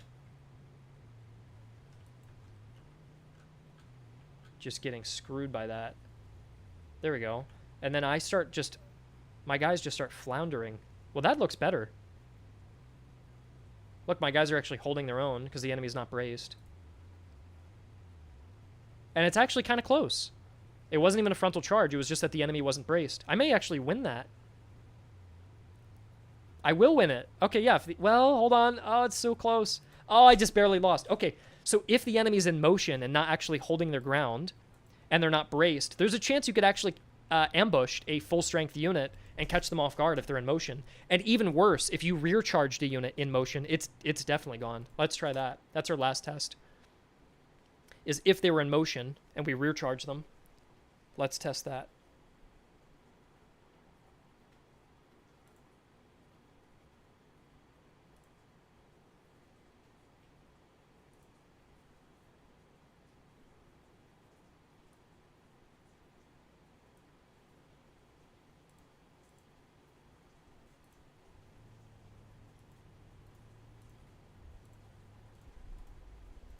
Okay. I think I will win if I rear charge a non-braced in-motion unit in the flank at full strength, like that. So if they're walking away from me, the line is not perfect. They should be walking there. No bracing at all. I charge in, hit them in the back. Slam into them there. Bang. Oh, they just broke instantly. Look at that. I just took a whole chunk out of them. Oh, man. Yeah, that's dangerous. So that bracing is really important.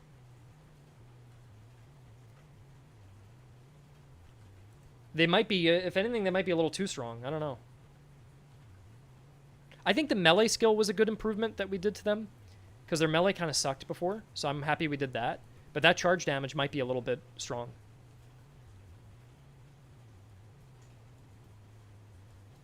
That may have been too much. Yeah, I think the charge damage overall... Let's bump it down a little bit. And let's bump that part down, because the player's mainly going to be doing rear charges. And let's go 6 and 3. I like that. In fact, I think it's more of a morale thing. The kills are actually fine. I actually don't want to bring down the kills. The kills look okay. So hold on. This is morale. The morale's extreme, in my opinion. So I'd go 15 less on that, and therefore we should go 15 less on this, which would bring us to like 35. And then keep the kills the same. If anything, I wouldn't mind a little more kills on a rear charge, but I'm okay with that.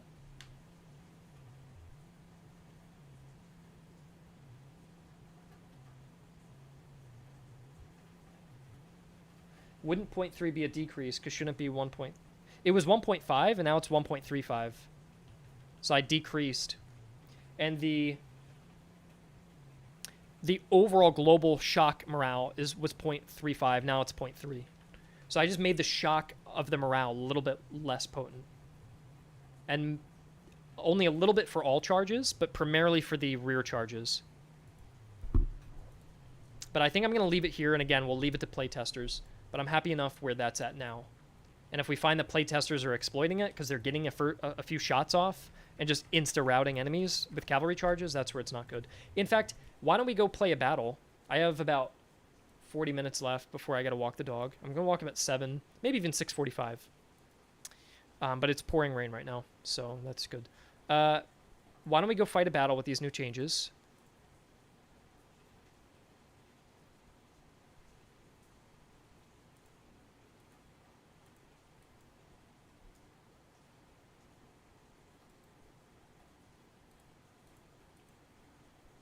And just see how, like, my cavalry performs, even at a lower level, like my provincial cavalry, if I can exploit it.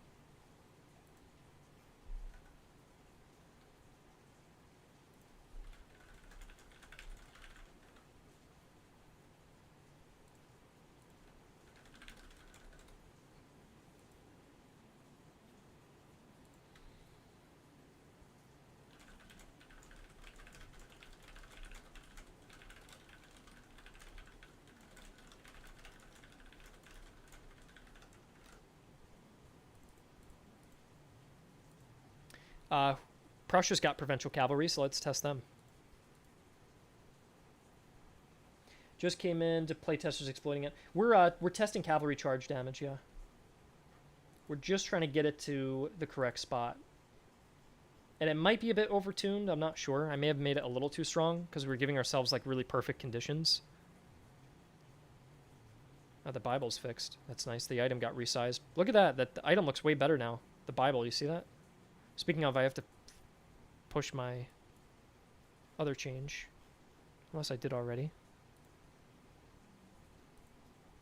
Remind me. Okay, someone has to remind me. You ready? Here's a challenge. Someone has to remind me to push the cross pendant change. Push the cross pendant change. Because I forgot to push it.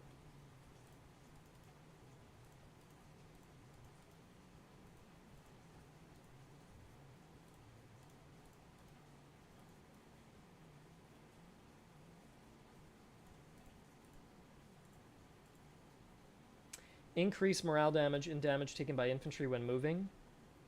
I'm not sure what you mean, Delrand. Yeah, just remind me to push the cross pendant when I go out of play mode. But while I'm in play mode right now, I want to keep it the way it is. Let's spawn a basic battle. A weak army. Only 2 units, so these guys will be a breeze to fight.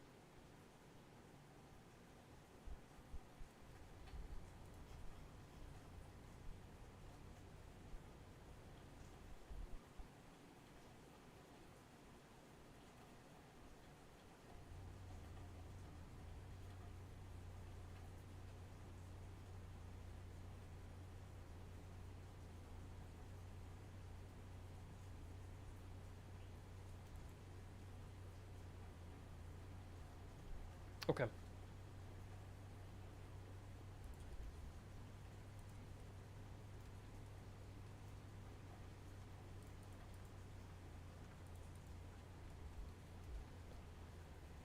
What are we doing? We're testing a battle, right? So we're going to move up. The enemy's moving their forces up. We take our cavalry. There's 600 of them, wow. Move them around.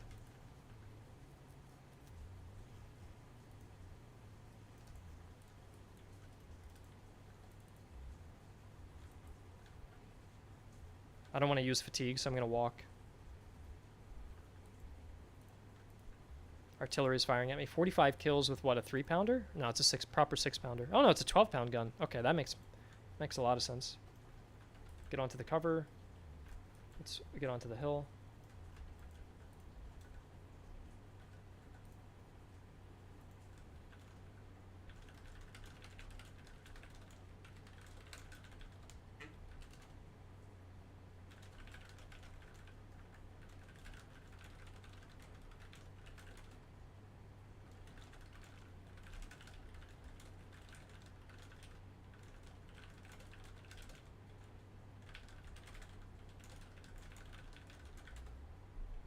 Okay. I'll put the sound on as well.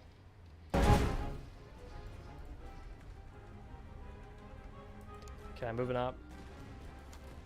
Let's form line.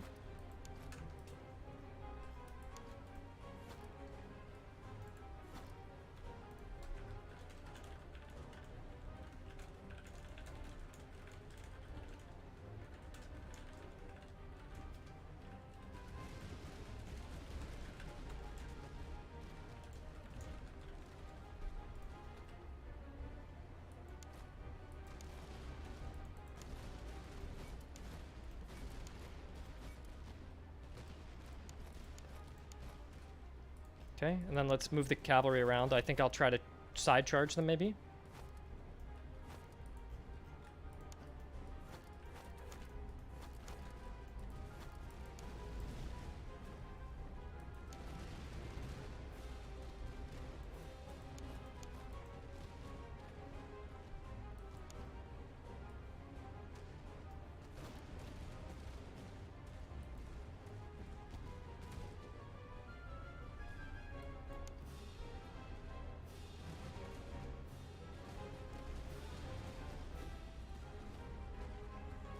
And I'm getting a little tired. They're getting winded.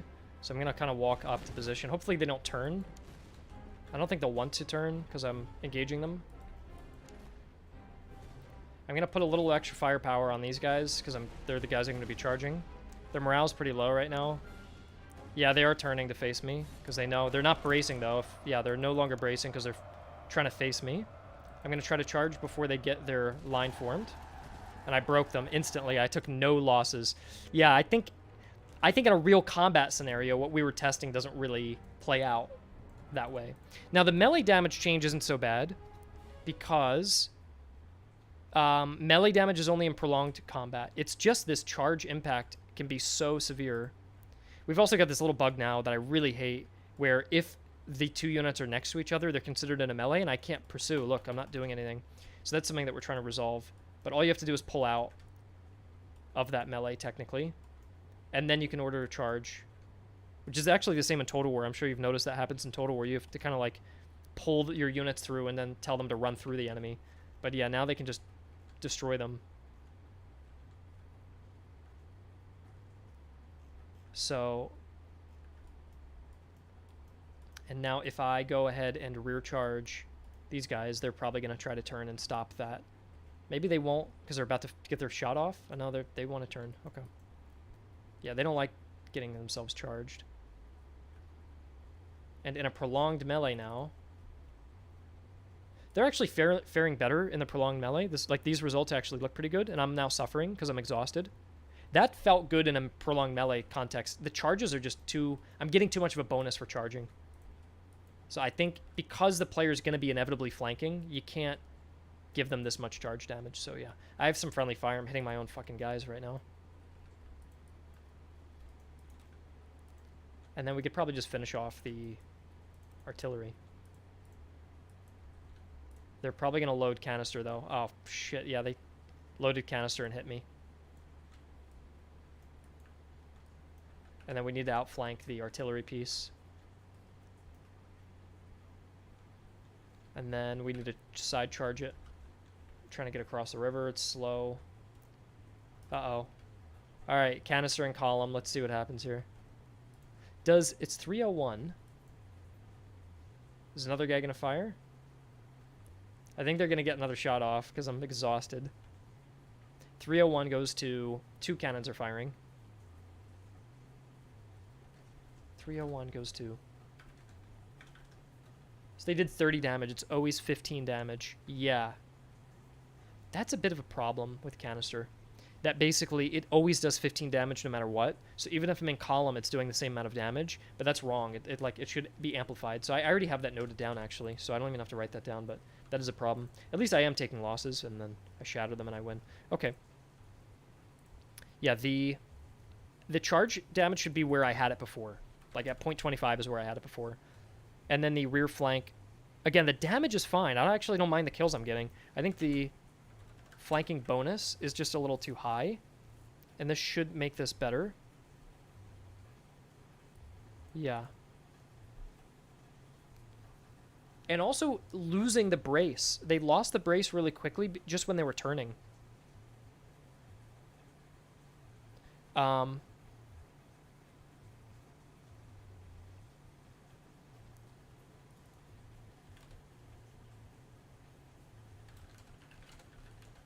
So we're actually going to make this 20. Let me just test something if I made it 1. I just want to test that I'm using the right values. I want to make their brace... They should have had like 15% brace because they were just stationary. And 15% isn't very much. They were kind of like... I did catch them while they're in motion. But they should still have had something to defend themselves with. Because it wasn't like... 0% brace would imply you've been running for so long that you haven't even had a chance to stop and collect yourself. But they were literally in a firing line the whole time and just swiveled and lost their entire bonus. So I was able to really take advantage of that. And I feel like that window for me to take advantage should be harder. Whereas they lost all of that in like seconds. So let me go test. Perfect. It's really slow when it's low. Lower number means slow. Why don't we make it 15?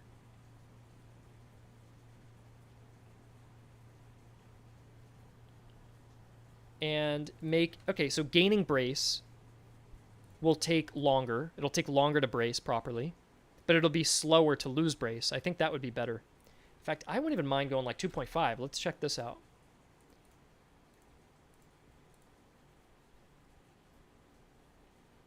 Yeah, I'll do the cross pendant in a sec.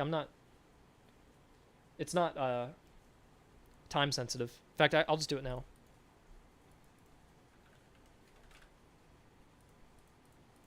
I just wanted to do it before I ended the stream, that's all. There we go.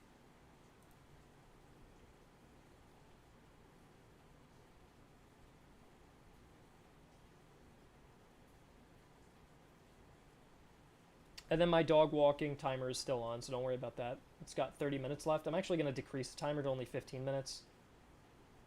Because I'd like to go out before 7. But it is fucking pouring out.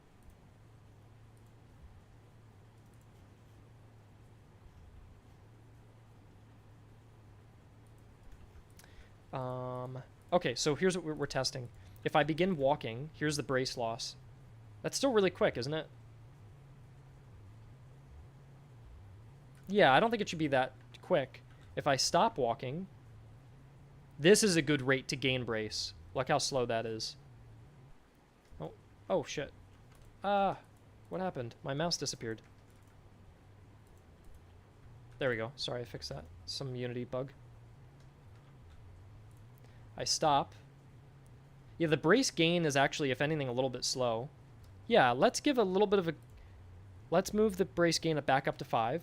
And then make the loss of it like 10. I think 10 is good. So you lose it twice as quickly as you gain it.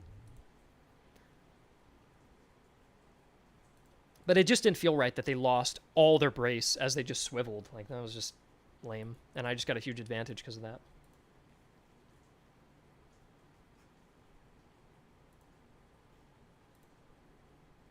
And I don't mind if I had won that cavalry charge. I just didn't like... I actually won it without taking any morale loss or actual damage. I didn't lose anything.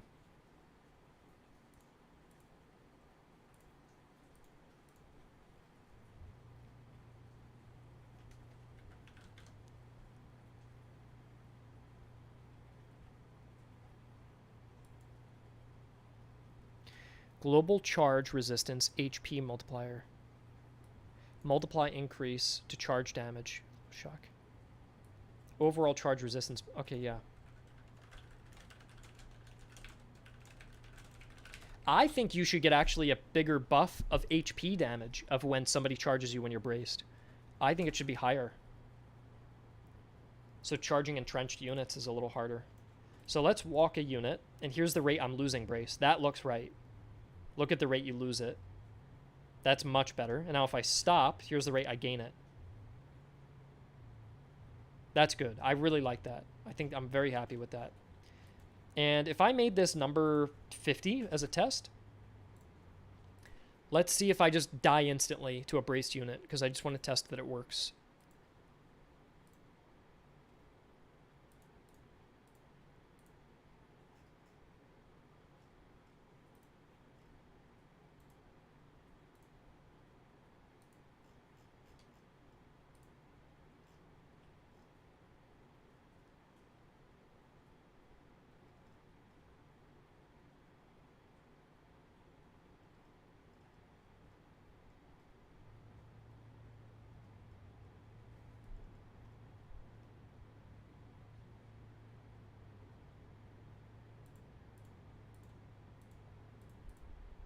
Okay.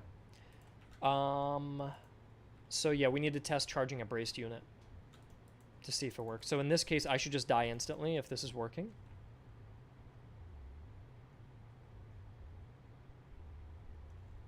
Yeah, okay, that works. So I'd go 1.5 on this, because I didn't take like any damage. I want to take a little HP loss if somebody isn't prepared. It's a bit weird that units still have bracing when they start to move. Well, it's a percentage. It's a percentage. So if half the line is moving and half the line is stationary, and you're at 50% bracing, that's appropriate. Especially if they're just swiveling. If they're on a march, if they're in the middle of marching and their rifle is shouldered, then you're not going to have any brace. But if the line is swiveling and the men still have their muskets ready, then maybe you only have 50% brace, not 100%. But I think that's appropriate. It's primarily to help the AI as well, because the AI inevitably is going to swivel if your cavalry is there, because they want to face them and not have their rear exposed to your cavalry. So either we disable that and you can rear charge the AI and they'll look unresponsive, or we let you rear charge them, or we let them respond to you and they will turn to meet you. But because bracing immediately goes to 0 if you move, you just immediately slaughter them. And that's not good. So it's got to be a balancing act where, like, low bracing means that most of your guys aren't bracing, but some of them are still standing there. And you have been standing there for the last 5 minutes or however long. But if you're on a full march, if everybody's in proper march, you're not going to have any bracing. So I can always decrease it as well if it becomes a problem. But I just don't like charging units that were standing there and I just immediately broke them. There was just no penalty to that at all. It just felt too strong. So I'm going to try that same battle again and do a similar tactic.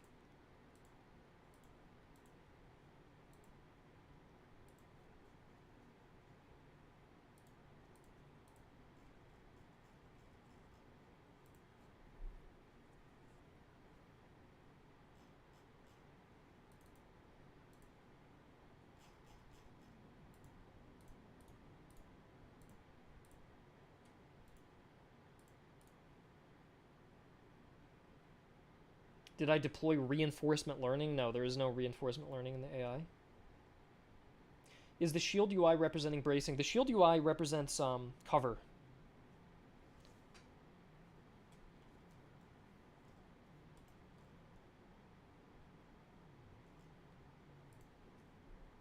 Because it should be shown somehow. I don't know. The only thing is...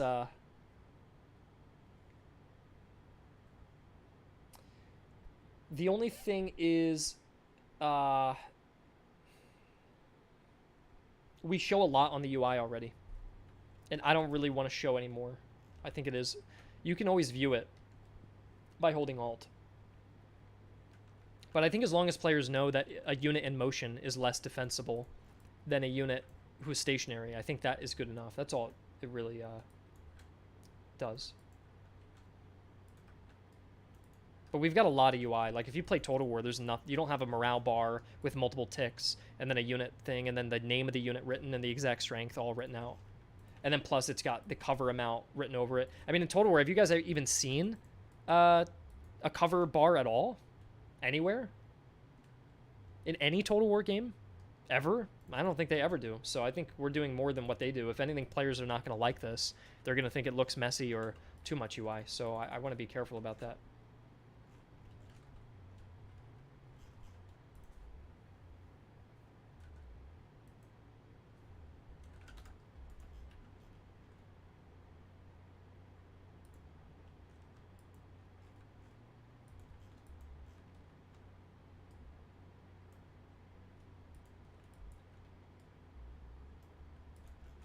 So I'm engaging their line. I move the cavalry around. I'm going to engage the one on the left because I don't want to go through the forest. Oh, they got close. Let's hit them on the side. They don't like that. We're really close to each other now. Moving the cavalry over. They're standing a little too close. I think the AI, it would be nice if the AI fell back a little bit, like along the hedge. But that's still work in progress stuff. And now they are 100% braced, but I'm still going to rear charge them because they're damaged. They're going to try to respond. They lose half their bracing. I lost a little bit of morale. This looks pretty appropriate. They're losing men now. We're killing each other. I have weak provincial cavalry who's not very good against weak militia, so we both suck at killing each other. And then maybe I want to pull out because the shock of the charge didn't necessarily break them yet. I'll hit them in the back with a volley, which is going to deal a lot of damage. Ready? There it is. Now that forces a retreat, and then I sweep up the people who are retreating, and I just clean them all up. There. And then I shatter them, and I'll move on to the next one. That seems appropriate. I only lost 38 guys, so if anything, that's still very strong. Will there be impact animations? I don't think so, Michael. As much as I'd love that, I just don't think so. If you've ever played Ultimate General Civil War, that's kind of the scope and scale. Like, we're a smaller team and a smaller budget than Ultimate General Civil War. Jesus, my guys are... They fired? Yeah, it's friendly fire. They're trying to shoot these guys and hit my own guys. Damn. But yeah, if you've ever played Ultimate General Civil War, I don't think you see... Troops don't carry flags. Troops have no animations. There's no uniform differences. There's anything. There's nothing there. And that game had a bigger budget and a bigger team and more time than we did, and they made multiple games building up to that. So we just don't have the same advantages. It's a very, very small project. Yeah, you also can't change the formations. You also can't customize anything, and you also only have 2 nations and not 5. Okay, this case this might be bad for me because I'm exhausted, and most of their guys are at the front already. But they are already almost broken from being shot in the back. This will be a bit of a slog for me. But they were already low morale, so I should be able to break them here. I'm losing the morale. It's very close. Okay, I got them. That seemed fair to me. I think that seemed fair. And I'm just going to cut down the troops who are retreating.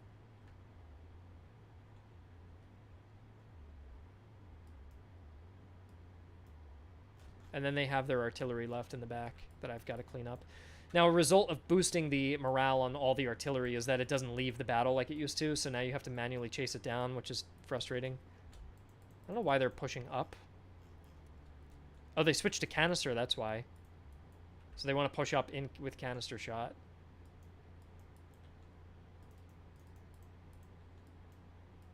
There's a little visual bug with the crew and the... I think it reconnected, but sometimes the crew disconnects from the guns, and that's fixable. I gotta move the cavalry back because they're targeting them.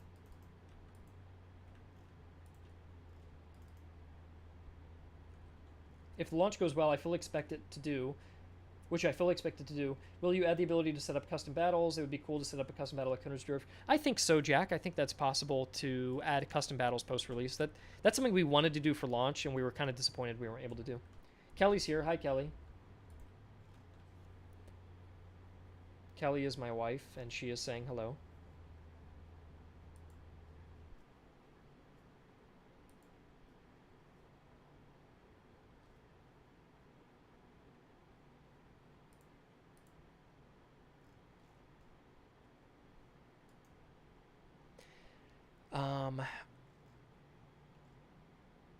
This is also new as well. I don't know if you guys have seen. You now get loot. You get money after a battle. That's brand new. But yeah, the cavalry performed very well.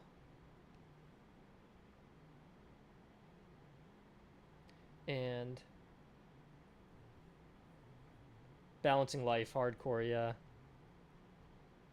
This should say plus 69.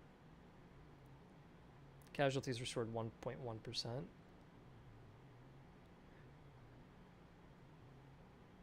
Worth dollars and ammunition.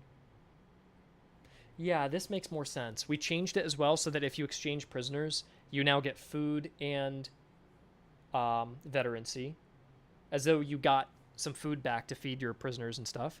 And then if you do ransom, instead of gaining food and money, you now gain money and ammunition, because food and money are the most valuable manas. So to put them together, it was kind of the meta to grab that. So now it's a little less. And then conscription actually gives you less manpower now, I think, but it gives you an instant replenishment of 1% of your guys, which isn't very much. Should probably be like 5%. Let's go check that out. Conscript prisoner. Casualties restored. There we go.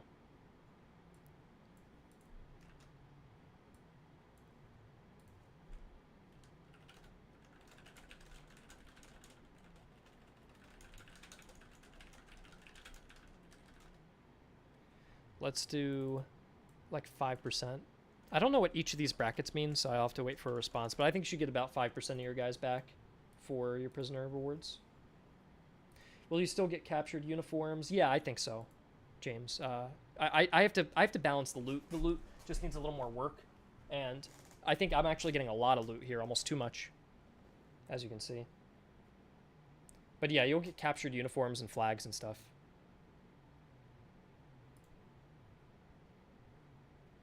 I'm just still working on balancing.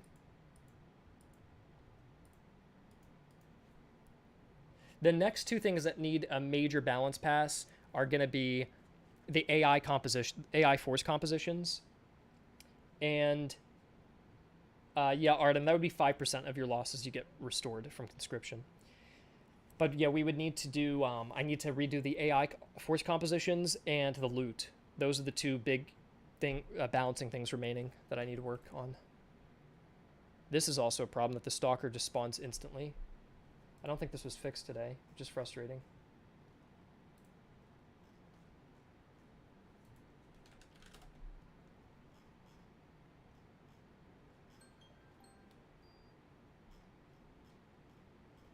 And I need to go and walk the dog in a sec. I just have to finish writing a note.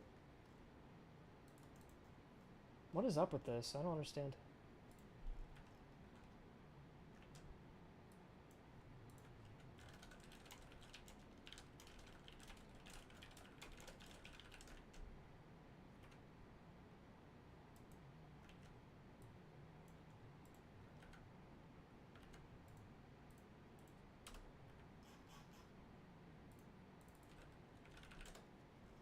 There we go.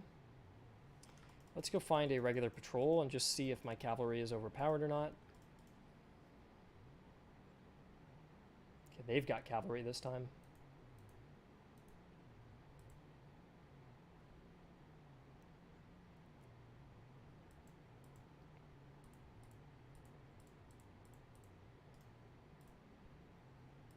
Let me, I'm going to fast forward through the battle. I'm probably going to lose this, but I'm going to fast forward through the battle, and then I got to go. And I just want to see if my cavalry feels okay or not. Will rate of fire be decreased in forest? You lose accuracy in forests, actually, yeah. You lose accuracy, but you don't lose rate of fire. So you can still fire as quickly, but yeah, you're not as accurate. And you don't necessarily lose range, even though that would be a good representation, but losing the accuracy is pretty much the representation of that. You just can't hit stuff at long distances. But you can still attempt to, but you're just going to miss your shots because the trees are blocking.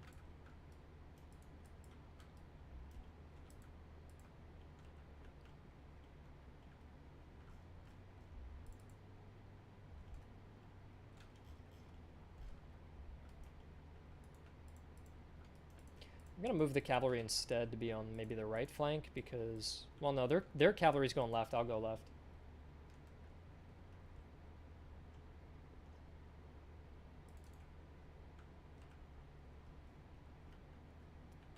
Okay, let's line up. They've got Grenzers in the center, Grenzers on the right as well.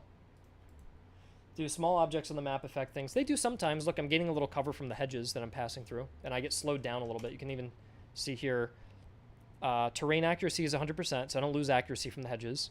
Terrain movement speed is down to 82, so I'm losing like 20% of my speed. And I'm gaining 44 cover from just being along the hedges and the trees there. So you can read all the little stats that you're gaining and losing from stuff like that. And there's the Grenzer Provincial Cavalry. What's their stats? They're 26-24. I'm at 20-24. So they're a little better than me. And that white horse should mean high morale, yeah. So they've got 47 morale. I only have 30. So I should lose this, but I'll move Frederick in reserve and see if that helps me at all. What's cool is the AI will sprint now. So they're in the town. They want to sprint to get to position. They usually sprint if they're in, like, broken terrain. So if they're in an open field, they don't really need to sprint. But if they're like, if there's buildings nearby or things that could slow them down, sometimes they'll sprint to get into a better position. Okay, we're charging in a forest. I should probably lose this charge. We'll see. Yeah, man, I got hit. They just have much higher morale than me. And then we go into the melee. And both of our guys suck at melee, so we're not going to kill each other that fast. That's a new system where your melee skill gets compared against each other, and now there's some defense involved. So before, if you had a high melee skill unit... Oh, geez, they're charging the general now. Fuck. Okay, switch around.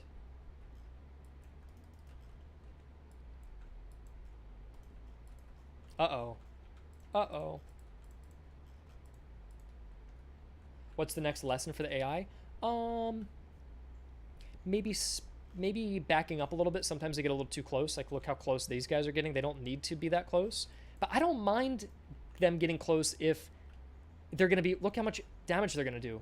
Like, that's something that the player would do. That wasn't actually that impressive, but it's because they're basic recruits with crappy weapons, so that's fine. But I don't mind sometimes they get a little close to you, and you've got to try to be like, all right, shit, I'm being flanked. So that's maybe something.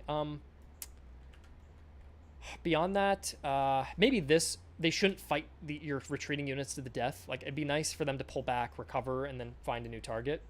Then again, this is something the player would do. Like, if I was a player, yeah, I'd want to grind every kill and wipe this unit out. For me, though, I'd be frustrated if I was a player that I'm going to lose this whole unit now.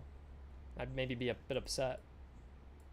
What's also cool is if they retreat, they'll reload first, and then they'll go back to the front line and find a new spot. They'll probably go there, which is cool.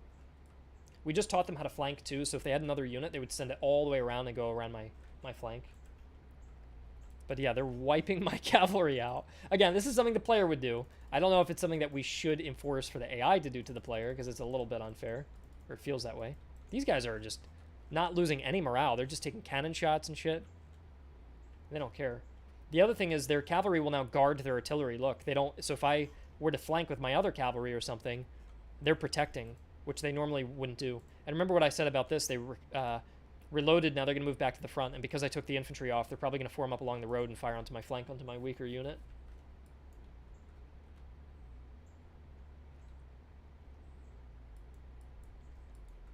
But yeah, no, this is just ridiculous. They murdered the unit to completion. They killed every fucking guy. That's what's cool is I don't even have to write that down as a thing because we already know we have to change that. Okay, I'm firing at these guys.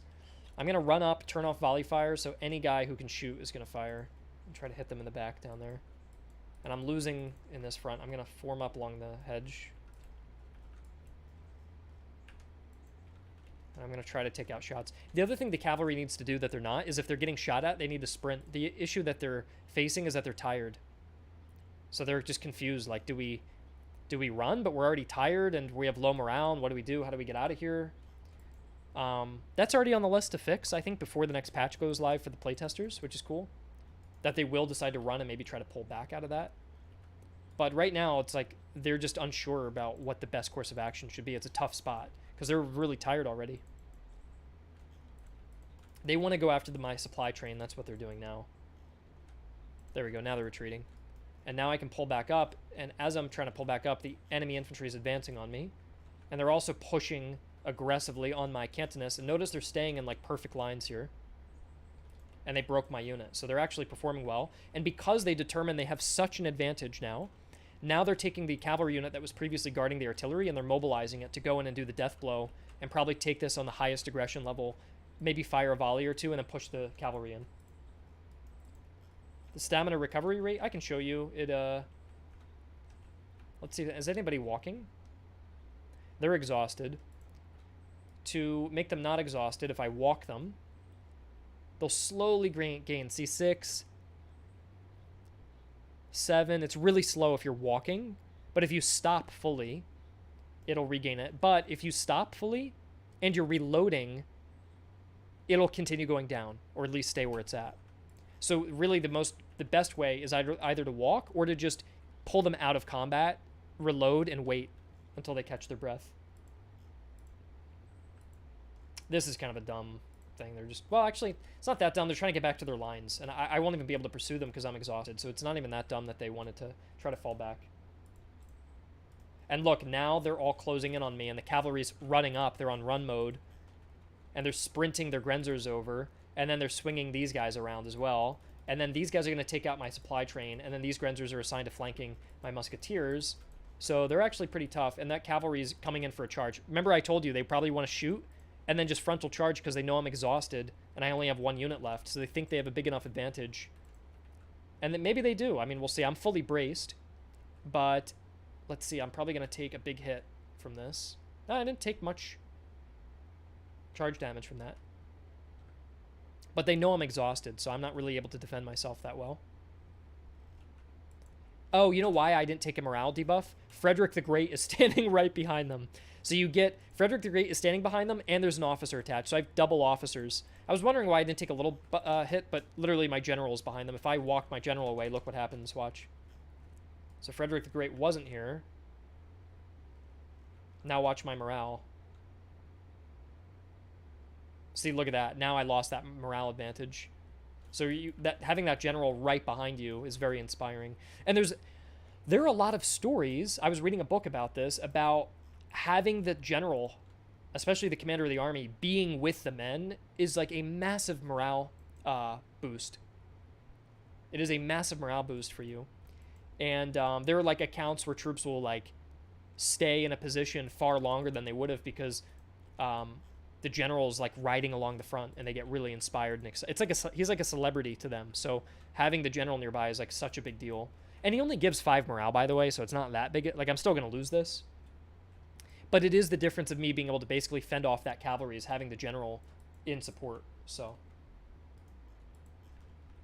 but yeah, we're now at 6:51. My deadline to walk the dog is 7. So I'm going to fast forward this, and now they're countercharging me, and I'll try to fend them off one more time. They're moving the Grenzers down on the flank. They're going to take out my general, or try to. They're flanking me on the side. See how they picked me apart? They could have just formed one big front line, but see how they wanted to try to curl in around the side there?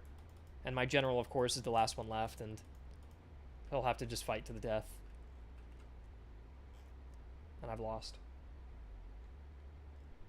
Alright, that's it, guys. This has got to be fixed, though. These spaghetti lines, that's got to be fixed for the launch. Alright, take care, guys. Thank you for stopping by. I think we improved the artillery, we improved the canister shot, we improved buckshot the best we could, we improved cavalry charges. I think they're in a good spot. They'll probably need a little more refinement over the next few weeks. We have a whole month before release, so we can still play around with these numbers. We got plenty of time to do that. And the rest of this stuff I just got to get to throughout the night. So take care, guys. I will see you later.